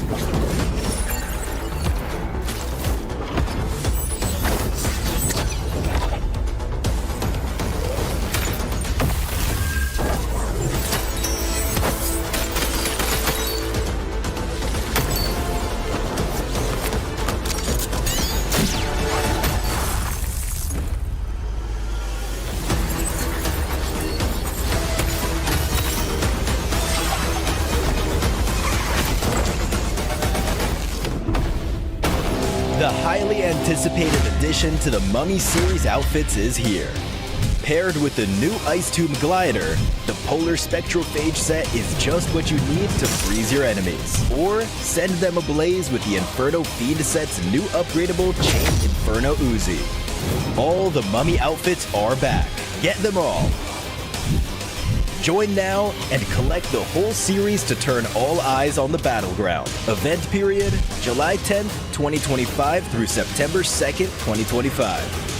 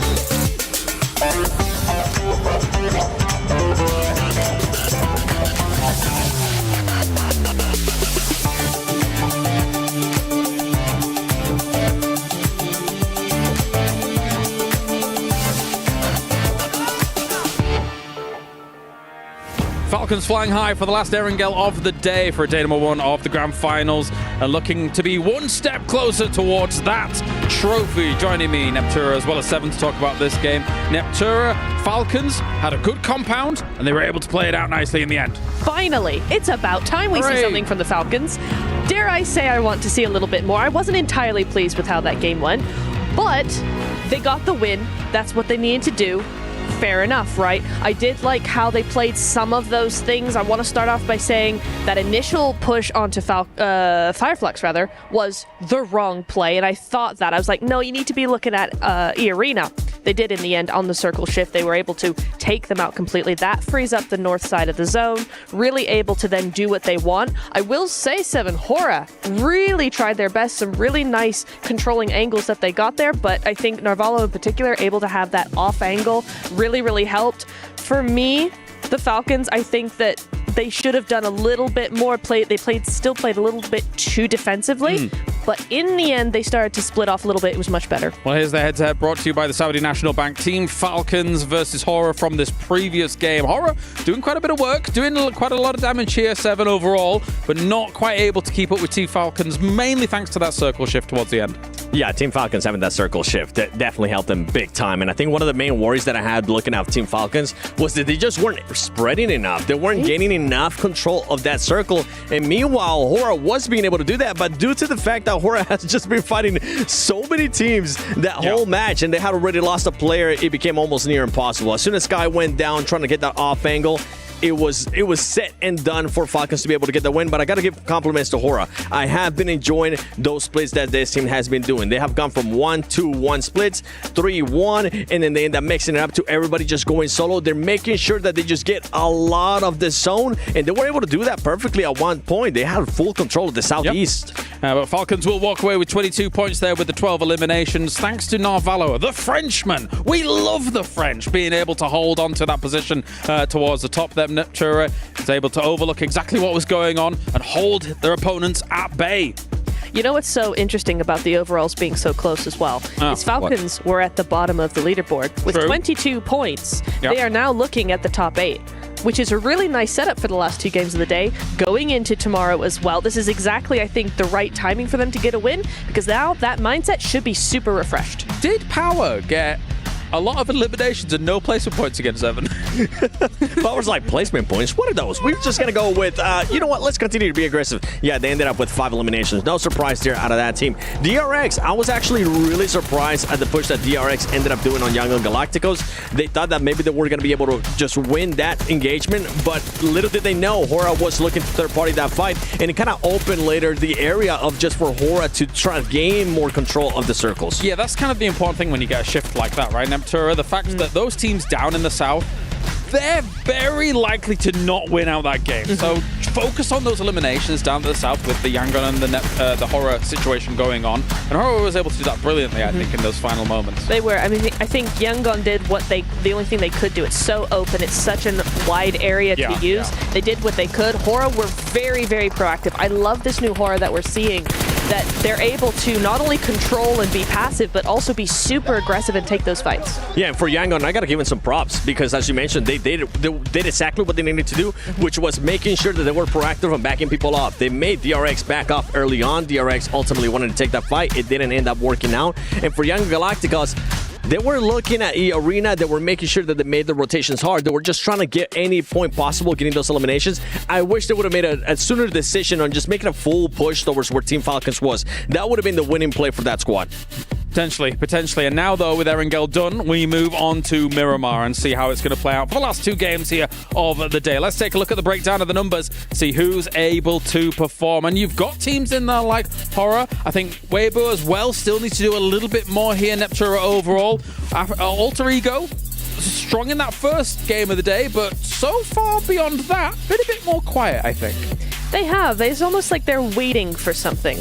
which makes me nervous because last time they just kind of held their peace and waited a little while. We saw a very strong day from them, so we'll see about that. I am interested as well, though. I'm kind of surprised that APG are not here. Alpha Gaming, not on this list. Historically, a team that's very, very good on Miramar, just not making those numbers. Yeah, one of the teams that I'm going to be looking at that was there towards the top is going to be none other than Regnum Karya. This team has been so aggressive. I feel like going into Miramar, I'm hoping that we get to see a little bit more tactical play out of this squad, being able to actually take their time, Scott, because right now it's just full go, go, go whenever they do end up pushing. And you can see Young and Galacticos with that play doing just enough, being in first place. Just 11 points between number 1 and 8th. But yes, as you say, Yangon Galacticos being able to wrestle away number 1 from Alter Ego is definitely a big move.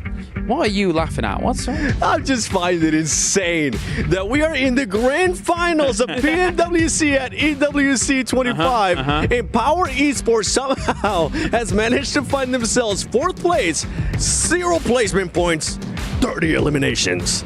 It bears repeating. I'm worried in case they do start getting placement points here. Right? They could rocket up the leaderboards with also the elimination power that they're showing. And this isn't the power that I saw in the group stage. I was like, okay, they're sitting pretty, they're waiting, they're sitting in Milta, they're moving out and getting themselves a win, a slow win as it were.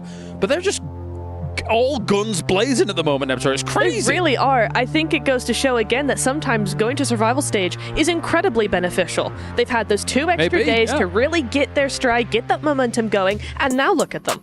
Definitely impressive stuff. We'll see if this can continue. Imagine if they finished it with just like no placement points, but like 90 limbs. Please do that. That's what I want. That'll be me unboxing a surprise. You'd be very excited. And let's all unbox together because the PUBG Mobile Airdrop Carnival is now live. Don't miss out the final 3 days this weekend. Log in to summon your supply airdrop and collect 2025 airdrop vouchers for your chance to win official merch, smartphones, BD partner rewards, permanent in-game items, and more. Every participate is guaranteed rewards. So come and get those unboxings done.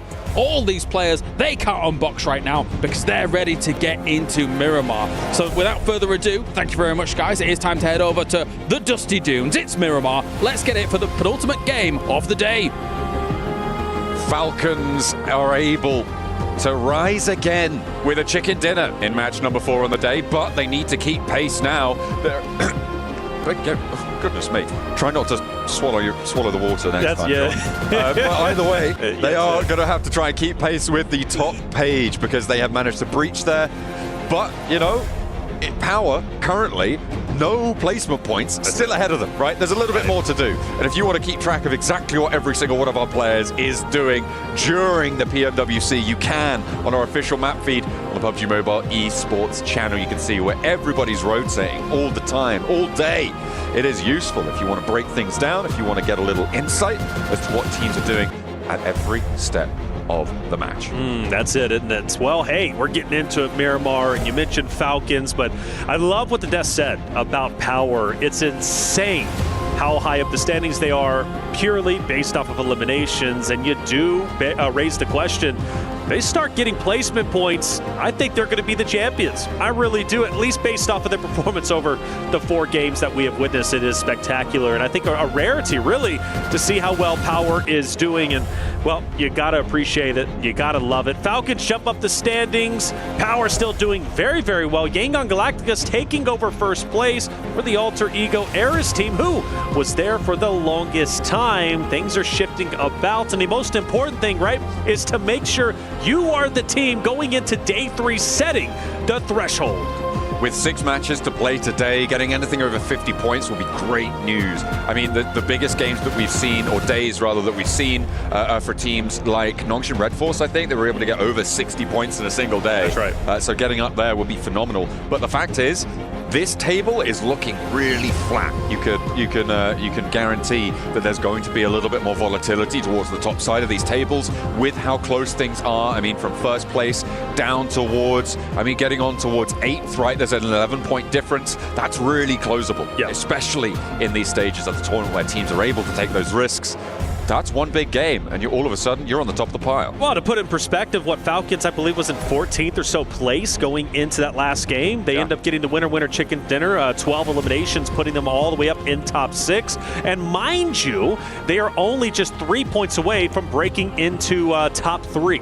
That's how close it is. So a lot of volatility. Things are going to continue to shift within our top 5. And, well, with Alpha 7 not being here, the championship is wide open. Anybody can take it. The question is, who wants it the most? The players themselves are the ones that control their destiny. Map number 5, we're heading into Miramar. Where are we going?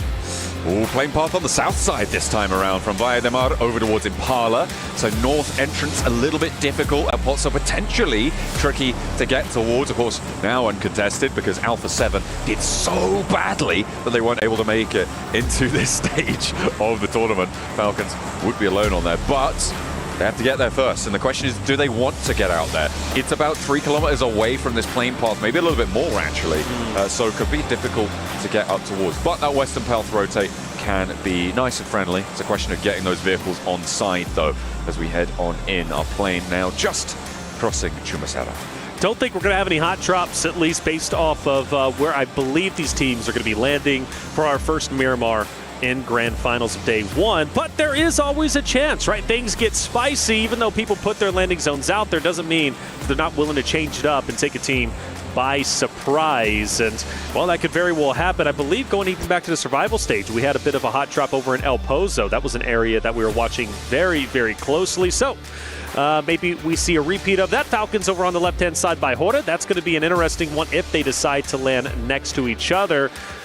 Very curious where this next zone, or first zone, I should say, is going to pop up, because that's going to tell the true story of what we can expect. Ooh, I'm looking at Picardo right now. There's a lot of teams in the air over it right now. Could be difficult. Power definitely looking to try and drop there. I think Ida are going to go a little bit longer, as are Nongshim Red Force. Regnum Kaya disengaging from it as well. Down towards Puerto Paraíso. A little bit close by for DRX and Weibo, but they will chill out. So nobody getting too aggy right now. West Coast, though, could be Falcons getting spotted. Yeah, I'm thinking so. Falcons, Hora, well, they're relatively close to each other. Obviously trying to land on those vehicles so they can have rotates, maybe even we're taking high ground a little bit later on, but they do separate themselves. I always gets concerned when I start to see some split drops, and at least coming into this, I was expecting at least 3 split drops, which we do get a couple of them. The Falcons by far taking the cake, with Ralph all the way in the south, forced to go up north to join Narvalo and Koa, which he's going to be doing exactly that. Horner, though, not far behind necessarily. I'm curious if they decide to challenge the solo of Ralph, that they choose to get spicy. I don't think this is a good idea. If Oro want to head up towards the north, I wouldn't be surprised to see them send all the way to a place like Cobraria, currently unoccupied. I think chasing down the solo, if they can get the shots, sure, but if Ralph can get over towards El Pozzo as soon as he goes in, I don't think if you're Oro, you want to commit here, right? And the fact is that there's about 600, 700 meters between these two teams. I don't think that they're going to be able to catch this one. But I think heading up to La Cobraria on a circle like this is potentially a little bit better of a decision to make, right? In this scenario, you'll be up on that north side. You know not too many teams are going to be there. You'll be out early over towards that north side on a circle like this, and they're going to be able to find it. Okay, hang on a minute. Maybe they are going to try and clip the back of Falcons, but yeah, I don't rate the decision to chase this one down. Right. You don't want hot drops, right? Right. Sure, you might be able to pick up a point early. Oh, they're close. Valo actually, who's already had some looting time, might actually take some shots out. He should. This is why you don't want to pursue too far. Oh, gets a little bit of damage onto Jiggle, but not enough to drop him. If Hora was wanting to pursue Falcons, I believe those shots ringing out is going to change their minds, and they'll continue to go up north. And for Falcons, they'll continue to distance themselves, go towards El Pozo, and loot up. So this fight most likely not going to happen anymore. Maybe Hora was thinking about it, but the shots were enough to deter them. Now we start to look more into the stage, and Nongshim Red Force, great spot central. We also have Alter Egos, who are set up quite nicely. They've got the 2-2 split, plenty of loot between them. And I think Alter Egos are due for a pretty decent game. I'm kind of feeling, I don't know, my senses are telling me Alter Egos, this is their game to take. Now what's going to happen is Power are going to get a chicken dinner with 0 elims. Oh, show 0 elims? Yeah, then anyone looking at the table would be like, oh, that's a normal amount. But no, it'll be the weirdest 10 to 30 split you've ever seen in your life. That's right, that's right. Goodness me. No, I'm not entirely sure, of course. There's still 16 teams, 64 players who are in this one. However, Power are in a very central location on this, just out to the east of Hacienda del Patron, with Thunder Talk out to their further east as well. They're in a nice little compound and they can chill out for the time being. We're up to about 5 minutes now, which means looting phase should be over for a lot of the teams that hit ground early. So teams like Power, who dropped Ricardo, they should be done and dusted. However, teams like Aura and Falcons, they're going to be out and looting for a little bit longer, maybe up to minute 6, 7 potentially, if Aura actually don't settle down. Yeah, they are moving and grooving. The good thing for them, the entire northern zone of this stage is wide open, including those hilltops that they can take over if they so decide. I do start to look towards Fireflux, however. Regnum Caria, E Arena, Team Secret, relatively close, and DRX is getting very close to E Arena, mind you. They are pushing straight in. You notice on your screen top left, there will be an E Arena member. If DRX keep their head on a swivel, they might start taking some shots, taking some damage. Looks like they're going to keep things nice and linear. A nice spread out train. Good spacing for DRX on their rotate. Keep on the southeast flank. And of course, we always advise against all rotating in the same vehicle, especially early and especially on Miramar. Getting spotted out can be disastrous. So taking this 4-player convoy is exactly how you want to be operating. If you guys are home and trying to pick up some tips, that's a good one. Early on, playing split, you're very, very mobile. You're a little bit more flexible. And that's what DRX are looking for as they head to the east of Minas Generalis, up towards potentially where Alter Ego and Team Secret are playing. And also for Fourth Rives in the same path as Ida as they continue to move up north. So we take a look at Yangon Galacticus, a team that has been performing incredibly well, currently first place off the back of a third place game number 4. They've been highly consistent, been waiting for this roster to truly show what they're made of. I think today has been the shining example of what we can expect Yangon Galacticus to truly be. They'll be rotating up north kind of in the same fashion that Horda did a little bit earlier, opposite of Falcons, probably most likely going above where Falcons are at. But I do have some concern if that is going to be the case, because there's not going to be a lot of areas they can truly park the bus, because Falcons and Horda are controlling that area, and there is an opportunity for Yangon Galacticus if they go a little bit too far north to get pincered between both of those rosters, so they have to play this carefully. Fourth Rives taking up position on the high ground. Fireflux, they've caught the arena, and that's 2 of them going down very, very quickly, and that's a 3rd as well. Oh no, this is nasty news for the team at the bottom of the tables as well. Oh dear, that's 2 players now remain for them. And this crash is going quite well for Fireflux to regroup on this spot. Turney K, Joker, that's another one sent on in, and Scarface handles business. This is what we've been waiting to see from Fireflux today. They were highly performant in the survival stages, and that is what we've been looking out for. And Solus with the M249 shooting the bodies. Fireflux has awoken from their slumber. 13th place no longer. They want to be up in the top 5 off the back of our last 2 games. Nice to see them finally getting active for E Arena. Well, a team that was truly the shining examples throughout the survival stage, struggling tremendously, and even surprising the fact that they get their compound taken over, because one of the shining examples about E Arena that I truly started becoming a much more fan of was their ability to hold down hardcover POIs. You could not break in. It didn't matter if there was 2 or 3 teams challenging their house, they were going to hold it down. In this case, though, they don't, and they fully get wiped, and Fireflux stays up nice and strong, and they've got a great spot in the current zone. Let's see what the next one holds. Hey, you know what? E Arena still have the moves. Have you seen those walkouts at the start of the day? I saw the moonwalk today, hitting them with the MJ. Was it good? Yeah, the mic could well.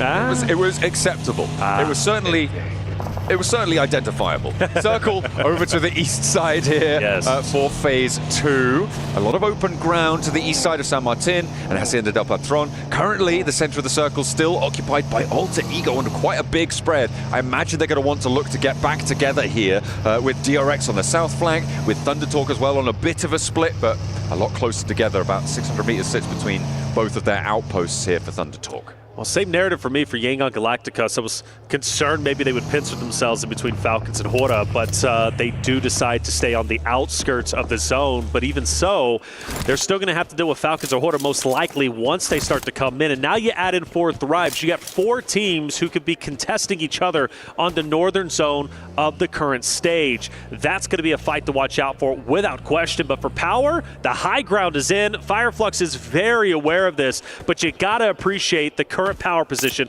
from Power Esports. Easy with the high ground over towards Ketch. I think they're both aware of each other's position here and just biding their time. Of course, these positions on these plateaus always look so powerful. The difficulty is as soon as you get knocked or as soon as you take a challenge and maybe you get a little bit too bold, you go down. It's a massive mission to try and get you back up, right? You have to either send another player up there or you have to drop down when you've already been knocked and someone has to rotate out towards you. It takes a lot of time, a lot of investment on that, so you do need to be very careful with those high ground positions. Fireflux going to be opposite of them. Falcons continue to move up. Managed to stay alive for quite some time. The only shots, the only activity we see from them so far was firing on Sleepy. Was on the back of a buggy. Sort of started to rotate up. Yangon Galacticos taking a huge rotate north.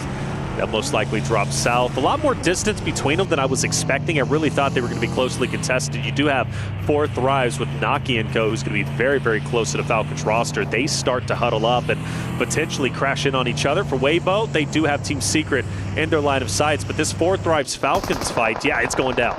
Koa diverts almost immediately, but will he be able to get away here? I'm not sure if the cover's going to be there. Just about escapes. Not unscathed, though, and that vehicle's going to be low, as is his health bar. Navallo just putting a little bit of suppression down. They will try and maintain the outskirts here on the northern end, and they'll be okay for the time being. Okay, for the time being, as you said, staying alive just a little bit longer. They kind of tempted fate, push into 4 Thrives, take over the compound. Well, 4 Thrives said, nah, it's just simply not going to work. Another zone shift is going to take place. You notice YG, Yangon Galacticos, still up in the north. They've been in blue now for, I want to say, nearly half of the game at this point, and they'll have to continue to drop down south, which is going to be right next to Falcons. So that fight most likely going to ensue. And with Falcons getting their health all the way back up, I think this is about to go down. I think they might actually, well, it depends, yeah. If they go for that rotate out to the east, it might be a little bit less sort of considered there for Yangon Galacticos as Silas goes down on a little bowl ramp jump there. Too overexposed as DRX able to sweep that one away. So Regnum Kaya down to 3 players. That's not too favorable, but they are nice and central on the circle. Yes, they are. Nice shot from Weibo. Weibo takes down Jiggle from Hora, who unfortunately loses a player. That was one who took early damage, and Weibo not too far behind is going to keep Hora in their line of sights. And well, this is a team that performed exceptionally well in game number 4, performing in 2nd place, nearly taking over the Falcons' position. They couldn't hold it down. I was very impressed with No Fear, and I'm expecting him to be huge in this moment. Wild from Regnum Karya, trying to take down Alva from Alter Egos, who had plenty of great moments, but for Wild, well, he's going to fall a bit short.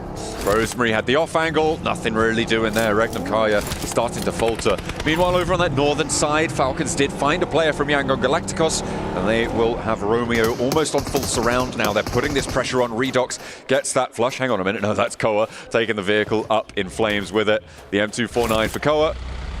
He's going to be able to lay down that damage. Nice and healthy output there for the Falcons, and they disengage. They don't need to overextend here, and it's nice to see. But it's also for Yangon Galacticos. I mean, there's really nowhere they can go. Forward, you got 4 Thrives waiting on you, and then if you go backwards, you got Falcons who are going to be gatekeeping you. You go down a little bit further, you got Noxum Red Force. It's going to be a tough spot for Yangon Galacticos, a team that stayed so long in the blue zone. I mentioned No Fear. Well, he's currently pinned up. Sky is just a sliver of health. Rosemary desperately trying to hit the shots, and does as Sky gets a bit antsy, jumping up to get additional vision. Well, it ends up being his undoing. With that Mini 14 through the window just at the right time. Excellent pre-fire there from Rosemary. Alter Ego holding the high ground here. They have such powerful position over this next circle, and they want to try and maintain that space. They're doing well with 3 players on that north flank. They've got Krypton far out on the southeast side, and that's an off angle actually with shots over towards actually potentially over towards Sleepy if he gets a little bit too big for his boots. Rosemary repositioned. No Fear will stay down low. No reason to get too crazy on him. The smokes are out. Rosemary will continue to keep his head down. APG Team Secret start to get active. Dog with the off angle, unfortunately, is down. He's going to have no effect in his fight unless Zeal can get over and maybe get him back onto his feet. Reapus, nade in hand, throws it out. That looks like a nice cook and a great connection. Doc is down, but the rest of APG can keep on going. Rotate around, try and slip this one. Around the edge there they go, and actually Doc could be resable here. Close to Fireflux though, and that will be a lot of danger for this res. Will be very, very difficult to make it work. In the meantime, Team Secret actually getting handled across the way from Fireflux themselves. Shots overhead.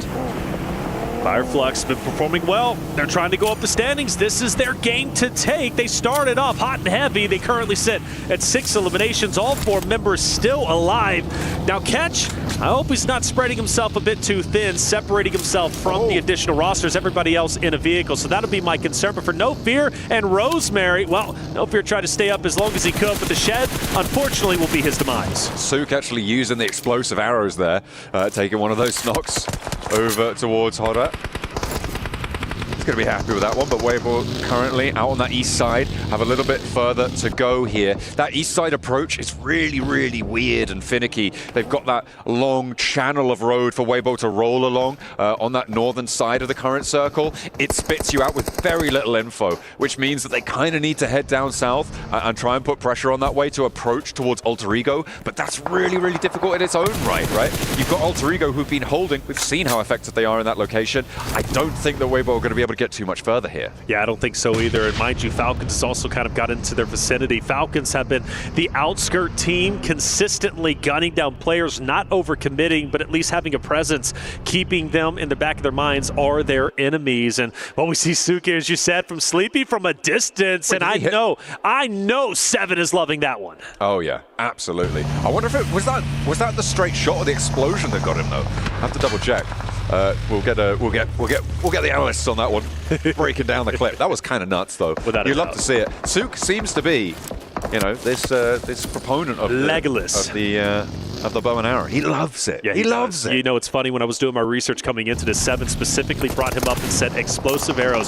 Watch him with the bow. Let's watch Order now as they go for the challenge onto Falcons. Rosemary has him pinned in between, and Rosemary is a guy I do not want on my backside. He is truly devastating. We've witnessed it just a little bit earlier on Horda Esports. Now he can do it on Falcons, but Order cooking the nade, throws it out. Is it good? Well, a little bit of damage on Narvalo. Redux will answer back with his own, but it doesn't have an area effect. And Redux is very weak. Order is taking on 2 members from Falcons and doing it in sensational fashion. They have that back flank as well from Rosemary. A nade at his feet, and Ralph and Redux both fall, one after the other. The forward position and the middle spot for the Falcons both going down, and it looks like Weibo are actually going to be able to break through this one. With Narvalo falling, there's only one player now left standing, and Sook is on the hunt. And I wonder if APG starts to get active in this fight too, because Doc is getting dangerously close. There's Order from a distance, trying to take down Avila, but can't do it.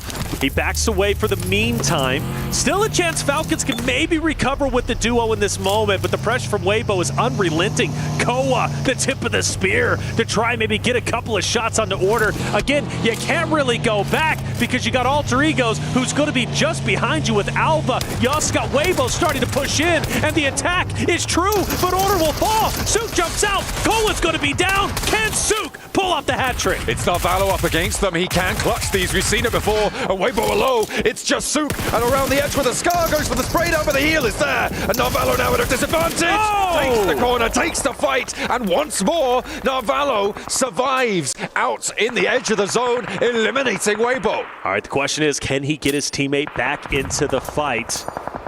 Where is his downed mate? Is it just behind him? You'd have to think so, and there it is. That's going to be Koa. Getting Koa back in this fight would be huge. Meanwhile, APG starts to move in. Koa's been finished, and Narvalo once again has to take on the entirety of another roster. This time, a 1v4. Reapus with that off angle. I think this is probably going to be the end. Plus, you got Alva, who's going to be looking dead at you. Narvalo in dire straits. If he can somehow, someway survive and get into zone, it would be miraculous. Spray down. Narvalo slams it into reverse, trying to pull a quick J-sled there, but actually it's APG who might have given him a lifeline. He's actually down and into the road gully. And he's dipping, he's dodging, he's swerving and moving. He's going up top to get that member of Alvala. Can't get the finish, and that's going to be okay. A valiant effort. I felt Falcons from the start to the finish never really truly had a home, never truly had a legitimate route to stay safe. They were putting a lot of pressure on teams, but they were never able to establish themselves in a specific area and play for late game. That's just the way it goes. Miraculously though, Yangon Galacticus is doing quite well. I expected them to be eliminated a little bit earlier on, but for APG, Alter Egos, let's see how this fight ends up unfolding. Alter Egos got to do it as a duo. Moana and Krypton will have to play off one another. The circle kind of shifted away from them right now. DRX are in the center. They're by that roadside. They've got a lot of pressure outwards. Not too many threats to be sent their way. Fireflux, they're kind of on a linear approach from the south side. Whilst they have all 4 players alive, they've managed to rack up 7 elims, sure, but they are right with their backs to the blue zone and Power marauding around them as well. Jeez. Yo, Top, go off, my boy. That's 2 down from Thunder Talk. Outputting the damage tremendously. I say 2 down, 1 manages to get out with his life, but just with a sliver of hell. Jing down low. I don't know if it's going to happen. Reefus, this might be a nice nade. It's cooked well. It's thrown out. Doc just below, and he'll take off a sliver of health. Not much, but keeps the pressure on Zing. You know he doesn't feel comfortable in this moment. And for APG, on a tear. They're only on 4 eliminations, but at this rate, I don't know where they're going to end up. A little bit more damage sent over to him, but the first aid was already ticking up. He will be healed. This is the regroup coming on through. A nice drop on the smoke there. They should go for the weapon spot, but the ammo's already low, but they get it. Nonetheless, over the driver as well. Sitting will be taken down, and now Sing continues to be under pressure. However, they can't breach this high ground just yet. With Ida over the way, there's so much going on in this northeast quadrant. APG holding on tight. Mind you, still 4 strong. You mentioned Ida, they're going to be just up ahead, and they look to be progressing forward just a bit more. So for APG, it's imperative that they focus the fights correctly. And Aaron, most likely going to be the first one targeted. ZL starts to move up towards that rock. Reefus down low, still trying to keep Thunder Talk in check on the low ground. I love where APG is currently at, and I have to favor them in this fight. But again, if they don't do this properly, Ida is going to eat them alive. Darkin with the nade pulled over towards APG. Thinks better of it. Waiting for someone to give some information away. So all 4 players alive on the northeast side. They continue their march here for Alpha Gaming. We have been hoping for more from this roster. The names they've got have some prestige, and Reefus looks to start to pick up the pace here, but backed off the angle. They'll have to take another crack. 5 eliminations for APG. This could be a first place game. They could take the first place position. Alter Egos are already out. They're going to lose it. Yangon Galacticus most likely has already passed them up. Scarface on your screen. Now Fireflux, again, a tremendous game. Nearly double digits already. 4 members still alive.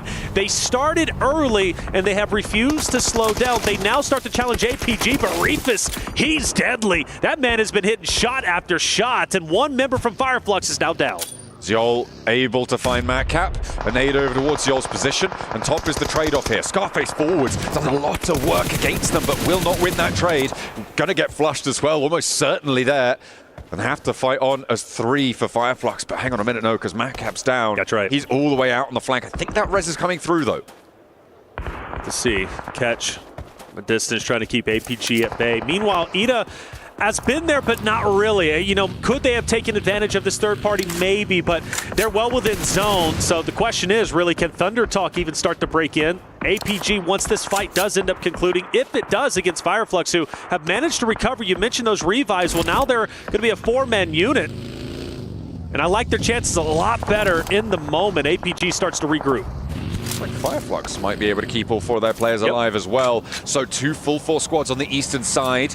Something also monumental could be happening. It's brewing, it's bubbling under right now. But Power Esports could be on their way to their first placement point. We've got 10 teams remaining. 2 more need to drop. That is true. But of course, they are at 0 eliminations. Winner, chicken dinner with 0 elims to keep the narrative alive. Let's find out. Well, this is the first time we've seen them really get active this game as they tried to take over the high ground over Fireflux. We've watched Fireflux and APG go toe-to-toe with each other. Fireflux looked to be on their wits' end, but they managed to get their teammates back up. And in fact, this secondary fight looks great. Scarface, let's do it, boy. Continue to push up, get the downs while one comes in, but he's going to be traded out. Metcalf, though, he's truly devastating, but APG answers back, but only for a matter of time before Catch says enough is enough. We're done fighting you. We're the winners. Everybody turned to pulp on the northeast side of Verdan. Wants more points here with 9 teams remaining. If Fireflux go down now, Power will have earned their first placement point. It's only a matter of time. And a big nade from Ida to close it out, and that is a guaranteed placement point for Power. They're off the mark. Darkin throws a beautiful nade, gets 3 from Fireflux and takes them out instantaneously. And now you got Power, who have been setting up quite nicely to gatekeep the winner from that engagement. In this case, happens to be Ida Esports, who now is focused on Thunder Talk, who stayed alive miraculously as a duo on the low ground. They took heavy losses, but they're giving it right back. They stayed out of the fight for the time being, but now they want to try and wade back on in. King steps a little bit too close to the fire and does get burned, hits the deck just in time to avoid the spray down. And Thunder Talk keep the pressure on with Darkin falling. That's going to slow Ida down. He's going to have to force that res out. Darkin not really in a safe spot with the blue zone pushing in 15 seconds. Not a lot of time to operate here. Aaron thought about it. Do I go for the res? Do I go for the challenge? Well, Jing throws a nay. This could be 2, and it's close enough. Aaron takes some damage. Another one starts to go in, but it's going to be a little bit too far. And now for Aaron, really the last hope for Ida. Potentially another one to, I don't know, output some damage, but all eyes on Aaron in the moment. It is amazing. Thunder Talk has put up this much of a fight. They're towards the bottom. They desperately need points to elevate themselves towards the top 5 running, but 4 eliminations, their best game we have seen so far, and it could get even better. Looks like Aaron will go down last. And Ida, very down on their luck. Now it's just Emre who was across the way, disengaged from that fight for the longest time. Finally, one of the Power players gets taken away from this, and Easy on the forefront will need a little bit of a rescue mission from the rest of the team. Not going to be easy, and actually it's Ragnar who gets caught on the sidelines. So Easy able to find that shot, and DRX now starting to come alive here. They've been in this compound for the longest time, and they want to try and inflict pain now onto the rest of the circle, but El Hadji is still on the hunt. Yes, he is. For Ragnar's sake, though, I think he tried to get a little bit too fancy on the off angle, and it ended up being his undoing. And, well, he loses his life in the meantime. For Power, though, they look great. DRX is the only team, though, who is left alive with 4 members. But Power's positioning is great. They're hitting wonderful shots, but you gotta appreciate DRX. Able to utilize this low ground, this little divot. They're going to be devastating. Power, it's going to be hard to knock DRX off of this spot. Yangon Galacticos as well on that northern side. Going to be difficult to navigate there. You've got solos on every single side of the circle, and right now the most dangerous one is probably Loxy on that southwest edge for Regnum Karya. I would say so. Loxy could be devastating. Say Cloud, though, hits a nice shot, and that's going to be 2 from Power, dropping off, and the chances of making it to top 3 to the podium now ends. But as you said it best, they do get some placement points, so there is a positive for Emery. He tried his best to stay alive, but DRX takes him out without any drama whatsoever. We're now down to our top 3. Okay, this should be a free win for DRX right now. They've been able to hold this compound for so long. It's 2 solos, and neither of the solos are in this next circle. They've got control of the hillside. They're in overexposed positions, so Easy goes down, and that is going to be a nice pickup, actually. Hang on a minute. Very nice. I said it should be a free win. Hang on a minute. We're just getting word that I lied. I lied to you. Well, let's see what ends up happening. The pickup might be able to come through. We mentioned Loxy as well, right? From Regnum Karya. He's going to be potentially devastating. And both players, right, from Yangon Galacticus as well as Loxy from Regnum Karya, they're going to be pincering in this DRX roster. Looks to be a beautiful nade. I believe it does connect just a little bit. Here comes DRX. Now, I don't want them to get too aggressive here. They now have 2 players down low, and on the overexposing yourself to Say Cloud might be a reason why these solos could take a win. SayCloud has a brilliant sideswipe here, right? You can see that ridge line that rolls down the hill away from Hyunbin. That is what SayCloud is playing on. So Hyunbin flexing down this way. I really like this idea. Loxy should be taken care of by the blue zone. That will just sort of conclude itself here. And SayCloud, sure, he might have the sideline swipe, but the center of the circle is still under control for DRX. And they do manage to keep things together, right? It's not going to get too spicy out here in the open, and he will fall down. DRX closes down. A little bit quiet on that one, but points are points are points, and they will take those 10 placements, add them to their tally, and they'll be up there with the rest of them at the top of the tables. Without a doubt, DRX, just like Power's been eliminating, right, and getting all their elimination points, basically securing top 5 just off of that. DRX has done a phenomenal job in the placings. 4th place in game number 1, 10th place in 2nd. They fall down a little bit, but 2nd place in 3rd, or the 4th game, I should say, and then 3rd place in the 5th, and then, of course, 1st place coming out right before your eyes. Beautiful job from DRX, highly consistent in the podium category. That's going to be incredibly valuable when we get to Smash Point on day number 3. DRX, so strong, so powerful, and finally able to get a win. That was 4th in the 1st, 3rd in the 3rd, and 2nd in the 4th, and a 1st in the 5th there for coming through from DRX. Hope you guys are following that. We certainly were here in the booth, but we are going to head to a quick break whilst we get ready for our final Miramar of the day. Don't go anywhere.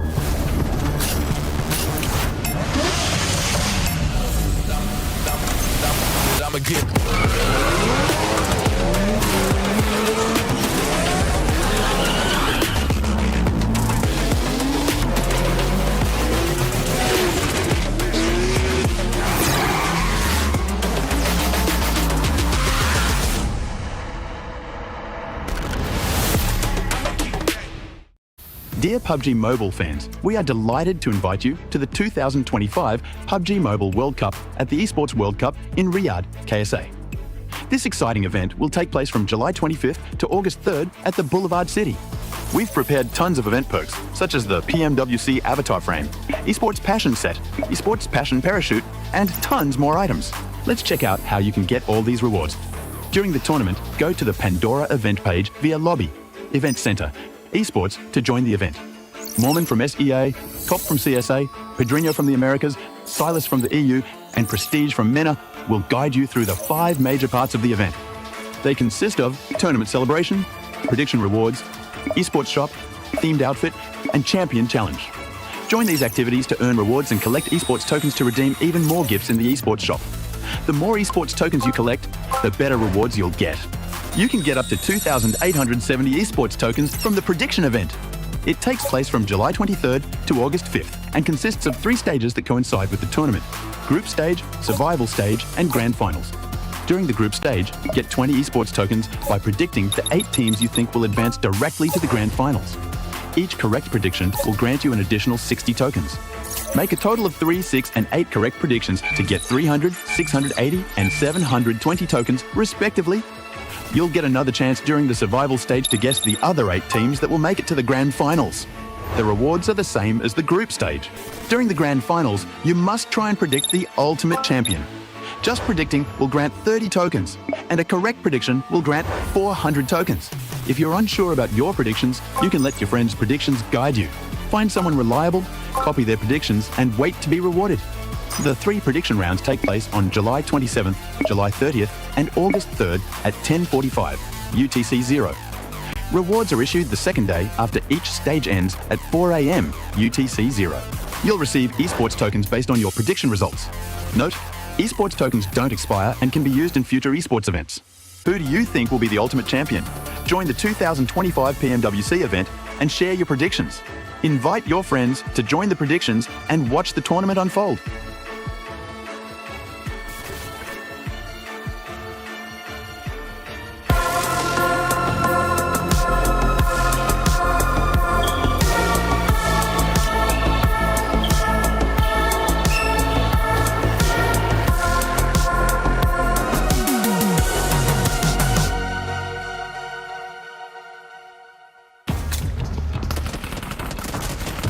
دمجني ضربني. ها هدي اسعد هدي حاول ترجع حاول ادخل ينزل. ها عيال ادخل يفنن. دمجت Last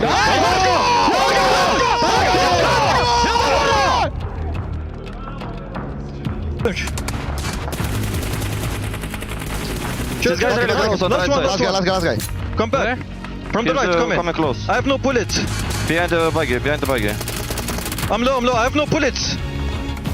He wants to smoke me. Put him behind. Nice!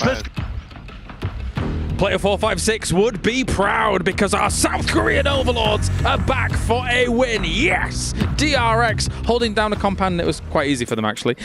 Joining me, we have Neptura as well as Maxman to talk about this one. Kind of came their way. They kind of did well. Hooray. They had compound. It was in circle. They outlive every team. They get the win. What an impressive chicken dinner. Wow. No, it was a pretty streamlined win, okay, coming in from DRX. Unlike Nongshim Red Force, though, they don't throw the match, which I can appreciate. No, there's actually a few things they did do really well this game. They were using the southern and eastern ridges very efficiently, and because off the back of that, they were able to actually hold teams away. Though, yes, Kalash, they didn't get a lot of limbs because they're just staying hidden in the middle, just like, don't fight us, please. You know why they were able to keep teams away so long, though, Matt? How? I will tell you. Because of the quality of the angles that they took. And what I mean by that is that they took angles that had the most amount of information against other teams with the least amount of risk from those same teams. So they were able to hold on to their full squad very effectively while not necessarily getting the eliminations like we see here, only 5, right? But they were just able to hold those teams off onto the edge, let everybody else get eliminated and take the win. But Fireflux taking a little bit of inspiration from Power, it seems. 0 placement points and 11 eliminations. This match, that's going to be able to catch up a little bit in the leaderboards. Going on to the second page, though. Quite a few bubbles from horror. Okay. I shouldn't have looked down there. You've caused problems, Max. I turned off my phone. It's weird, I wonder why. But yes, I mean, at the same time, when you look at the elims coming in from all of these teams, right, it's a very technically open area, especially if you account for the fact that there is that big cliffside north of that road as well. So kind of a lot of these positions, Neptura, are kind of covering each other on the middle side because you're expecting all of these teams to kind of fight over you. And that's what we saw a lot of in this game. And you can kind of exist within the middle. Yeah, it's a big thing that happens in a lot of games. If you can find that dip, it's super risky because the minute a team actually comes up over that ridge, you are gone. But as long as there's a couple of teams all around you, you are able to survive a lot. Hey, Alpha Gaming able to get himself over 2,000 damage this game. 6 eliminations going into Fireflux. We already looked at their 11 eliminations. So a very good presence from these teams. One team I'm not seeing here that could have been here is Alter Ego. We talked a little bit actually during this game here while it was happening in the green room, how they had a really good position early on and they tried to just overextend their control on the map. They had not just a 2-2 split, it was a 4-man split. Everyone was like around 100 to 150 meters away from each other, meaning that if the team gets remotely close to you, you're going to lose that player. Very reminiscent of the split that they had on Sandhawk, but hey, guess what? Sandhawk and Miramar are very different maps, Neptura, right? So it's difficult to maintain this when everybody can kind of see you on the cliffsides elsewhere. Yeah, a big split on Sandhawk and a big split on Miramar are two very different things, just because it's such a vast area that you have on Miramar. You did have that one player, which one was it, Max? There was a really... Alva at the north? Alva, yeah, it was Alva, up on that cliffside. There was a valley between him and his team. There was a whole valley, and you understand why. It's like, oh, that's an awesome off angle onto all the chaos that was happening with Thunder Talk and everybody. but it didn't work.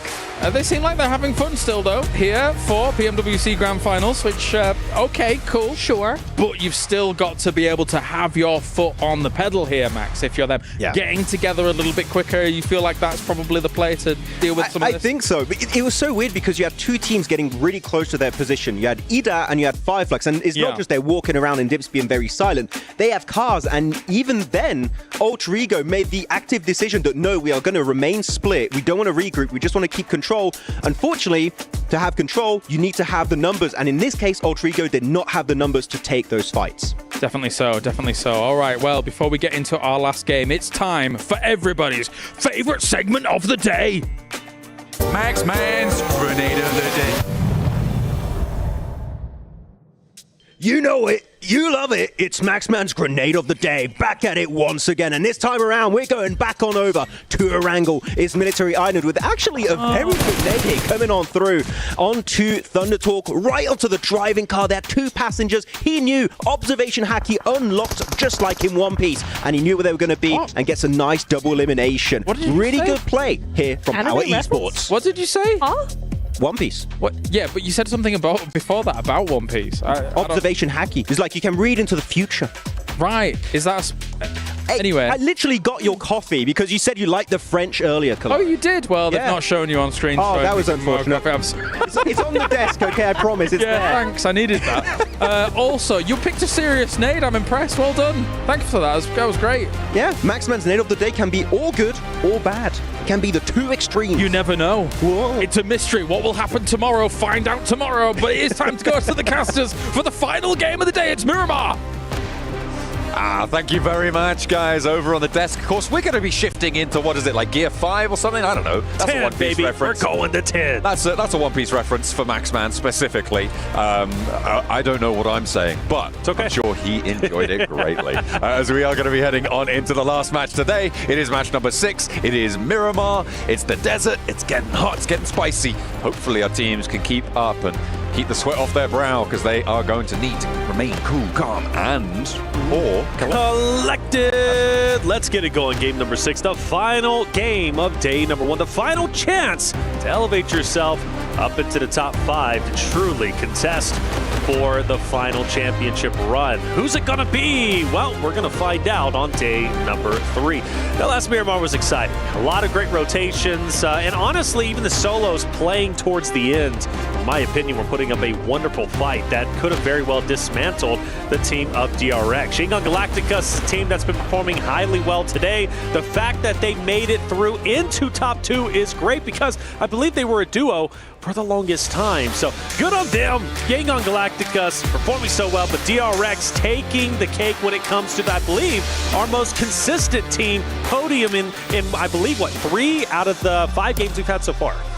It's a pretty difficult record to beat. DRX, I mean, getting that chicken dinner in the 5th match, it's kind of nutty. That's why they're on the top of the pile right now, maintaining that consistency. Not as loud as other teams, looking at you, Power. But either way, they have managed to keep up that record. And 46 points on 5 matches is a very solid result, right? It's 4 points shy of that 10-point average that we always talk about when it comes to teams in that first place spot. If you're above 10 points, if you're around that 10-point average, you are in the contest for that first place spot on the lobby. The plane path from Puerto Paraiso up towards El Pozo, a lot kinder than the first time around Miramar today. That was a heavy south plane cut, and this time around, it's going to be a little bit more relaxed for our teams to getting on their way. So potentially no hot drop, or at least no pursuit over towards the Falcons on this one for El Pozo. Well, we'll find out, right? Falcons did have quite a few teams around them, and it was Hora and Falcons who ended up kind of, tussling with each other, but we'll see if that ends up happening this time around. And let's not forget Shingon Galacticas also coming up behind them. It was kind of contested towards El Pozo.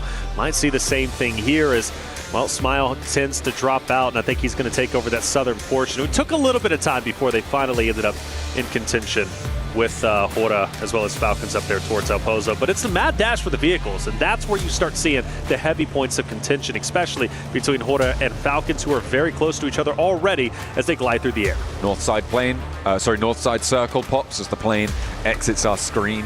Tokyo Drift style, hitting the 45 degrees, as we are going to be heading up again to a more northern area. So this time it's going to be a little bit more west than we had last time around. La Cobreria, Crater Fields, that area around water treatment, all of those hills will be in play. Teams are going to have to figure out how to make their way north, not least of which is DRX, who are the most south team right now, over towards Puerto Paraíso. Hopefully they can find another podium, because they've already got 4 of them. Why not get another? Why not? Get another one. 4 out of the 6. That would be huge for them. And again, smash point, day 3. We look at DRX to potentially be the ones to close it out if they could be number 1 setting the point threshold. For DRX, this is going to be a tough going for them. They've got to go all the way up north, as you said. That means passing Team Secret, potentially Alter Egos. You got E Arena, maybe running into Thunder Talk, Fireflux. They might take a long rotate towards the shoreline and go all the way up towards north. That might be their best line of attack. For Hora, well, they go a bit more north this time around than they did last time, because you remember they were south of Falcons, ended up pursuing them into El Pozo. This time, Hora changed up their landing spot, and they're going to be just above them, which is going to be great for them. So much real estate that they can utilize, and Hora need a good game here. They're, again, towards the bottom, but setting themselves up nicely for day 2 would be a tremendous win on game 6, and the possibility is here. Yangon Galacticos gathering vehicles, getting a little bit of loot on board. They're still yet to fully go for this loot phase. They're going to head south down towards Valle de Mar and play this one in a little bit later on. They love seeing the blue zone, right? They absolutely love it. The Yangon Galacticos. As soon as they see that blue zone coming, they're heading straight towards it. So they will be very chill about surviving out in this area. A likely west road rotate, so expect to see them heading up towards La Cobreria around minute 8. I think that's where we'll see them up towards that north side. So potential conflict with Ora and Falcons on the west edge. That's right, and I think that's going to be a pretty big narrative throughout not only today in our game number 6, but going into day 2 and day 3 of our grand finals. I am excited to watch APG potentially clash with Regnum Caria. 2 aggressive rosters, and with the way APG was challenging fights in our previous game in Map 5 Miramar, got me excited for the prospect of what their aggression is going to hold in this final game, game number 6. They're going to have to go up north. Regnum Caria might choose to gatekeep them. Let's not forget 4 Thrives. I know I haven't seen too much from them today, but another roster that showed incredible aggression and good ability to hold and control fights during the group play stages. They're also going to be in that vicinity. So APG, Regnum Caria, 4 Thrives potentially clashing maybe a little bit later. Have to wait and see what their path will hold for them. Looks like Regnum Caria on the road faster than APG, and it might be 4 Thrives that does in fact come into conflict with them.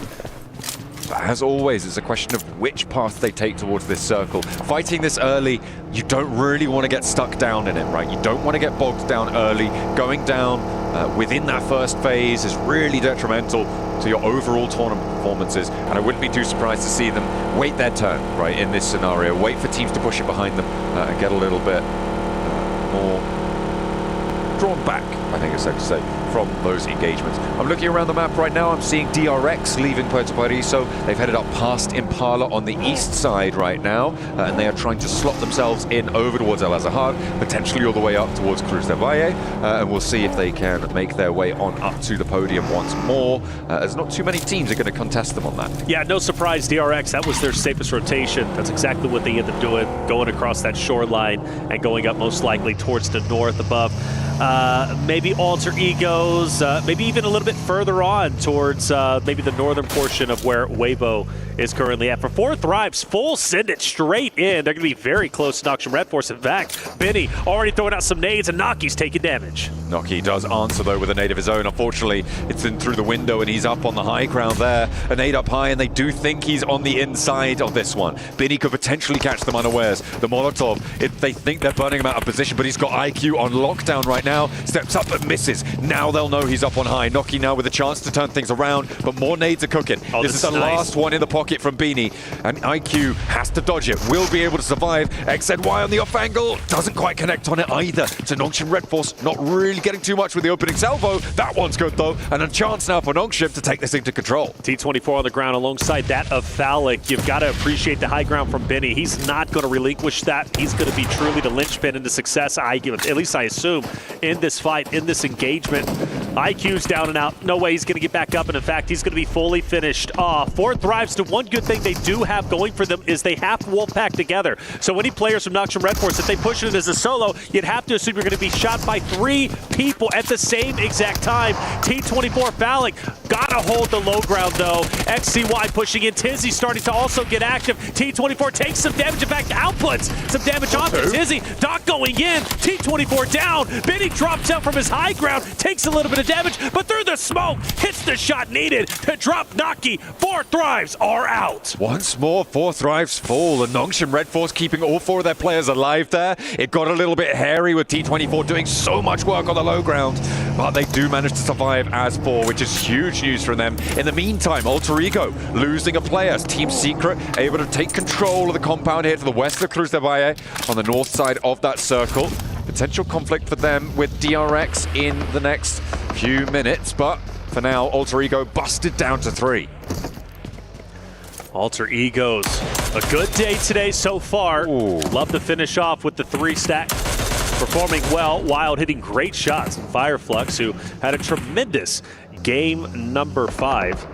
Looking to do a little bit of a better job here. Regnum Karia also up ahead. You notice every single team minus APG has just directly sent it straight into the center of this zone. They want those buildings. They want the hard cover. And that's why 4 Thrives was so antsy to get in and challenge Noxium Red Force. It doesn't pay off, but you get the idea. So Regnum Karia, Fireflux now, they want to take over this spot if they can get it, but it's not going to be easy. Over in San Martin, they're going to have to fight for their way out here. Circle coming on in very, very soon. Alter Ego actually potentially under threat now for DRX. I said around minute 8 for Yangon Galacticos. That has now passed. Look at that. But a hard northeast shift. They're going to have to go a long, long way. I don't think they're going to see this circle until about minute 10. This could actually start to get a bit hairy on the west side for Yangon Galacticos. They might need to cut an earlier rotation, maybe potentially through Montenuevo, unless they want to get really, really down to the wire with this one. It's not looking super healthy. DRX, they suffer the most on the northeast side. They try and push in past Alter Ego. It's gone poorly.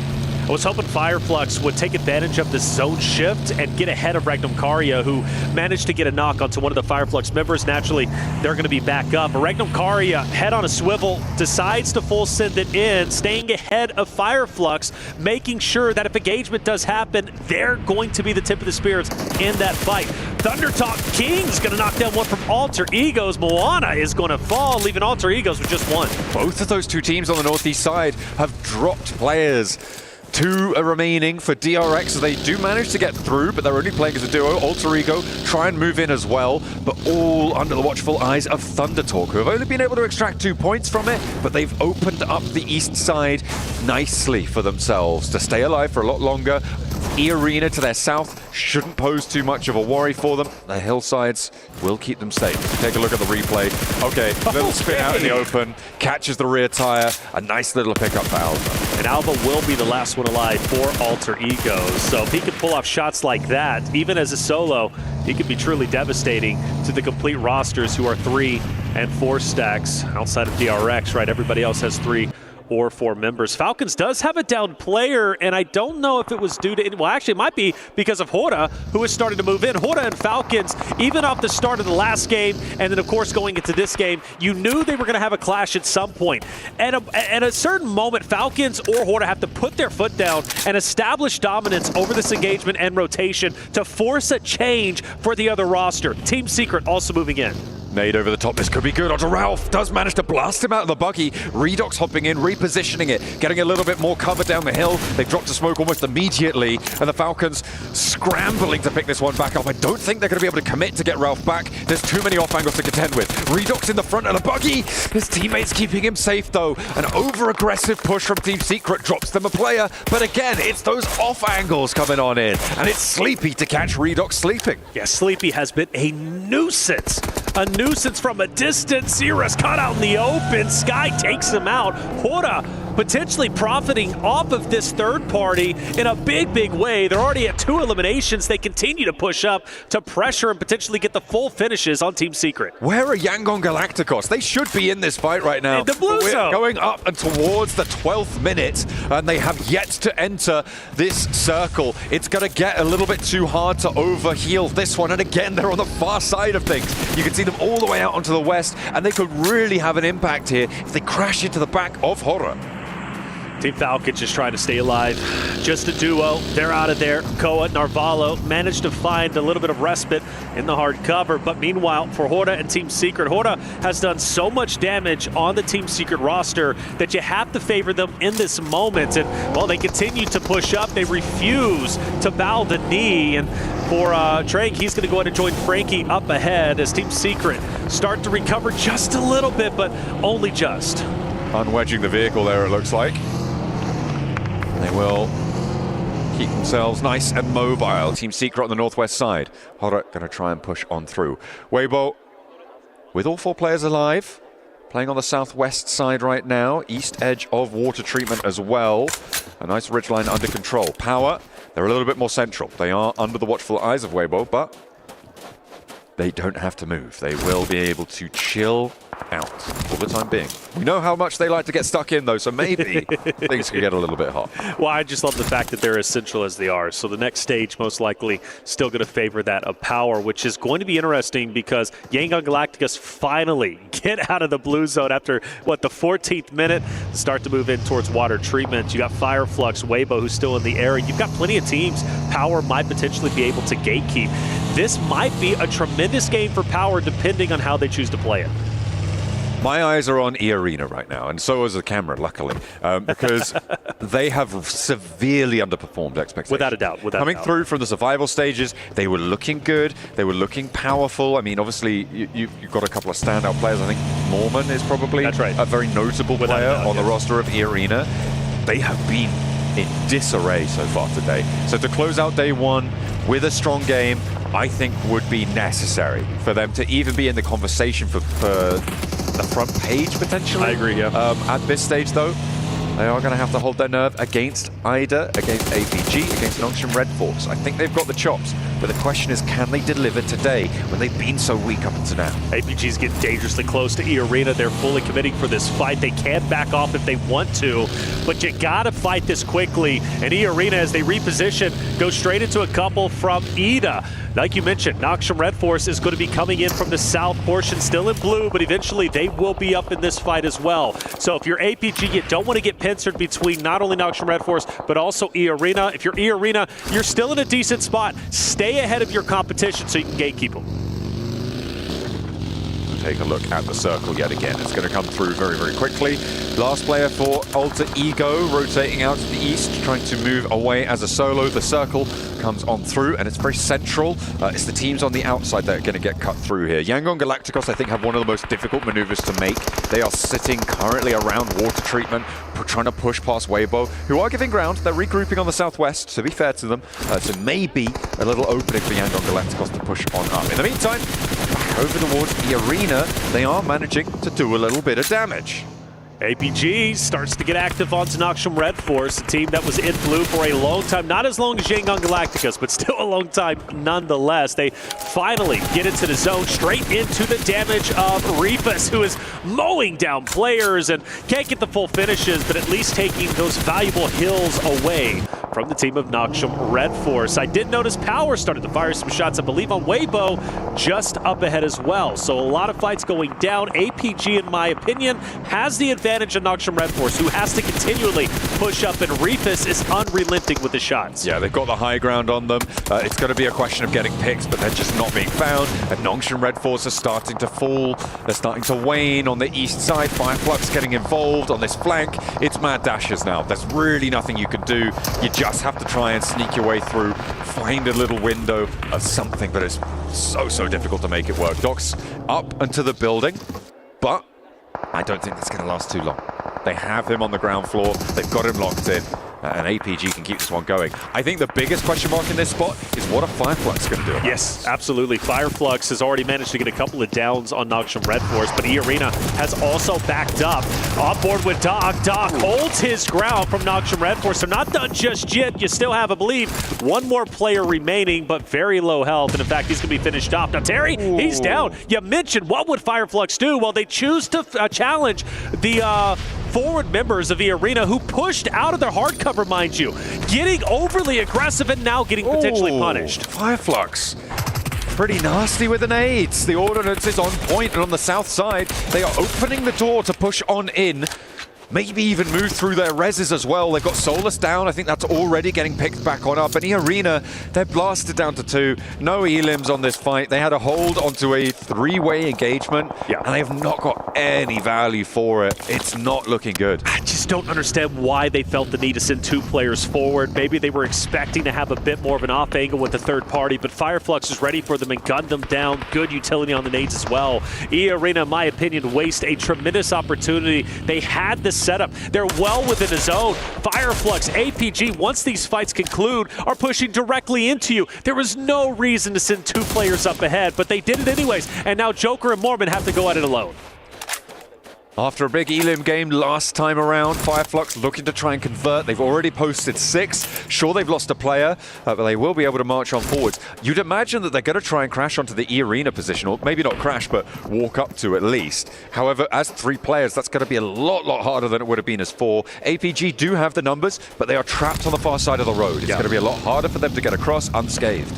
And I do wonder about Order, who's kind of being a little bit weird hanging out off in the distance. You know, a couple of shots could put a team in disarray. Sleepy challenging that of Team Secret. Hora and Team Secret have been opposite of each other for quite some time. They've managed to get a lot of damage and even at times a couple of knocks, but they both managed to get back up, and they're going to be both 4 stacks challenging each other straight ahead. For Yangon Galacticos, 2 members that might be able to fire onto Jaiki depending, but for Xeris, well, he's going to be up ahead looking to take down Hora. Let's see who wins the engagement. Team Secret committing up towards Hora as they rotate away from the outpost of Yangon Galacticos.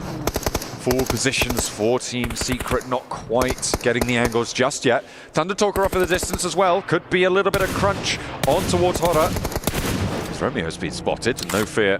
Able to tap him away, back him off the angle. I think Thundertalk want to get involved here. They are starting to flex their muscles, and they do need to leave. Still have Alva as a solo. Not going to have an effect as of yet, but Alva, he's been devastating. We witnessed him take down 2 members, I believe, of another roster just a little bit earlier, but now he's going to be going dead center. So he won't have an impact here, but you're right, for Thundertalk. Now Hora is pincered. Team Secret on one end, on the other is Thundertalk. Hora in dire straits, and they have to make a choice. Who do they challenge? But whoever they end up going for, they've got to finish them quickly because they have to expect the team behind them to push up. As the shots coming through from the off angle, over the way, Team Secret making things hard, but Jaiki actually gets spotted and pinked out by No Fear. Has to take a little bit of cover. Yangon Galacticos still have their duo from the distance, but that's going to slow Team Secret down. That's right. It's actually going to push them away from this spot as well. Well, in all honesty, it helps Team Secret because those shots that were coming out from Hora, I believe, was going to melt that buggy if it wasn't for Yangon Galacticos keeping that player down from Team Hora. So Team Secret forced to park the bus once again, and, well, they're in a little bit of a tricky spot, aren't they? They've got No Fear gunning them down. Yangon Galacticos also looking down into the ravine. Team Secret, I don't think they make it out. Back on the southeast side, it looks like E-Arena going to get pushed, going to get taken low, and they may have got some nades on in, and Scarface actually getting flushed. So, another point added at least for E-Arena. Fireflux in pretty dire straits. E-Arena may be winning this hold on the southeast side as Fireflux are eliminated, but with only 1 more player left standing. It is Mormon, but E-Arena can hold their heads high for the time being. Yeah, and it's Order who's still from Weibo Gaming who's going to be hanging out on the outskirts, and I do wonder if he's going to get the final finish onto the solo Mormon. Sook starts to move in, so Mormon, he's going to be at a 1v2. Meanwhile, once again, Team Secret surprisingly and miraculously able to recover. I surely thought they were going to be finished off, but they're not. They managed to stand up, but they're still in dire straits in a very, very difficult spot between Hora and Yangon Galacticos. Once again, for Team Secret, I just don't know how they're going to get out of this situation. Thundertalk did not engage onto Hora in that scenario. On the north side, Thundertalk instead opting to push a little bit further south, potentially towards Alva, the solo for Alter Ego. And instead they've just allowed Aura to move on up towards Yangon Galacticos and take a free aggression push for them.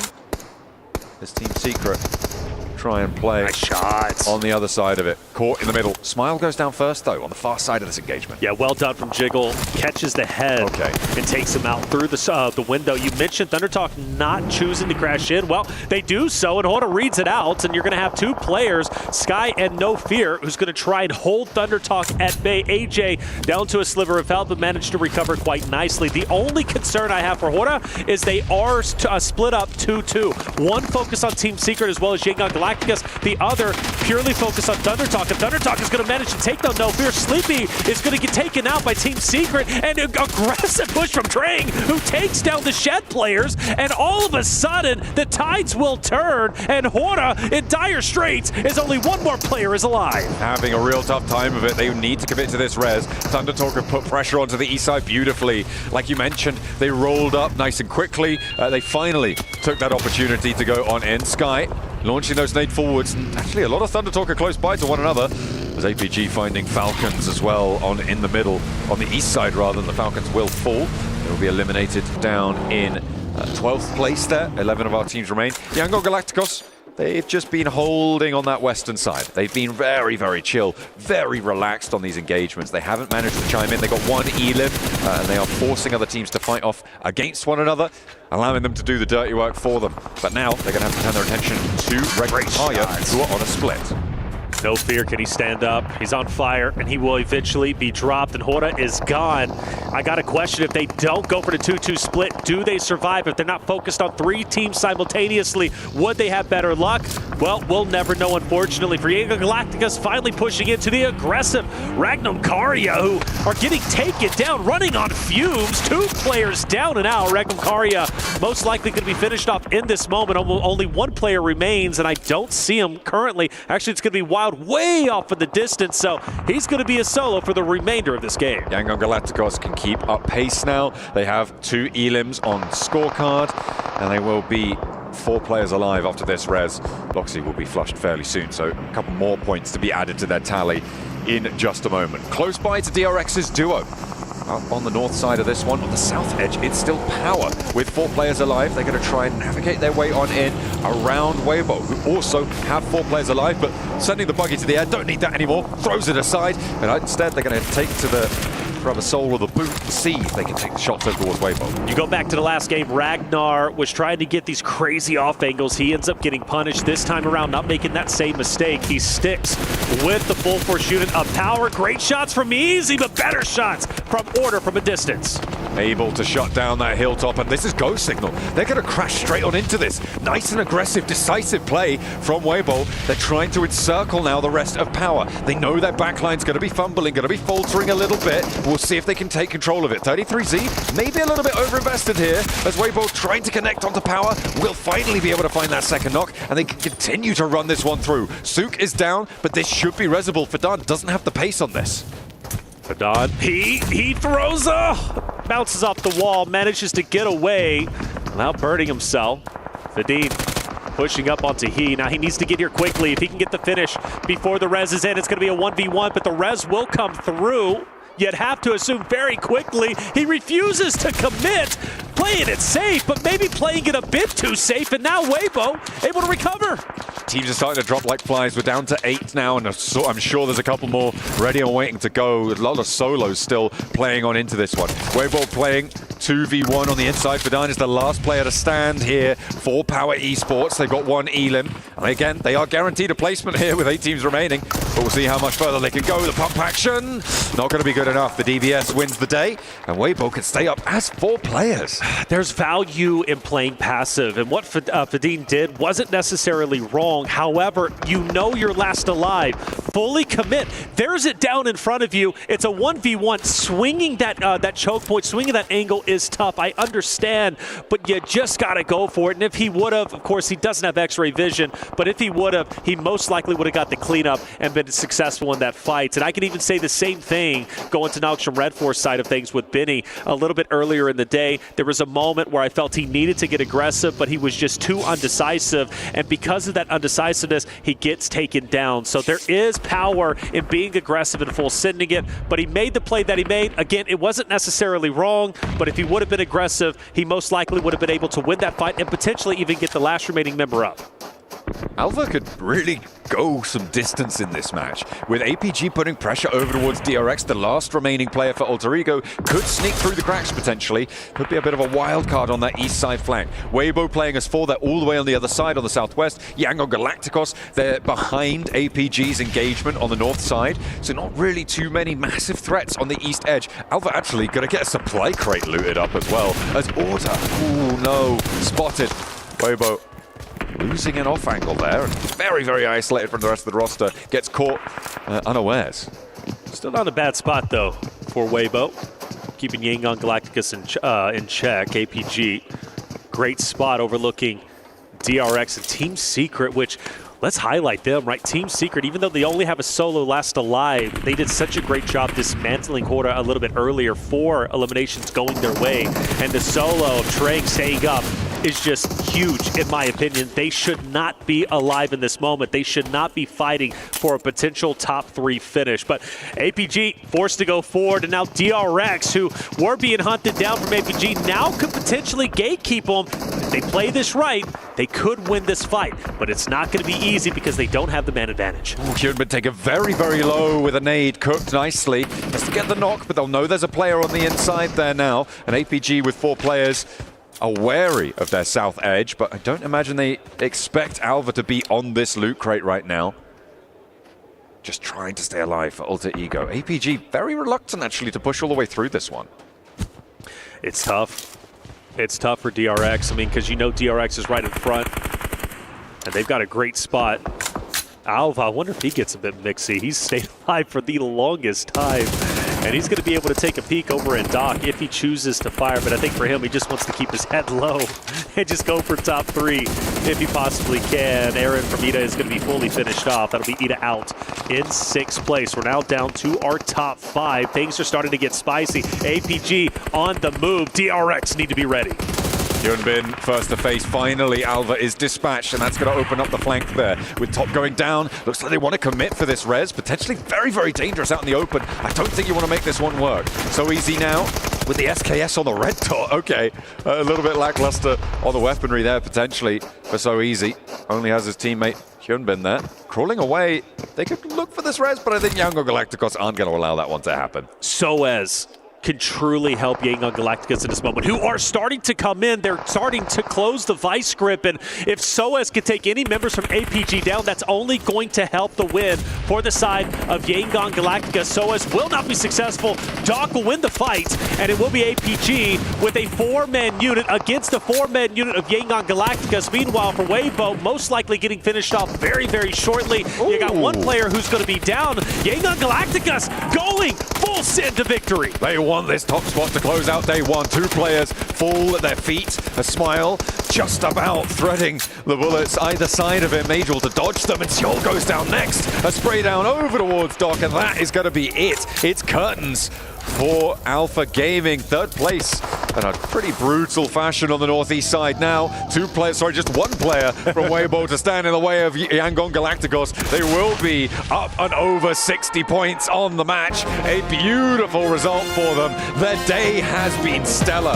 DRX as well, up and towards that podium again. Some really consistent performances at the top. They are going blow for blow. Without a doubt, 4 out of their 6 games, they get top 3. A huge performance from DRX, who managed to take over 1st place, but only for a sliver of time. Yangon Galacticos most likely taking it over with that tremendous win. And, well, Yangon Galacticos, mind you, managed to get 1st place 2 times throughout our 6 games. Of course, game number 6 as well as game 2. We've been waiting for Yangon Galacticos to step it up, to finally wake up. I think they finally have. This is brilliant stuff from Yangon Galacticos. They looked cool, calm, collected. Dropping the shoulder, dropping the elbow, sinking the fist into the rib cage. It is nasty to come up against these guys in an all-out brawl, and they are happy to take those swings. A really solid flush over those hillsides. They come through late. They're waiting. They let everyone else sort out who will be the ones to take them on, and then they'll sweep them aside either way. And you know what? They had a chance potentially to dismantle themselves if they do challenge into Team Secret, who ended up staying alive, and that could have got dicey because it was Team Secret as well as 2 other rosters who were fighting within that area. But Yangon Galactica said, let's play this slow. Let's go for the placement points and get the eliminations when it makes sense. Well, there it is, man. Game number 6 is done. Time to break down today's studio. What ended up happening? Well, Yangon, who came in as 8th seed from survival stage, have now been able to put themselves at number 1 in the grand finals for day number 1. They pulled the John Cena heel turn on everyone and taken that top spot. Unbelievable stuff coming in from them. Joining me, we have Maxman as well as Matura to talk about this one. It's Miramar Yangon domination here, Mr. Max. There were so many weird fights happening up north. You had I think you had Team Secret fighting Thunder Talk, fighting Horror. Yangon just seen it from a distance. What the hell is that? We're just going to leapfrog it, hold them off, get a ton of eliminations, get an easy access into the last circle, and get the win. If I'm not mistaken, their 2nd win today, right? They got another win on Potato Hill. So Yangon on fire, and this is a team that qualified barely through their survival stage here, making it into the finals. So we said they were a surprise initially, but even more so now going into the finals. Good control of the west side here, Nepturo. Excellent control of the west side. They were able to, again, do what they need to do in terms of that control. They were able to fend off certain teams. They were able to eliminate others to get a really, really dominant win. I mean, 12 elimination points. That is a big game for them. So a really good way to end the day, especially. Actually, Alpha Gaming too. I was quite critical of Alpha Gaming this match because they had a massive split to the east. Yeah. And we saw at one point Niptura, actually it was Nongshim Red Force kind of collapsed upon their position. But actually, for once, Alpha Gaming regrouping really quickly, able to re-solidify their position on the eastern side of the road and then get a full reset after that fight. And because of that, they were able to get into the late game, get into the podium finish there, and get 11 eliminations to top off that podium finish. Actually, Alpha Gaming showing a little bit more team play than what I initially expected going into this event. Yeah, for sure. They're really coming into their own. I think I want to make a prediction very early and say that Alpha Gaming are going to win a game tomorrow, at least one, because the way they were playing that game, it's looking like they're actually ready to take those wins, right? They are controlling, they're moving together, they're not split too far. They are split a lot, but they're not split too far. They're moving in tandem with each other, and so they're actually able to make those right decisions, make those plays, and do it effectively. We saw 4 thrives, 0 points there. I'm very confused what the game plan has been today because, of course, we saw the Sanoff, the hot drop, didn't make a lot of sense. Sure. Here they sent it into, I think it was Nongshim Red Force's compound. No scouting ahead of time, just sending it, looking for a fight. I don't want to say they've given up because it's day 1, there's no reason, but there was no real thought behind it. So 4 thrives, compared to their group stage where they played so well, here they're committing to plays that don't make too much sense sometimes, so they might want to rethink how to enter it tomorrow because as of right now, if they don't change anything, they're just going to remain at the bottom of the rankings. Yeah, I mean, in that fight in particular, even if they wanted to go ahead and do that fight that early on, which is not always the safest idea, but sure, go for it. They were just way too focused on that one solo player. They didn't use any off angles to try and counteract any response from Nongshim Red Force, and they went too far into the building and just ended up getting completely surrounded, which is not what you want to be seeing in PUBG Mobile. Yeah, they're ending up in a weird position when it comes to the overalls. Let's take a look at those and see how it shakes up at the very top, of course, because Yangon have been able to find themselves a position at the top. As 67 points for number 1. What a glow up from them, stage on stage on stage, as they have positioned themselves even nicely against 2nd place here, Neptune. Never mind anything else. And so consistent as well. 30 placement points to 37 elimination points. I mean, even down the board, you see some fairly sort of the same points as well, like DRX, for instance, but most of them are so completely elimination heavy. For Yangon to be so consistent there is really nice to see. Yeah, I mean, really, as you said, good surprise from Yangon, though I'm going to be critical, which is weird because we're looking at the top teams here. They all did well, like, good job.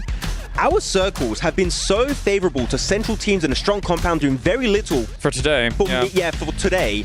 For me, this day 1 has not highlighted a championship caliber team. Like, for me, it's just like still Sure. in the as to who might be winning it, because I haven't seen like a big wow performance from anyone currently. I get what you mean. Some compounds have been favored for sure. Some positions in center positions have been favored for sure, as these circles have bared down. Tomorrow, if we get some kind of real curveballs, that will definitely test some of these teams. Let's take a look at our 9th through 16th as well and see what's up there.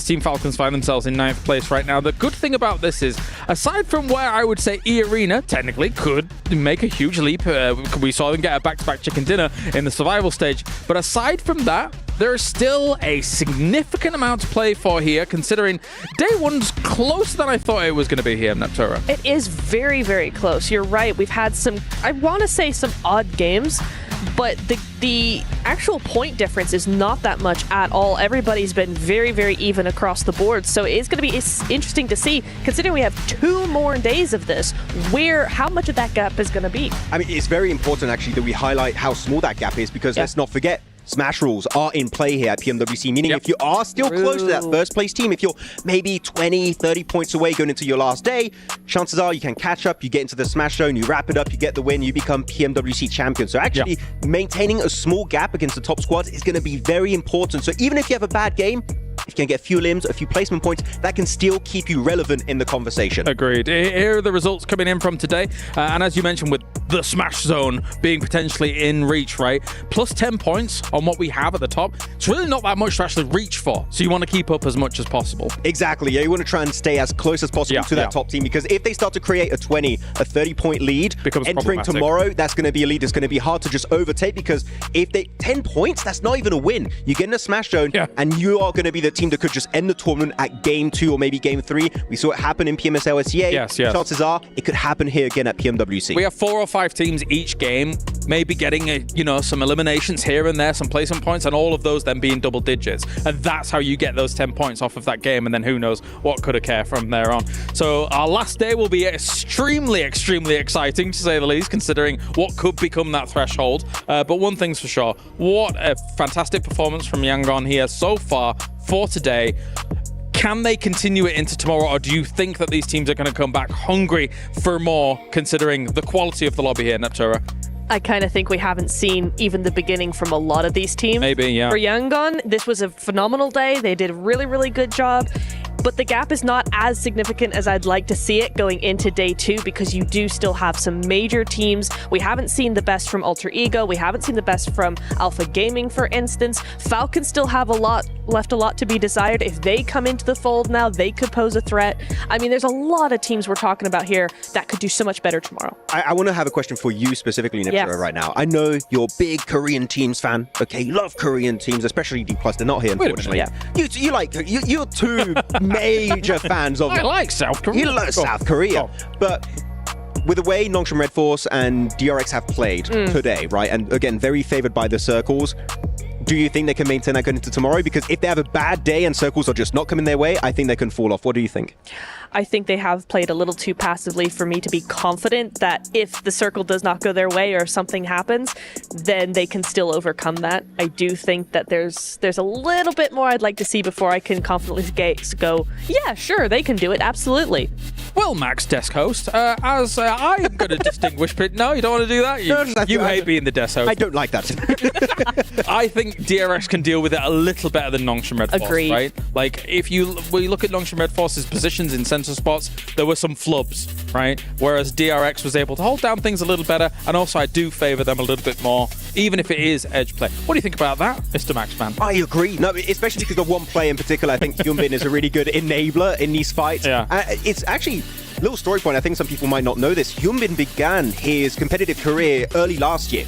And he's played PMWC, PMGC, and now playing back here at PMWC. Like, he has had such a strong rise to fame in PUBG Mobile Esport as a whole, and he's been doing great stuff. I do want to see a little bit more. It's a very caster, analyst thing. I get it. I want to see a bit more. Because the circles have been weird today. Exactly. A little weird. So I want to see tough circles for the Korean teams and seeing them just actually go for great rotates, taking control of circles and getting impressive, not even wins, just podium finishes. And then I'll be like, you know what? Korea's here to play. Maybe another team outside of D+ can actually do something globally. Well, let's see if they pop up here in the Gadia top players of the day and see what we have available to us. Because for the most part, yes, those central positions have been able to win outright. Doc starts things off, though, on Sandhawk, shooting everything, Neptura. Yeah, I mean, it is something that we have expected to see from them for a while. We haven't really gotten a chance to see that just yet, but today was the start of hopefully something more from APG. For Thrives, again, some individual really good plays that we saw here, especially in the first couple of games, but I really like how they controlled this, but after that, they just did seem to kind of fall off, Max. I'm kind of disappointed in 4 Thrives. I really like this team. They have so much potential, especially because Noki stepped up compared to PMSL CSA, but today the plays are just not up to par. They got me so out. What was going on there? There was Frankie from Team Secret. We had some wild moments here today in these matches, but that was one of the games for Team Secret, where actually, just like Yangon, they were kind of a surprise team, but they've been eerily silent, if not mistaken, towards the very bottom of the leaderboards. Team Secret, one thing that was lacking in the group stage is the fragging potential. They qualified purely because they were just aiming center, trying to survive. Here, it's not going to be enough if you want to be called the absolute best team here at PMWC. Yeah, it's something as well for Falcons, same sort of thing. It's kind of like those kinds of plays that we're seeing from them. Yep. Sometimes I see the vision, other times I really don't. In fact, most of the time I really don't. I'm so sorry, but that's just how it is. It's how it is, for day one at least. Well, I mean, aside from the win that they got near Museum, there's not really been much. I think they were on 32 points, including a win with some eliminations off the back of it as well. So, tough stuff. All right, we have got our Sony MVP of the day. Or hero of the day, and I guess I'll ask you your predictions. We'll start with Max Man, so he can curse whoever he picks. I can't really predict. Say Cloud from Yangon Galacticos. Oh, okay. Al-Haji. Al-Haji, What's a good with the one? power play. Yes. Survival time is going to be abysmal. His mini plays? Yeah. However, those eliminations. Oh, yeah. Actually, very important now in the new formula, right? So maybe that could do a difference. We'll see. I was going to just also do a power player and go Ragnar. I really don't know who was actually standing out for power, but maybe a Yangon. We will see. All right, who's it going to be? I asked the producer and he refused to tell me. It's well done. All right, recount. No. It can't be right. Max predicted it. This never happens. Correct. Oh my goodness. He did something correct. Actually, the thing is I do want to highlight for Yangon Galacticos, it's not just one player doing well. Smile is there. Oh, we just got told Al-Haji was second, by the way. He was just behind. Got you, ruined. And Ragnar is third. No, he's not third. No, we didn't get that in our ears. No, say Cloud. One thing that I want to highlight about his plays today in particular, Neptura, his utility was actually comparable to Phallic, to Doc, which normally when it comes to nades, you're talking about those two players. His nades were pinpoint accurate. So really, that utility play from Say Cloud was a big standout moment for me today. Yeah, and when you talk about utility, right, there's such a controlling aspect. So those initial nades, those initial knocks are doing everything to clear the space, make way for his team. So he is the hero of the day, not only in his own eliminations, but also in what he can do for the team. And it's so impressive when you look at this entire squad because every team made it through PMSL, like very, very competitive lobbies. Yeah. This is the only team that made it through PMCL, the Challenger Cup, which technically, if you compare to other events, way easier lobby. And yet, coming here into PMWC and eclipsing the lobby in your day one, getting 2 chicken dinners in the finals of one of the biggest events of the year, the biggest event of the year so far, is a massive statement. Again, circles were kind of weird. We'll see if they can maintain it tomorrow. But regardless, that is a big statement that they are here for that trophy. Yeah, it's a great statement for considering the quality of the lobby. We have ourselves the Honor Dominations as well coming in. Narvalo, number 1. I love the French. He loves the French. I love the French too. This is a weird segment. But he does take number 1 alongside this. Ketch will take number 2 as well. Say Cloud with only the 2. So actually, for Narvalo and Ketch to be able to get those triples here, not too bad overall. Yeah, I will take it. Nice little win here from Turkey with Ketch. Al-Haji, of course, always going to be there for power. I'm still... Can I see another player of Alpha Gaming that's not Doc in these graphics? I'm sorry, but I want to see someone else. Top was MVP in CSA. Yeah, I was going to say, where was Top today? Yeah. He didn't do anything. He kept getting eliminated first. Kind of crazy. Not even, I think we saw maybe 2 mini plays from him. Al-Haji had more mini plays than Top, which is insane to say. But he did, that's the truth. I mean... I just thought you were confused about me saying I love the French. Normally you're like, what's going on? We're all confused by that. Are you telling a joke? What's happening? Yeah, this is a rare moment. It's a revelation. I'm going to realize. I'm going to wake up at 2 a.m. and realize this happened. This has been an exceptional day. He said he loves the French. Oh, has this been your dream for this long? Yes. All right. Well, I've known you for like what? Since 2019. The answer is too long. Yeah. All right. Well, let's round things up here at the desk and get on with our airdrop carnival. You guys can log in now and check it out because it is live. Of course, don't miss out on the final 3 days for this weekend. Log in, summon your surprise airdrop summons. Collect 2025 airdrop vouchers for your chance to win official merch, smartphones, BD partner rewards, permanent in-game items, and more. Every participant is guaranteed to win. Come and join the airdrop carnival. Stop looking at me like that. And unbox your surprise. And now, without further... Actually, I'm going to get your final thoughts and see how everything's going here, Neptura, because it's been a great day. We've got Yangon up at number 1, but it could all change tomorrow. I think it will all change tomorrow, and the way that the teams have been playing in finals is completely different to how they've been playing in league stage. So for me, day 2 is going to be very, very interesting. I'd have to agree. Day 2 is going to be very... I mean, you're going to be setting kind of the threshold for your smash zone going into day 3 at the end of tomorrow. So we're going to know what the point threshold is going to be, adding +10. So tomorrow, because of the smash zone, it's going to be very important to see who's going to be at the top of these rankings. Definitely so, definitely. Tomorrow you'll see who's going to be able to prevail, who's going to be able to push themselves into the very top spot. And also, if I can continue to survive Maxman and Neptura here on the desk tomorrow. No. 7's all right. All right, let's head over to the stage here as Bardi is ready to go. Welcome back to the Gadia Esports Arena. I am, of course, joined by Master Smile and Coach Marco from Yangon Galacticos. We're going to have a quick chat at the end of the day because you had a really impressive day. Let's first talk about, the survival stage. You only just made it through to the finals in 8th position, and now you're leading the charge going into day 2 of the grand finals. Tell us what you worked on between the survival stage and now, and how you implemented it for this stage now.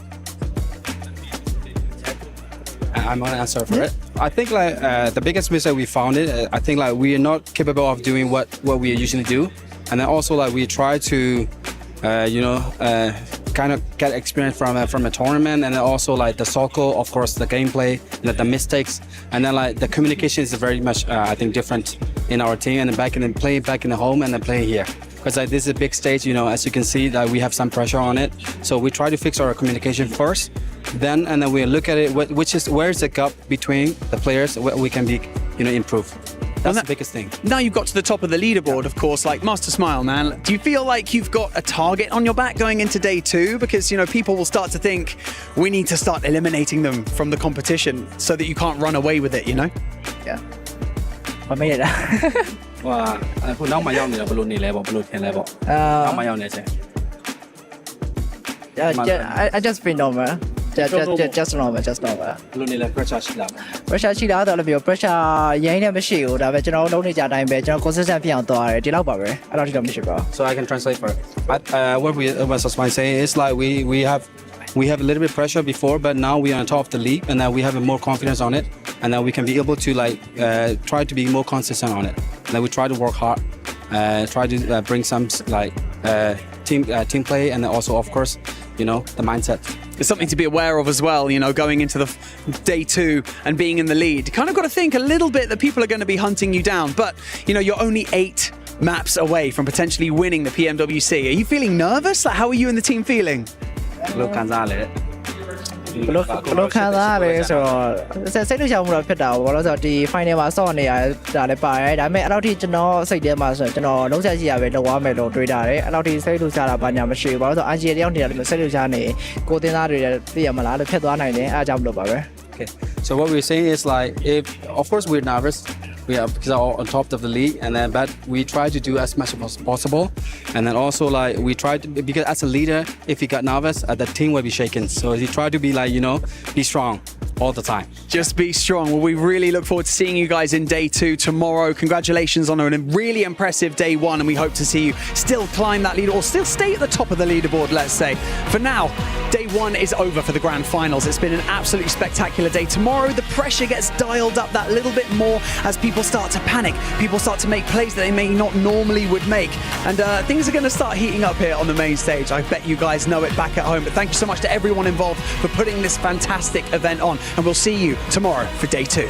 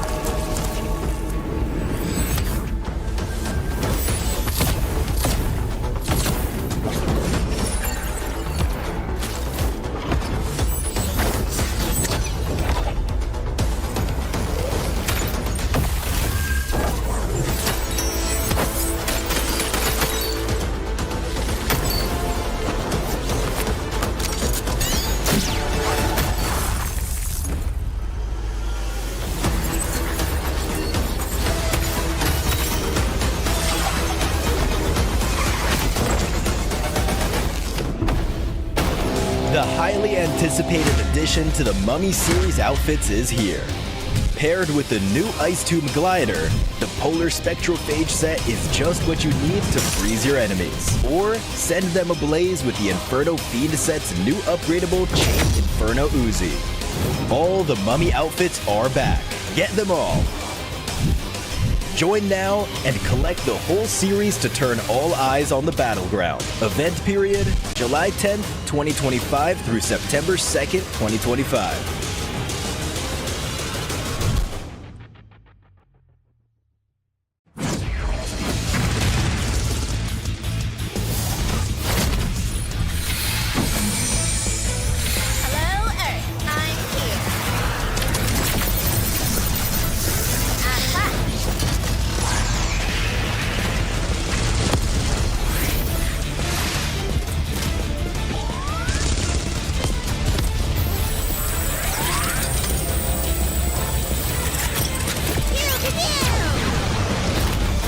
New Pulsar Legionnaire available now. First outfit with special head animations and voice lines. The Pulsar Legionnaire set comes with its own super cute voice lines that can be toggled on or off.